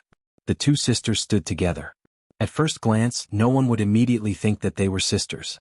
Perhaps it was because of their temperament and attire. However, if one looked closely, they did look somewhat similar. Pomelo's mother did not have much confidence in front of Jiao Ma. Although she was better than Jiao Ma in terms of her career, she usually put on airs in front of others. Even if she put on airs in front of others, it was stiff and deliberate. As for Jing Tan, who usually sat on a chair and ate at the edge of the table, he was now sitting on a small stool at the side. He looked at the bowl of food and could not eat. Perhaps her maternal instincts were aroused after seeing little Pomelo. Pomelo's mother said that she would be staying in Chuhua City for a few more days. Since the weekend was the day after tomorrow, she wanted to take little Pomelo out to have some fun. This made Jing Tan even more vigilant. If they were to interact with each other, they would probably be able to trick little Pomelo into leaving. Pomelo's mother already had a daughter. If Pomelo went over now, she would definitely be unhappy. Moreover, there was a stepfather that she had never met. However, Jiao Pa and Jiao Ma did not mention this in front of little Pomelo. They were probably afraid that little Pomelo would overthink. It's good to let the mother and daughter talk. Pomelo matures early. She's not an insensible child, Jiao Pa said that night. Jiao Ma was a little worried. What if Pomelo chooses to go with them? I don't think that's a good idea. This child might not be happy if she goes. Why don't I accompany them this Saturday? After thinking about it, Jiao Ma sighed and said, "Forget it. Since she said that she wants to spend some time alone with Pomelo, she doesn't want me to interfere. Sigh, if only someone was there to remind little Pomelo." Jiao Ma knew her sister quite well. She could speak beautifully today, but tomorrow she could make you want to bang your head against the wall. "It's not like there's no other way," Jiao Pa said. "What way?" "Black charcoal." Indeed, Pomelo's mother did say that she wanted to spend some time alone with Pomelo. However, this alone definitely referred to the person and did not include Jing Tan. Jing Tan was also worried about letting little Pomelo face her mother alone. What if little Pomelo was set up? Pomelo's mother was willing to part with her, but Jing Tan was not. Saturday. Little Pomelo carried her backpack downstairs. Jiao Pa drove her to the agreed place. The place was a restaurant. It was a little classy, but for a child it was a little restrictive and could not be relaxed. Through the floor-to-ceiling windows, he watched little Pomelo enter the restaurant. After seeing her mother sit down, Jiao Pa drove away. Little Pomelo's little face was stern. This made the already tense atmosphere between mother and daughter even more stiff. Without Jiao Pa and Jiao Ma's supervision, even if she felt a little guilty, Pomelo's mother's words and actions were a little smoother. She ordered a glass of juice and some desserts for Pomelo. She drank her coffee and smiled at the bag that her daughter was carefully holding in her arms. "What's that bulging bag? Is it a present for Mommy?" Pomelo's mother tried to make her smile more amiable. Little Pomelo looked at her mother and bit her lip. Then she took out a small gift box from her jacket pocket and handed it to her mother. Pomelo's mother looked at the bulging bag, then looked at the gift box in little Pomelo's hand. She took it and opened it. It was a small doll. The material was not very new, and the workmanship was very rough compared to the goods in the shops. "Did Pomelo make it herself?" Pomelo's mother asked with a smile. Little Pomelo lowered her head slightly and nodded. "It's very pretty. Mommy likes it a lot." Jing Tan sneered in his heart. Was she for real? Her tone sounded too deliberate. The doll was sewn by little Pomelo using the materials and daily necessities she saved from labor skills classes. The doll's appearance was based on a photo of Pomelo's mother. Jing Tan did not know if it was because he was too angry or something else, but he felt a little suffocated in the bag. There was not enough air coming in through the air vent of the bag. Jing Tan pulled open the zipper of the backpack seat and stuck his head out to take a deep breath. Chapter 281. When Pomelo's mother came back to her senses, she quickly looked around. When she saw that no one had noticed them, she looked at little Pomelo with a reproachful look. "You shouldn't have brought your cat here. This isn't a pet restaurant." Little Pomelo pursed her lips and raised her head to look at her mother. "But there's no sign saying that pets aren't allowed in here." "That's still not okay. It's not right to bring a pet into a restaurant." As she spoke, Pomelo's mother noticed that the black cat was looking at her with a strange expression. Although she didn't quite understand what that expression meant, she felt that something was amiss. She didn't feel comfortable. Seeing that little Pomelo's expression wasn't too good either, Pomelo's mother thought that it was rare for them to be alone together. She didn't blame her anymore. Instead she said, "Use this to block it. It's not good to be seen." As she spoke, she handed over a shopping bag with a brand logo and a pink bow. On it was the logo of a children's clothing brand. "Mommy bought you a present. See if you like it. When you go out wearing it, you'll be the envy of all the children in the courtyard." Jing Tan stretched his neck to take a look while little Pomelo was taking the gift. The tag said that it cost 1,200 yuan, and it was a dress. If Pomelo's mother hadn't said the last sentence, Jing Tan wouldn't have despised her so much. However, after she said the last sentence, Jing Tan felt that something was amiss. Did this person really think that the people living in the courtyard were all poor people? And they were envious? Most families wouldn't even care about such a small amount of money, especially those old professors. For example, Old Man Lon, who lived downstairs, definitely had more than 10 million yuan in their hands. It was just that they didn't show it on normal days. They even went to the cafeteria early in the morning to eat buns and porridge. Later on, little Pomelo's mother asked her about the clothes she usually wore. Judging from her reaction, it seemed like she felt that the Jiao family wasn't that well-to-do, so she didn't buy good clothes for little Pomelo. As for the standard of good clothes, that was a difference of opinion. Most of the children in the villa complex didn't usually wear expensive branded clothes. After all, they grew up too quickly, so there was no need to buy expensive clothes. Whether it was the Jiao family or the other families in the villa complex, they were relatively well off. However, no one had seen their children wear clothes that cost hundreds or thousands of yuan, unless it was a birthday party or some other important occasion. Usually the Jiao yuan and the others were more mischievous. The clothes they wore were at most 100 yuan, so they didn't care too much if they were torn. Moreover, it was already October and it would be November soon. The weather would turn cold, so who would be bored enough to wear a skirt? Moreover, she was still a child. If she were to wear it out now, she wouldn't be envied. Instead, she would be ridiculed. After asking a few more questions, Pomelo's mother could tell that little Pomelo didn't want to continue the topic. She looked at the black cat that was staring at her and frowned. Then she said to little Pomelo, "Mommy has seen many people raise cats overseas. My neighbor over there has a very beautiful ragdoll cat. Mommy even took a picture of it before. I'll show it to you." Suddenly, she remembered that she didn't save a picture of the cat on her phone. Pomelo's mother took out her phone and put it back into her bag. "Ahem, I saved the picture on my computer. I didn't bring it with me. Mommy will show it to you when I have the chance. It's much prettier than this black cat, and it's also obedient." Jing Tan's expression became even more unpleasant. Was this person despising him for being ugly and bad-tempered?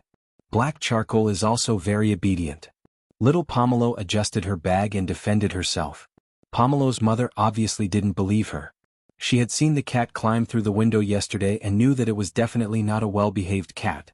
After a series of meaningless conversations, Jing Tan felt drowsy. The conversation between the mother and daughter was really stiff and awkward. There was no common topic, and the more they talked, the more Jing Tan felt that there wasn't much strong emotion between them. "Pomelo, do you want to live in a big house?"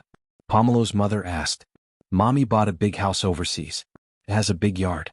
You can raise flowers and animals that you like. When the time comes, you'll have a little sister to play with you." After a pause, Pomelo's mother continued, "Pomelo, are you happy to have a little sister? It's just that your little sister is still very young." Jing Tan's eyes narrowed. Did this person know what she was talking about? Was she still happy? It would be strange if she was happy. Having a little sister meant having a stepfather.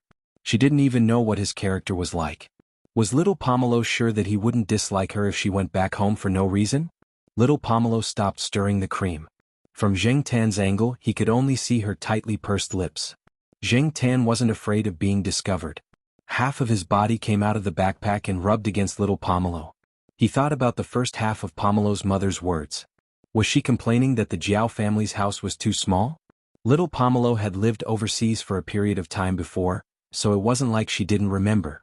Even the house they lived in overseas was much bigger than the Jiao family. If little Pomelo really cared about this, she wouldn't have shook her head when she was asked if she wanted to live in a villa.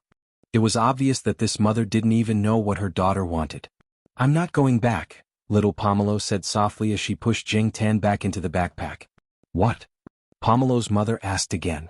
She didn't hear clearly just now. "I'm not going back," little Pomelo said in a firm tone as she raised her head. The other party was silent for a few seconds. "Mommy respects your decision." Jing Tan wasn't sure if he had heard wrongly, but he felt that there was a sense of relief in her tone. Jing Tan sat up and looked at the woman sitting across from him. He didn't see much sadness or regret in her eyes. Instead, when she smiled at little Pomelo, her smile was a little wider and not as stiff as before. After they left the restaurant, Pomelo's mother planned to take little Pomelo for a walk. She asked little Pomelo where she wanted to go. After telling her a few places, little Pomelo shook her head. Pomelo's mother then took her to a nearby shopping mall to buy things for little Pomelo. Most of the items in the shopping mall were high-end goods, so those who didn't have much money on hand stayed away. The shopping mall wasn't too far from the restaurant, so the mother and daughter walked there directly.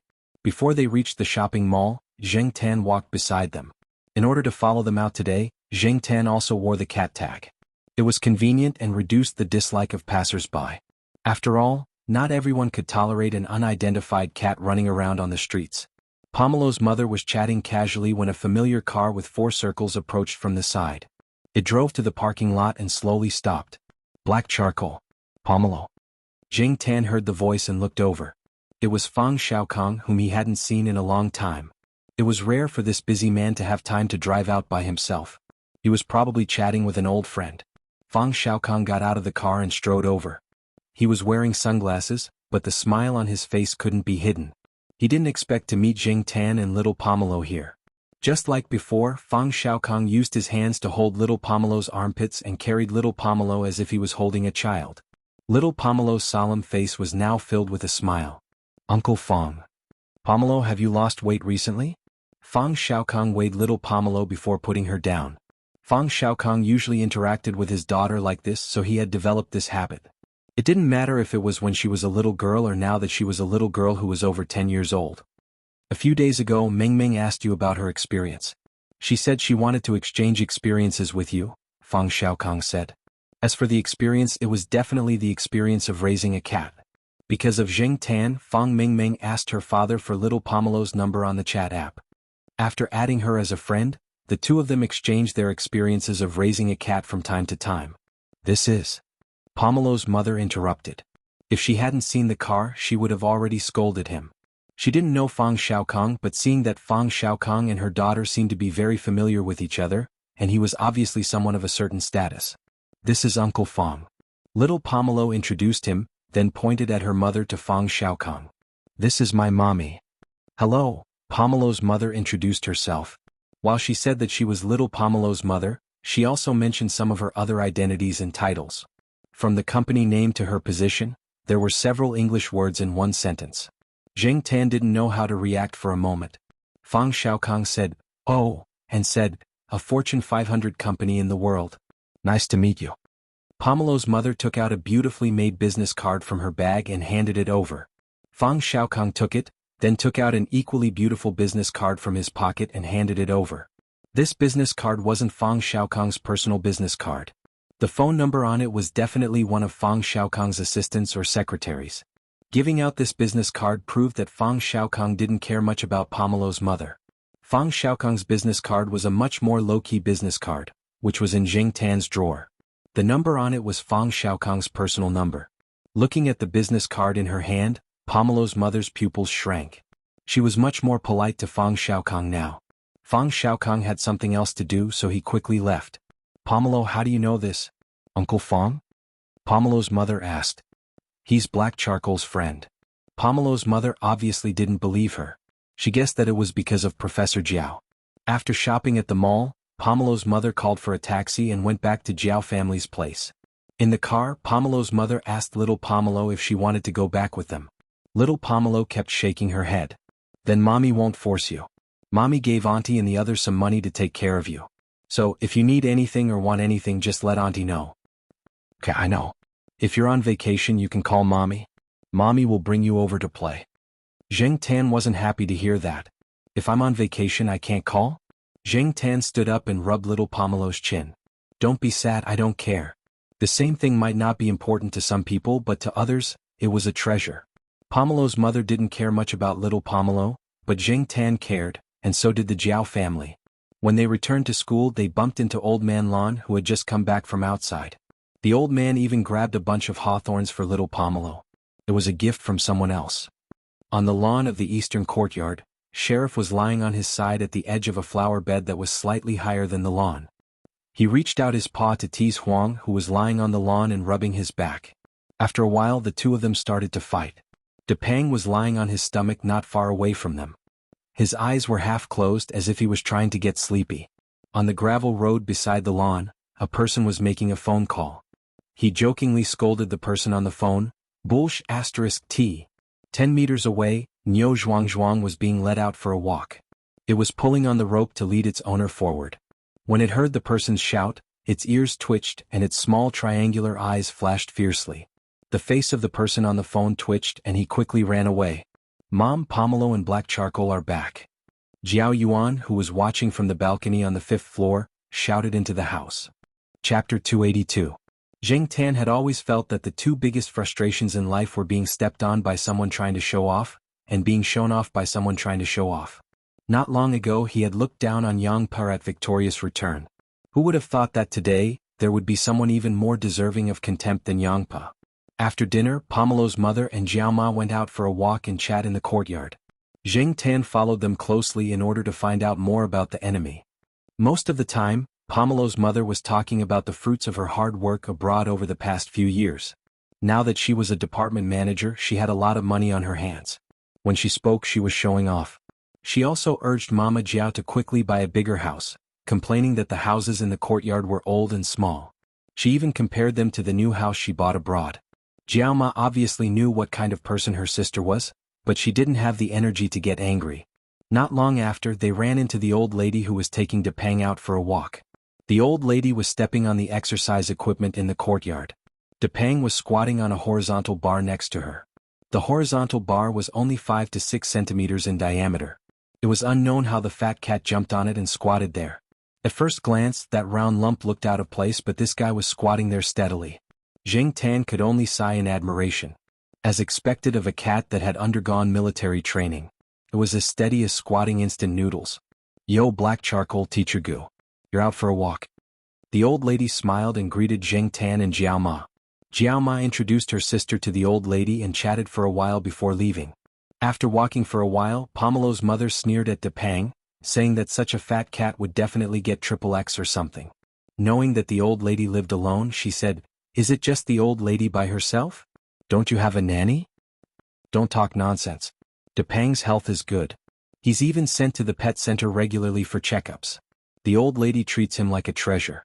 As for the old lady, her son did want to hire a nanny and even said that he would bring the old lady over, but the old lady never agreed. She said that she was used to the environment and atmosphere here. Everyone in the courtyard has been neighbors for decades, so it's not lonely. She said that she will consider the future when her legs are no longer able to move. People become stubborn when they get old. Her son is the same. Pomelo's mother disagreed. Jianghu was afraid that her younger sister would say something inappropriate, so she quickly stopped her. The identity of Depang's cat father was a little more sensitive, and Depang's grandmother did not want to make it public. Therefore, Jianghu only whispered into her sister's ear and briefly explained the identity of Depang's cat father. After that, Pomelo's mother fell silent. She stopped talking about Depang and his grandmother. With their wealth, if they really wanted to hire a nanny, they would be willing to hire 8 or 10 nannies. After walking for less than 2 minutes, they bumped into Sahara again. It was happily rubbing itself against the grass and wagging its tongue. It did not care about its image at all. Of course, it did not care about its image in the courtyard. This dog is too crazy. It looks like it's a crossbreed, right? Are we going to raise a purebred dog in the future or a gentler one? Jianghu looked over and smiled. Oh, you're talking about Sahara? I heard that it's a tri-breed dog from Academician Ruan's family. Although it's usually very playful, it has never hurt the children in the courtyard. Academician Ruan treasures it. She hit the bullseye. Pomelo's mother fell silent again. After running around in the business world for a long time, she would often think more from the perspective of benefits. It was common to flatter the powerful and trample on the weak. Similarly, when scolding a dog, one had to consider the identity and temper of the dog's owner. One had to know what to say and what not to say. It was said that the more arrogant a person was, the harder it was to control their temper. Pomelo's mother always felt that the more arrogant a person was, the harder it was to control their temper. Therefore, she had to be careful with her words and actions. When dealing with those arrogant people, even if she talked behind their backs, she had to find a place where there was no one around. Although she did not know Academician Ruan, once she heard the title of Academician, she immediately swallowed her words. Jingtan found it funny. Before this afternoon, this person had thought that the courtyard was full of poor people, but now she realized that there was a discrepancy. When he passed by the long bench area, Jingtan saw that the old men in the courtyard had gathered together again and were gossiping. When night fell, the old men in the courtyard would gather together and start bragging. They would criticize a certain school's leader, evaluate a certain new policy, criticize certain people who had a negative impact on society but did not dare to speak carelessly. Some famous experts and professors who appeared frequently on television would be discussed as if they were talking about dolls. They were not afraid of being overheard at all. Even if those people were standing in front of them, they would still say the same thing. When Zheng Tan looked over, Old Man Lan was bragging to someone about a pot of orchids that had been bought today. After hearing a few words, Pomelo's mother did not think much of it. Was a pot of orchids worth bragging about? How much can orchids sell for? Jiama thought for a moment and said, I'm not sure about the pot that Professor Lan was talking about today, but last year Professor Lan sold 2 pots of orchids for more than 600,000 yuan. There are quite a lot of people looking for Professor Lan. This year, orchids are very popular. There are even more people looking for Professor Lan. Buyers are blocking people in the courtyard just to buy Professor Lan's pot of orchids. Based on this, the price today is probably higher than last year. Pomelo's mother's face was full of disbelief. Zheng Tan knew that 2 days ago, Old Man Lan had been blocked by people at the small flower bed. They wanted to buy 3 orchids called Rabbit for 1 million yuan, but Old Man Lan did not agree. Old Man Lan was not short of money. At his age, he cared about his reputation.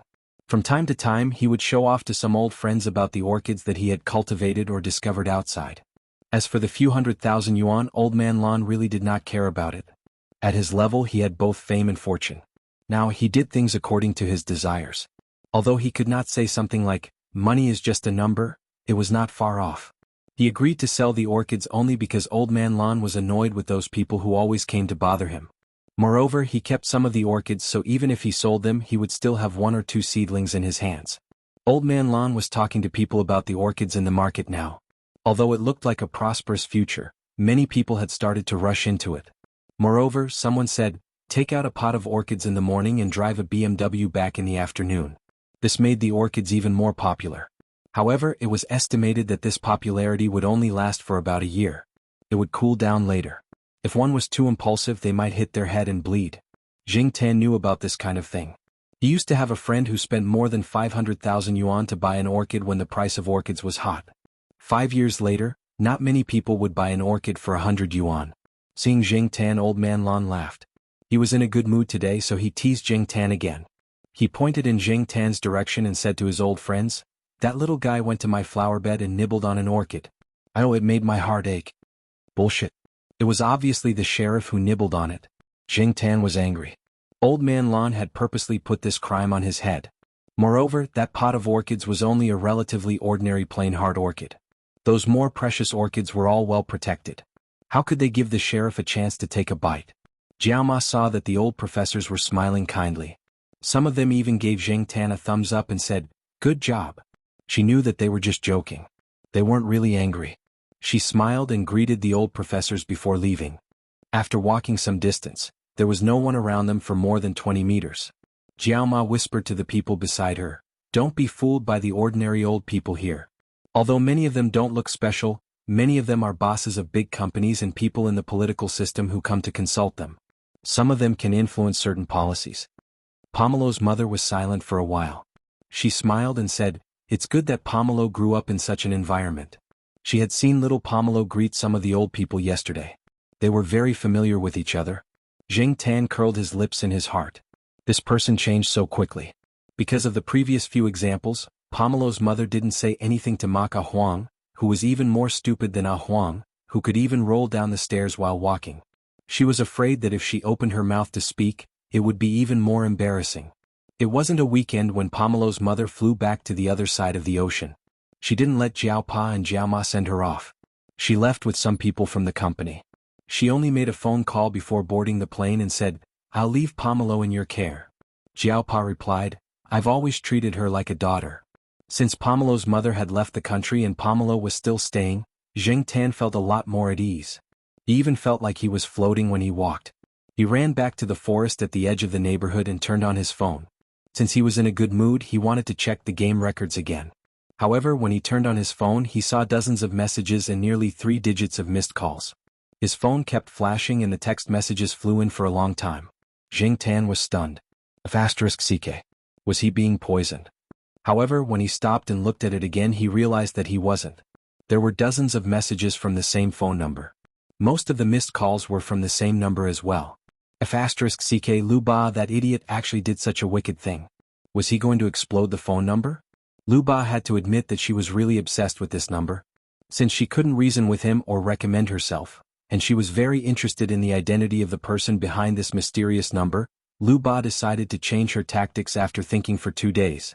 She was shameless, and unreasonable enough. Lu Ba did not know whether the person behind this account was a man or a woman, old or young, but everyone had a limit of patience. Now, Lu Ba wanted to challenge the other party's patience limit. Even if the other party turned off their phone more than they turned it on, Lu Ba still had time. Jianghu's order was almost finished.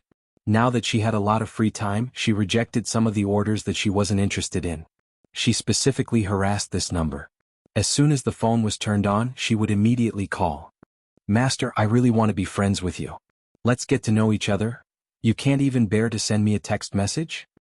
Well, let's not use text messages. Let's change to another method. How about we talk? Just a few sentences is fine. One sentence is enough. Master, just say one sentence and I won't disturb you." Jing Tan was scrolling through the messages and deleting them one by one. Immediately a call came in. Jing Tan pressed the reject button. In less than 2 seconds, another call came in. He pressed the reject button again and again. Even if Jing Tan wanted to see if there was a blacklist function in the settings, it was inconvenient for him to do so. He was bombarded with phone calls and text messages. Finally, Jing Tan pressed the answer button. This time, Lu Ba didn't say anything. She listened to the other side of the phone and waited for the other party to scold him. There was a slight rustling sound from the other side of the phone. After that, there was a ticking sound. Lu Ba frowned and pushed away Jianghu, who wanted to eavesdrop. She took the pen and paper on the table and wrote a few letters according to the sound on the phone. Jianghu went over to take a look. On the white paper, a few letters were clearly written with a black pen. Chapter 283.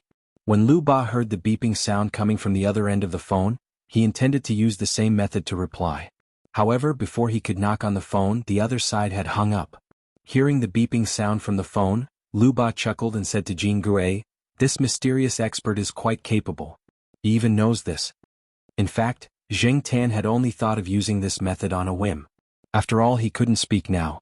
Before this, no matter if it was Teacher Bai or the person who lost the dog, if Jing Tan used this method, they would only think that Jing Tan was playing with them. There was a higher possibility that they wouldn't understand. However, Lu Ba was a person with a wide range of expertise and knowledge. Therefore, Jing Tan decided to give it a try. When he knocked on the metal piece he picked up, Lu Ba didn't interrupt him. This meant that Lu Ba might have understood him. Since Lu Ba understood him, Jing Tan didn't intend to say anything more. He hung up the phone, turned it off and left. He decided not to turn it on for the next few days.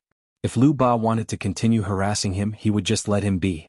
Out of sight, out of mind. It wasn't easy for him to feel better because of Pomelo's mother's departure.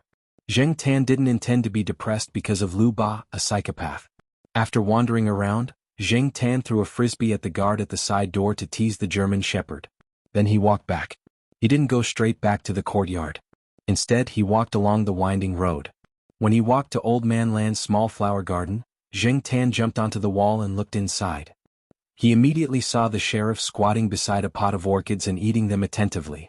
At first, Jing Tan was worried that the sheriff would get into trouble if he ate too many orchids. However, he only saw the sheriff spit out some furry balls and defecate in a large flower pot in the small flower garden. The rest of the time the sheriff was alive and kicking. Jing Tan didn't care about him. A few days ago, there were 3 blooming flowers in the pot of orchids. Now none of them were left. Some of the green leaves around the pot were gnawed as well. There were many bite marks on them. When Old Man Lan said that he ate the flowers in front of his old friends, Jing Tan was taking the blame for him. Old Man Lan had always been persistent in slandering Jing Tan. It wasn't that the sheriff hadn't planted anything in his house before. He had even planted cat grass in a flower pot. However, the sheriff didn't give him any face. Every time he would take a few bites and lose interest. Jing Tan heard the sheriff's owner complain a few times when he was chatting with the Jiao. He didn't know if it was the problem of the cat grass or the sheriff himself. However, Jing Tan felt that it was most likely the latter. Jing Tan used to think that the sheriff had a dog-like heart. He barked like a dog, was aggressive, and fought with the little Pekingese and Chihuahuas in the courtyard. Other than Yo Zhuang, all the other dogs in the courtyard had a thing with the sheriff. Now Jing Tan would always catch the sheriff chewing on flowers. The sheriff chewed on orchid leaves like a rabbit. Someone once said that if there was any animal in the world that thought flowers were beautiful and fragrant and wanted to eat them up, it would be cats. In fact, many cats were nymphomaniacs, such as the sheriff. Last week, Jing Tan heard from the Jiao that one of her colleagues had a cat. One day, her colleague's husband gave her a bouquet of flowers on their wedding anniversary. Her colleague's cat ran over and buried half of its head in the bouquet to lick. No one could stop it. People who didn't have cats wouldn't pay attention to their cat's obsession with flowers, and cat owners wouldn't necessarily pay attention to whether their cats liked to eat flowers or not. Cats were carnivores, there was no doubt about it. However, sometimes they could be seen chewing on grass when they were out walking. People attributed this to the cat's self-preservation, vomiting. Except for Jing Tan and some other special species and individuals, most cats spent a lot of time licking their fur every day. Their stomachs would form fur balls, and some non-toxic fiber-rich plants would stimulate their stomachs and cause them to vomit fur balls. However, sometimes people would overlook some things such as the fact that eating certain plants could make them sick. Many plants were poisonous to cats such as castor beans, rhododendrons, lilies of the valley, chrysanthemums, oleanders, hydrangeas and so on. However, the degree of toxicity varied. Different cats might have different preferences and tolerance levels. Some cat friends who had done research in this area were afraid of plants from the Liliaceae family. Perhaps to humans, Liliaceae plants were nothing, but Liliaceae plants could make cats very sick. According to veterinarians and toxicologists, Liliaceae plants could be one of the main causes of acute kidney failure in cats. Jing Tan heard this when he was eavesdropping on some old men in the courtyard. Old Man Lan also noticed the flowers in the small garden that weren't protected by fences. He found that the sheriff only nibbled on a few types of flowers, especially orchids. These types of flowers weren't listed as dangerous to cats, so Old Man Lan didn't care about it anymore. Animals like cats were very difficult to restrain, especially ones like the sheriff who had been left alone for a few years. The sheriff ran around outside all day, and according to this guy's behavior he probably nibbled on a lot of flowers when he was wandering around the campus. However, he didn't get sick from nibbling on flowers, which meant that this guy didn't nibble on flowers that were dangerous to him. As for orchids, seeing that this guy had nibbled on so many, it should be okay, right? However, cats were carnivores after all. Nibbling on too many orchids wasn't necessarily a good thing. There had to be a limit to everything. Cats were one of the animals that loved to seek death the most. They were always curious about the world and didn't learn from their mistakes. Even the widely known 3 idiots of the sleigh couldn't compare to them. Many cats that ate flowers and plants might vomit, have convulsions, liver failure, or even die. However, these nymphomaniacs just didn't want to learn from their mistakes. Even if they were tricked again and again, many cats would still repeatedly eat the flowers and plants that sent them to the hospital. Some people said that cats liked flowers because they liked the sweetness of flowers, but others sneered at them.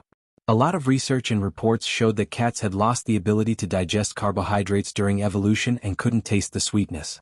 As for why they loved to be nymphomaniacs, there were different opinions. Zheng Tan had smelled many types of orchids from Old Man Lan. Old Man Lan had a lot of orchids in his house. For Zheng Tan, he didn't feel that these flowers were very attractive to him, so it could only be said that he and the sheriff had different preferences. When Zheng Tan looked over again, the sheriff was no longer nibbling on flowers. He ran to the big flower pot where he often pooped and started to poop. Zheng Tan jumped down from the wall of the small flower bed and immediately left. He didn't want to be the sheriff's scapegoat. Even if Old Man Lan knew that Zheng Tan was innocent, there were other people in the small flower bed. They might not think so. Things like pooping and nibbling on flowers should be left to the sheriff. When he got home, Zheng Tan looked at the photo on the bedside table in the master bedroom. He was in a very good mood. When Zheng Tan first came to the master bedroom, there were only 3 people in the photo on the bedside table: Jiao Pa, Jiao Ma, and Jiao Yuan. Now there were 4 people and 1 cat. There were also little Pomelo and Zheng Tan. A family of 5. The Jiao family was in a good mood these days. The crisis had been resolved. After confirming that little Pomelo wouldn't leave with her mother, Jiao Yuan started to show off again. He didn't have the nervousness of a third-year middle school student at all. However, there was no need to be too nervous. Jiao Yuan's grades weren't bad. Even if his grades weren't ideal, they would definitely go to Tsinghua University's affiliated high school. Many children of Tsinghua University's teachers would receive preferential treatment. At night, Jiao Pa went to work in the yard after dinner. Jiao Ma was cleaning the house. Jiao Yuan didn't go to the evening self-study class. He stayed at home reading some magazines that Jiao Pa subscribed to. Zheng Tan sat on the sofa and watched TV with little Pomelo. "Hey Pomelo, this article says that wearing metal-rimmed glasses will significantly increase the absorption rate of the phone's antenna to the human body. The absorption rate to the human eye will increase by more than double. Do you think this is true?" Jiao Yuan asked. Little Pomelo thought for a while and shook her head. "I don't know much about this." "Okay. We'll discuss it with Suan and the others. If it still doesn't work, we'll ask the old geezers from the physics department." Since there were many old geezers from the physics department in the courtyard, Jiao Yuan would ask anyone he could find. As they were talking, the phone in the master bedroom rang. Jiao Yuan didn't raise his head and said, "Black charcoal. It's probably your corruption." Jiao Yuan had always been envious of Zheng Tan's corruption at entertainment venues. Zheng Tan glanced at Jiao Yuan. This guy was just too lazy to get up to answer the phone. When little Pomelo was about to get up to answer the phone, Zheng Tan moved. He ran to the master bedroom and jumped on the table where the phone was placed. He pressed the speaker button so that Jiao Yuan and little Pomelo could hear it in the living room. Little Pomelo also lowered the volume of the television. Jiao Yuan didn't raise his head, but his ears were perked up as he listened to the phone. Zheng Tan felt that the number on the screen was familiar, but he couldn't remember who it was. After pressing the speaker button, he heard a sharp chirp coming from the speaker. Zheng Tan was speechless. Jiao Yuan and little Pomelo, who were sitting in the living room, remembered who it was. "Chidada." The 2 of them said at the same time. There was a pause on the other end of the phone. Then there was an even louder chirp. It was obviously happy that someone could call out its name. Jiao Ma came over. She blocked Jiao Yuan, who was running over to pick up the phone, and picked up the phone. Zheng Tan was listening to the phone. It was no longer Chi Dada's chirp, but its owner, Pei Liang's voice. Chi Dada had just finished filming a guest scene in a TV series. Pei Liang planned to take Chi Dada home first. They passed by Tsinghua City and planned to visit. It was the weekend when they arrived. Jiao Ma said yes repeatedly. She liked the monkey very much. The silly monkey wanted to come over. Zheng Tan checked the cupboard where he hid his things and made sure that it was locked. This was to prevent the silly monkey from rummaging through it. That monkey had no moral integrity. Pei Liang didn't plan to call the Jiao family. He had come to Tsinghua City to meet Celestine Er Mao and He Tao. When he turned around, he saw Chi Dada calling the Jiao family. Since he had already made the call, he decided to tell the Jiao family that he would visit them later. After the call, Pei Liang looked at Chi Dada, who was looking at him expectantly. "Are you going to invite that little friend to your house?" Chi Dada grinned widely. Pei Liang touched his chin. "Why do I feel that you are thinking about something else?" Chapter 284. Many people said that cats held grudges, but in fact, cats were not the only animals that held grudges. For example, Chi Dada, this silly monkey. Perhaps it remembered that it had a conflict with Zheng Tan in the past, or maybe it didn't want to provoke Zheng Tan, so when Pei Liang brought it to visit the Jiao family, this guy wore a new set of Monkey King clothes and played with the Jianghu bang in front of the Jiao family. Then it slipped and hit Zheng Tan's drinking bowl on a chair not far away. The Jiao family's living room was not big. Originally, the Jiao Ma wanted to see Chi Dada play with the Jianghu bang, so she moved Zheng Tan's chair to the side so it wouldn't be hit. Unexpectedly, it still got hit. This silly monkey hid behind Pei Liang as if it had done something wrong. The Jiao Ma comforted it by saying, "It's okay, don't worry about it." Zheng Tan stared at Chi Dada from the sofa. This guy just grinned at him behind Pei Liang's back. The Jiao family also noticed this, but they didn't think it was a big deal, so they just smiled and let it go. Zheng Tan didn't say anything, so Chi Dada showed off. However, when this guy ran to little Pomelo's room to play with the cat tree and wanted to open the hidden drawer, Zheng Tan closed the door and beat this guy up. Jiao Ma was afraid that something bad would happen outside, so she called Zheng Tan several times. Zheng Tan opened the door. As soon as the door opened, Chi Dada ran to Pei Liang's side and showed its teeth to Zheng Tan. This guy only remembered what he had eaten but not what he had beaten. It was said that a monkey's IQ was about the same as a 7- or 8-year-old child's. Zheng Tan thought about the 7- or 8-year-old child's IQ and sighed in his heart. This monkey would probably be a brat for the rest of its life. He really deserved a beating. According to Pei Liang, they had stayed at home during the peak tourist season in November. After all, there were only a few times a year when business was booming. At that time there was a lot of income. In addition to Chi Dada's reputation, many tourists went there for it. Therefore, Chi Dada stayed at home during that time.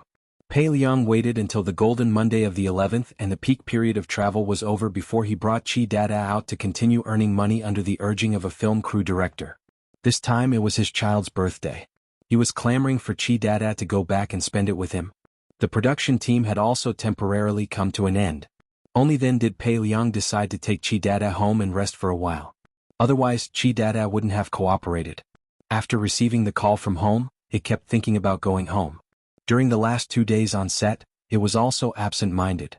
If it weren't for Pei Liang's supervision, it would have already thrown off its artificial tiger skin skirt and quit. Pei Liang didn't stay at the Jiao family for dinner. He and his fellow disciples had plans to go to Celestine's house in the evening for a gathering. Zheng Tan was also invited to go with them. Celestine, Air Mao, Walnut and Pei Liang drank a little too much. That night, they stayed in Celestine's guest room to sleep. Zheng Tan also stayed there. When he heard Air Mao and Pei Liang's conversation, he knew that Air Mao wanted to go with them to Pei Liang's house to play. Anyway, he didn't have much to do on weekdays. Coincidentally, his girlfriend also happened to be free. Now that they had avoided the peak tourist season, they didn't have to worry about traffic jams and crowds. Pei Liang naturally didn't have any objections. However, the two of them were still thinking about whether they should bring Zheng Tan along. Pei Liang knew that Chi Dada had always wanted Zheng Tan to go with them. He didn't know what his monkey was planning, but if it was possible, it wouldn't be a bad idea to bring it along. After all, they wouldn't be back for too long. In November, they would be invited by a film crew to go to a coastal city in the east. If the black cat was really as sensible as everyone said, it wouldn't be a bad idea to bring it along. Air Mao was quite in favor of it. He had brought Zheng Tan out a few times. Although there were a few times when something happened from those incidents, there was no problem at all to bring it along. Besides, this time he also planned to bring Black Rice along. He didn't feel safe leaving Black Rice in the pet center. 2 days ago he saw that bastard cat called Peanut Candy again. It was safer to bring Black Rice with them. If Black Coal followed them, it could keep Black Rice company. If Black Rice was alone, Black Rice would probably be anxious.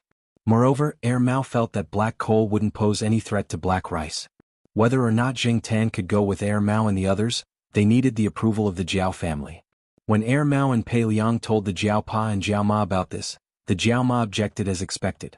She was worried about going so far away with no one from her family following them. As for the Jiao Pa, he asked for Zheng Tan's opinion. Zheng Tan really wanted to go on a long trip. Recently, little Pomelo's academic burden had increased. In addition to the usual homework and exams, there were also competitions on Saturdays and Sundays. Jiao Ma and Jiao Pa didn't actually give her much pressure. Competitions and things like that didn't matter to the Jiao Pa. It was completely based on interest. Participating in the competition training was little Pomelo's own idea. A few of her classmates who were good friends signed up for the training together. It was good to hang out more with other classmates. However, Jing Tan spent a lot of time alone at home. Now that he didn't see anyone at home on Saturdays and Sundays, Jing Tan was bored. Chi Dada even took out an invitation and placed it in front of Jing Tan. The Jiao family didn't know what to say. Knowing that Mao was going with them, he could bring Jing Tan along. After a few days he could bring Jing Tan back together. After all, they were acquaintances. The Jiao Pa and Jiao Ma were a little relieved. In the end, the Jiao Pa agreed to let Jing Tan go with them. However, the condition was that Jing Tan had to bring his other cat tag. This was a new one made by the Jiao Pa. When Jing Tan went on a long trip, he could bring this cat tag with a tracking device. After all, everyone was afraid that cats would go wild. With this tag, it would be easier to find them in time if they were in danger. Pei Liang asked the Jiao family to go to his house to play when they had holidays. This time, Jing Tan was going to check out the place. The Jiao Ma prepared a lot of things for Jing Tan. There was a big package of daily necessities. Jing Tan also put in the small backpack. There were a lot of notes in it in case of emergency. Pei Liang drove his own car with Chi Dada, while Mao drove his new off-road car with his girlfriend and 2 cats, following behind them. At first, Black Rice wasn't very quiet in the car. It seemed a little anxious. If it wasn't for the familiar scent in the car, it would have gone crazy. However, gradually, probably influenced by Jing Tan's calmness and Gong Qin's comforting, it calmed down. Jing Tan decided to go out for a walk. First, it was really boring at home. Recently, he was too lazy to wander around. Because of Lu Ba, Jing Tan didn't have the mood to play with his phone. So, he decided to go out for a walk. In the morning, they set off from Chuhua City. They took a few breaks along the way. After all, they weren't in a rush. They also needed to rest to avoid driving tired. On the afternoon of the 3rd day, they arrived at the county where Pei Liang's house was located. Jing Tan didn't need to take care of much. As for Black Rice, Gong Qin was there. This professional took good care of Black Rice. Black Rice didn't feel anxious on the way back. Probably because it knew that they were almost home, Chi Dada became restless. It was so happy that it chirped. No matter how good it was outside, it was always happy to be back in its own territory. Jing Tan looked outside. He had never been here before. He had only seen the advertisements of this place in some travel magazines. After seeing it with his own eyes, he sighed in his heart that this was indeed a popular tourist attraction. The scenery was indeed very good. The air quality was something that Chuhua City could not compare to. He didn't know if it was for tourism. Many of the surrounding villagers had built their houses in a uniform style with local characteristics. Along the way, Jing Tan saw many vendors selling souvenirs. Gong Qin had never been here before. She had been to another tourist spot in the same province. After all, every tourist spot had its own characteristics. The souvenirs were the same. After seeing them, she wanted to buy some. These don't need to be too rare. Also, the souvenirs here are not very authentic. They are all for scamming tourists who don't know anything. They had installed a wireless intercom device in the car. Along the way, Pei Liang had explained the situation here to them. Now that he heard Gong Qin say that she wanted to buy souvenirs from the vendors, he smiled and explained some inside information to Gong Qin. Hey, don't tell anyone what I said. Otherwise the villagers will take it out on me. Pei Liang joked. I know. Mao replied. He also looked at the scenery along the way. During the National Day, this place was full of people. Now it's empty. Pei Liang said. Jing Tan looked over. Some vendors didn't seem to be in good spirits. Now that the peak period was over, they came out to set up their stalls. They were chatting with each other. Some were directly lying there and taking a nap. Chi Dada was restless again. However, listening to the sound, it didn't seem to be all Chi Dada. Jing Tan looked out from the car window, which was 1/3 open. Sure enough, there was a monkey similar to Chi Dada at a stall over there. It was jumping on the stall and shouting at Pei Liang's car. Listening to the sound of these 2 monkeys, it didn't seem to be particularly friendly. It was more like enemies on a narrow road. There are many families raising monkeys in the village now. Although there are policies from above, there are also countermeasures from below. There are many monkeys in the nearby mountains. There used to be a lot of poachers. Isn't there a famous dish made with monkey brains? Later, the higher-ups sent people over to supervise. It was much better. The number of monkeys increased again.